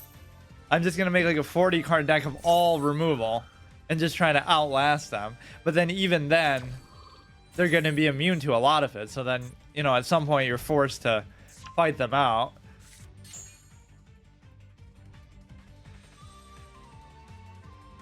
Turn 4, by the way. He's only summoned like a million fucking things and shuffled them back into his deck, so I can't even show what he summoned. He's covering up his degenerate style of play. I mean, I'm obviously dead. I don't know why he's even milking it. Like, you're a bronze, dude. Why are you trying to showboat? You're beating a bronze fucking 2, whatever. Oh, man, I got so close, though. I just want to get to silver just for the fuck of it. Because then I might not play again for the month, so at least I'll, get, like, the, whatever, silver reward that you get, which is probably nothing anyway, but assuming that's how the seasons even work. But generally, this is pretty fun, and I see a lot of potential that I want to try stuff. Although I hate that I keep going back to the same things, like the Spell Canceller Jinzo. Like, I've done that too many times over the years. I got to come up with something else. That one's just so fun because you can shut down so much of what your opponent does. I'm going to try like a 40 removal, I swear. Like 3 Mirror Force, 3 Regeki, even if you can't do it, because you can only have 1. I like that final attack thing because it doesn't mean that you're going to die. You could always counter the final attack. It just tries to build suspense or whatever. Okay. One more bronze tier 1. It's not very demanding. I thought you'd have to win a couple. That's like a Skull Servant, right? That's pretty cool. I should always go second because I'm going to get the Cyber Dragon, but then again, they'll have like 50 things on the... That's pretty good. They'll have like 50 things on the board. Just leave that out the whole thing, man. Yeah, I really... But then you might not get it, you know. These always kind of fit together. Like the Fiend types or whatever. What else can I do here? You could do this if it was destroyed, so you can bring it back. And then you'd be able to tribute it. Not that I have anything to tribute into. Or it would kind of cuck my ability to use this during the end phase, because you would have to summon it back then or not at all. Why is everyone having... I'm using a lag switch. Everybody's having lag issues. That's why I'm winning the majority of games. What is with the singing in the background? Magic has a stage like that too in the desert. That's weird. This card's name becomes Skull Servant. Okay, dude. Probably using like a structure deck. You could destroy it, but I'd rather wait. See, like if you knew maybe some of these cards well enough, you would know if I destroy this, then this shuts down his whole ability to do anything. But maybe it doesn't. Maybe he wants me to destroy it. As part of his master plan, it'll do something in the graveyard. I don't know. It just feels like they have an unlimited amount of stuff. So no matter what you do, they'll still just keep summoning more. Imagine if I get copyright music for this. Like, dude, don't put fucking singing in a... It must have something to do with the field, because it doesn't play on every map. So it will kill it, and then I'll be able to bring it back. I almost don't want to bring it back because I'd rather just get the Cyber Dragon. So I'm actually going to say no, I guess, because even if I could tribute it, I'd rather summon both of these instead of... Yeah, I'm actually going to cuck my own effect so it doesn't cuck me in terms of being able to summon this. Okay, this is good. You didn't really summon anything too threatening, but... Oh, this is awesome. This is a... what is it called? This magical hats. As his graveyard and stuff. So which is which? This is removed from play, and this is the graveyard, I guess. Oh, come on. Let's just bring this out. Just basic plays. That's the one mistake of Hearthstone that's objectively a big flaw, is that you can't see the card backs, as well as all these other games get it right where they put it flat. That one, for some fucking stupid reason, puts it at like a half side angle, so you can only see like the top half, which is so stupid. And there's so many good card backs in that too. We can do this for 1800. So I like that we have at least some kind of removal in our back pocket here. But I just have to win this one and the next one. Triumphant climb to silver, which did take me a lot longer to get to in Duel Links. Well, not that I was really trying to, but just from the act of playing. This seems like super easy to do, which it should be easy to do. Continue attack. So it reduces... wait, what? Is that going to be a permanent effect? No, it's not. Come on. 2 games. They're going to summon some crazy shit, though, I bet. Why does it let you do that? You just fuck around with their cards from the other side. What is with this? They're having server issues. They're going to do server maintenance right at the last second to stop me from doing this. 4,000. Let's just do it. Fuck it. I'm not even going to look at its effects.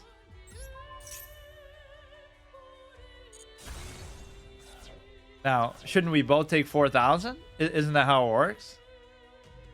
What? Well, whatever, but at least we destroyed it. Send one monster from your graveyard to the hand of the graveyard, special summon from your hand or deck, which we could destroy with this too. This is where the removal really comes into play. Just expect that they're going to summon a million powerful things that you can't deal with any other way. Dude. This is really what you're going to have to do. Like, they're just not going to let you do anything, ever. He's going to do it again. And he keeps getting stronger every time it dies, I guess. Why didn't we take life point damage from that? Like, what would that have to do with anything? It doesn't even make sense. We should have both taken, like, 4,000. Let me guess. He's just going to keep re-summoning it, and there's nothing I can do. Dude. Combine the number of King of Skull servants, blah, blah, blah. You can banish one other thing. Special summon this card. I'm going to need another removal. Maybe it's one of those things you should destroy on your turn, so that at least he can't summon it right away. If you do it on their turn, they'll just keep chaining it together. So I could take the damage to the face to destroy it, but then he'll just bring it back again. So I don't know. I'm not really going to have an answer now. I did have actually a pretty good amount of removal this time. When this is destroyed by battle, but it wasn't even destroyed by battle. So why was he able to just keep bringing it back? I don't get it. 500, you contribute one zombie monster, special summon one zombie tuner, 0 defense from your deck. If this is vanished, you can target one. Oh yeah, that was like a theme of zombie cards back in the day. Like, they all had 0 defense. That's what Joey does to beat Bones or whatever, like where he does Sword and Shield, which is like an AoE in the show, which does it to everything instead of just one thing. So he switches their defense with attack, and so they all have 0. 1,300, you can target one face-up thing. If you do, increase its level by 1. So I could take 6,000 to the face and destroy it, but then I would obviously die. There's so many interactions which seem weird. Like, why didn't that... Whose attack is less than or equal to their HP.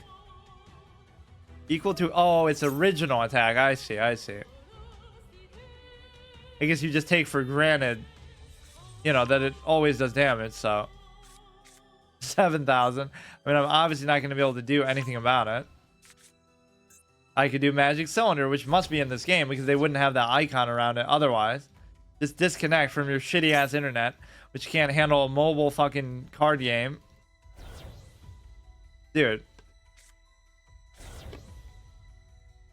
Now, does he know that he can just kill this with his 1,300, or is he gonna...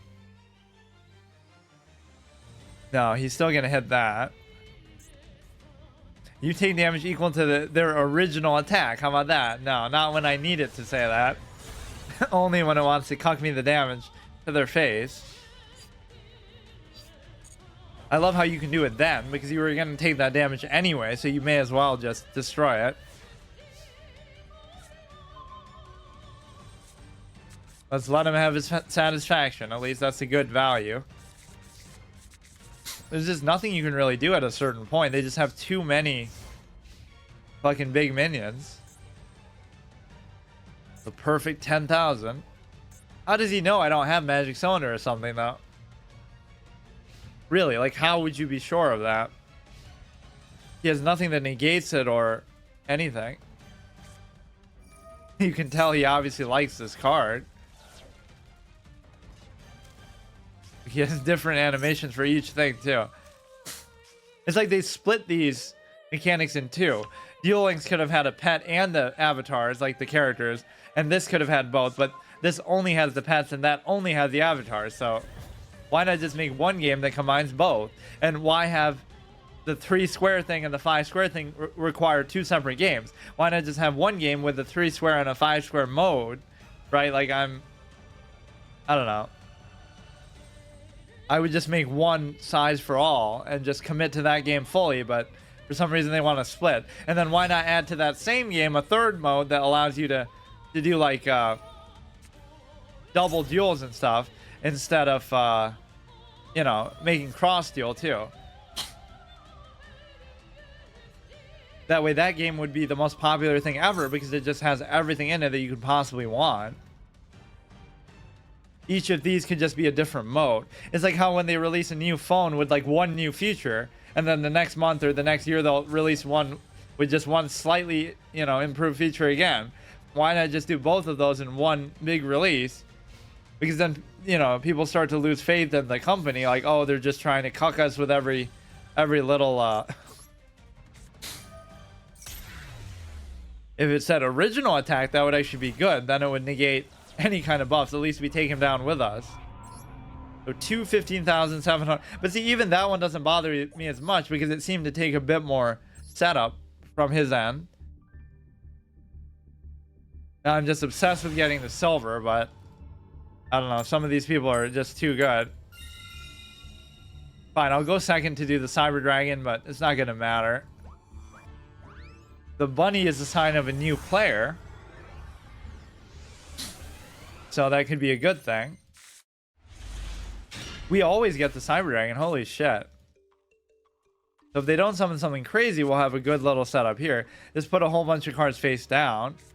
Everybody's going to be tryharding though. I know it. Fuck it. Yeah, this is why I was bragging about, oh, we're going to get here way sooner than in Duel Links. But little do I know. Like, as soon as you see that, it's like, okay, you already lost because you're just not using this mechanic and it's just going to be too strong. It's power creep in like the worst kind of way where you just know it's already over. It's just too many interactions. Like, give me one thing. Yeah, thank you. It's like he's actually hearing me. So could I destroy these with the fucking that wasn't actually too bad, but there must be some crazy effects. Once per turn when attack is declared, if you have an odd ice card in your other pendulum zone, you can make it gain 1200 attack.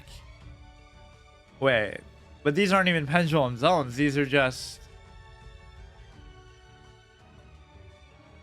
You can target one face-up monster your opponent controls, gain light. Okay, that doesn't matter.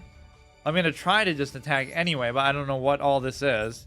Or I'll try to destroy it with this stomping grounds or whatever. Set this. I don't fully understand. There's nothing in this pendulum zone if that's... I could actually destroy both of them, couldn't I?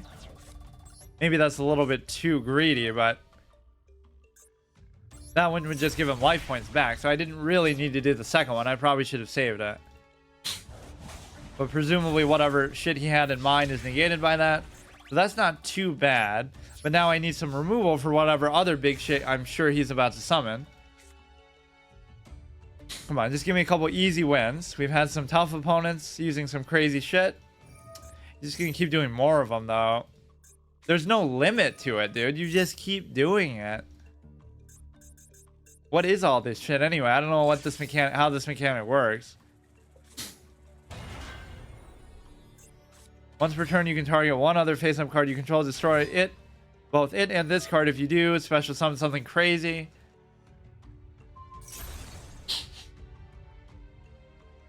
$17, $16, 0. Dude. Beat me like the other guy where he only won with small and trap cards. That was at least a fun and interesting kind of deck. Right, that was a lot better than this kind of shit. That card was nuts though. That like it builds up the spell counters, but then when it does its effect every turn, like deal 300 damage and stuff, at least it doesn't couldn't I do this? This is a quick play spell. You should wait, what? Why can't I do it? Oh. Well, it won't matter right now, but maybe I can use this to weaken that. And then I can kill it with the Cyber Dragon. You can destroy all face-up monsters your opponent controls.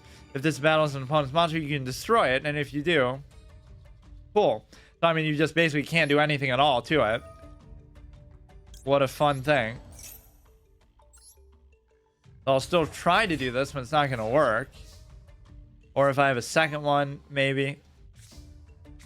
Maybe I should have waited. Or maybe I can, I don't know. Activate the effect. It'll bring it within range of doing something. But it's still not going to work because he can just destroy it. So I don't understand. You just can't do anything to it. At least it only has 1500 now permanently, so maybe I should have just not attacked there. But then he could have still attacked into it and done the same thing, I guess. I can do Call of the Haunted, but then he'll do exactly the same thing. So I need a second thing that I can summon, so he can only do it once per turn. At least he seems to have kind of burnt out a little bit. Just give me anything I can summon. Fuck. I can't even do anything. I guess I'll do it just to block him, but then he'll still... Or maybe I won't. Maybe I'll just tank it if he doesn't do anything else. Just hit me in the face. So I have to have two things out there. Fuck. He'll just be able to destroy it.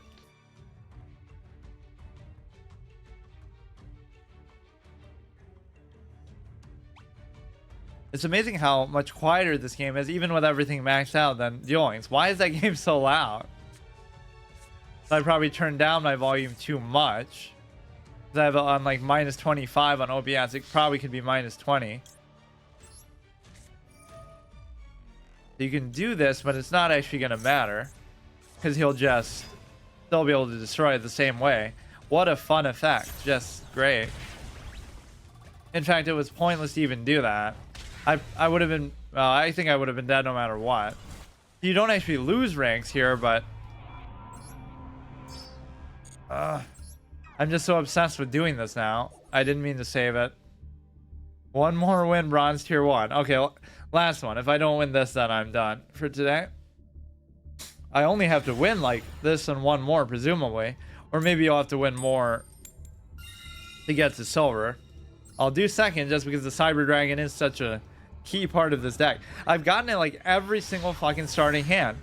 What are the chances of that? Oh, look at this. He has a different backdrop at least. That's kind of cool.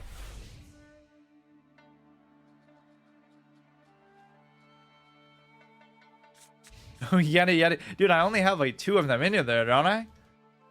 You would think I would have to have 3 to see it this often. What are the fucking chances? So we have 1 removal card only, or I guess 2. So that's good. And we are going to need it.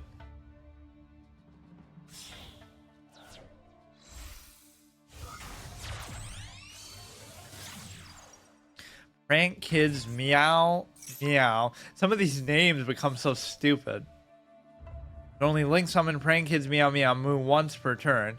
If a monster you control would tribute itself to activate the effect during your opponent's turn, you can banish this card you control from your graveyard instead. You can only use the effect once per turn.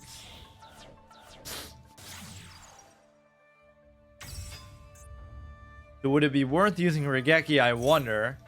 And it might not be necessary. We could even do up to 2800 on turn 2, which you would think would be pretty good, but it's not enough. Because he's going to do some crazy wild shit. 2000, 2000. It's like where the monsters don't even matter anymore for their values. It's just all about their effects. There's just like cannon fodder, you know, dime a dozen. You can just summon 100 of these in one turn. So you're not doing it for the value. You can send 1 card from your deck to the graveyard except... Okay. So now we might need to do Regeki for this. The value is still not really that good on some of these.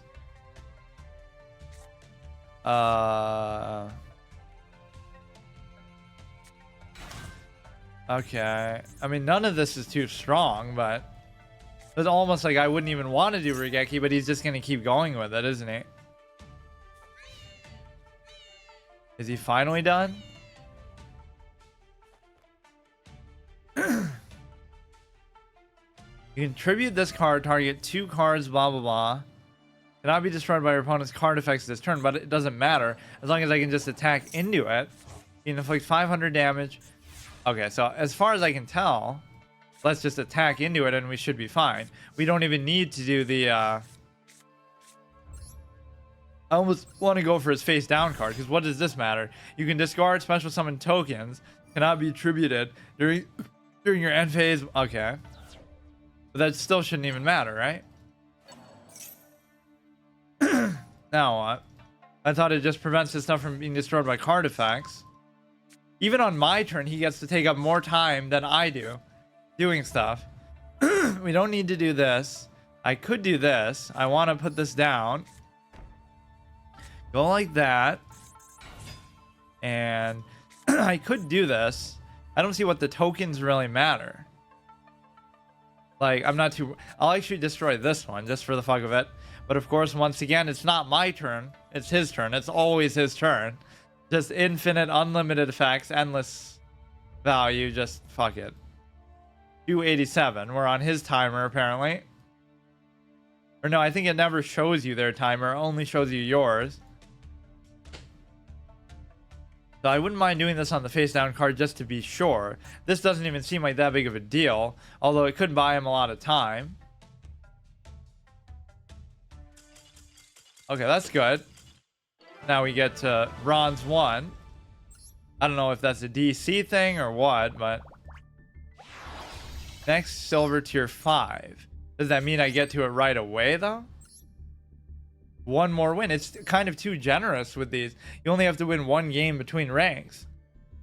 And of course, at bronze, you can't lose a rank, but it should be more than one. Rebo with the... Yeah, maybe that's just my meta strategy, because I have so much of a Cyber Dragon infatuation. I'm pretend like I'm always going to go second because I got to get the special summon effect off.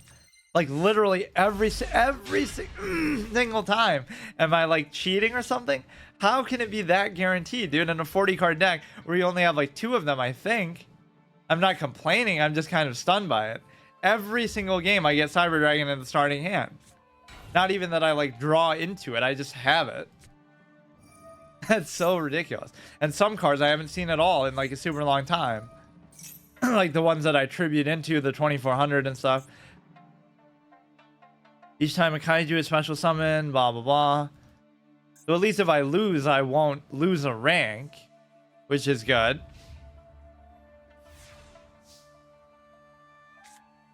So like whatever these effects do, I almost don't even care. But then again, I could make it immune. Like with Lord of Dragon, this is where it can kind of be good. And then I could protect it with this too. So this actually might not be a bad use of Lord of Dragons. Go like this. Whatever he does, I'm immune to the effects. Oh, you would think since that's like a Kaiba, he'd be immune to damage after it dies. Kaiba. Okay, let's just...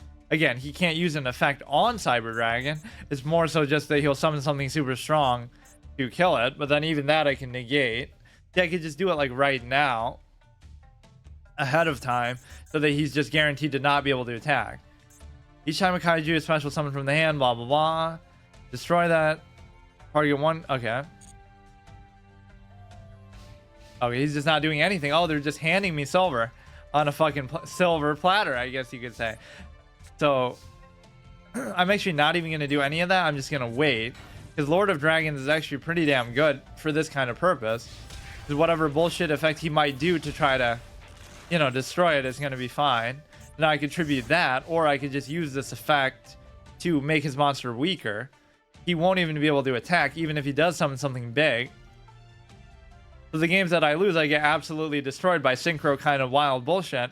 But the games that I win, they just kind of quit out, or they don't even do anything at all. So the wins are super unsatisfying because they're too easy, and then the losses are unsatisfying because they're too impossible. It's just like a predetermined outcome. We actually get silver. Nice. Not that I really care, but just to show, like, even with this dog shit first time player, free to play deck, not even playing for meta, I can still just get silver on the first whatever. Not that it means anything. I have quite a bit to spend too. I can get a whole bunch more packs. What you should probably do is get all of these ones. Or everyone's saying I should get that. Because any kind of rewards you get are just going to be increased. But I also wouldn't mind getting this. But I'll just save it. I'll get a whole bunch of cosmetics. Okay, that was pretty fun though. See you tomorrow. How do we even quit? It doesn't even let you quit. What the fuck? Game settings. Wait, seriously, how? Huh? Oh, back to title screen and then quit. That's kind of weird. Data transfer, game start. Wait, what? It still doesn't even let you quit. You have to hit escape. It's supposed to be a one button game, like a mobile game. There is no escape button. You can only tap the screen.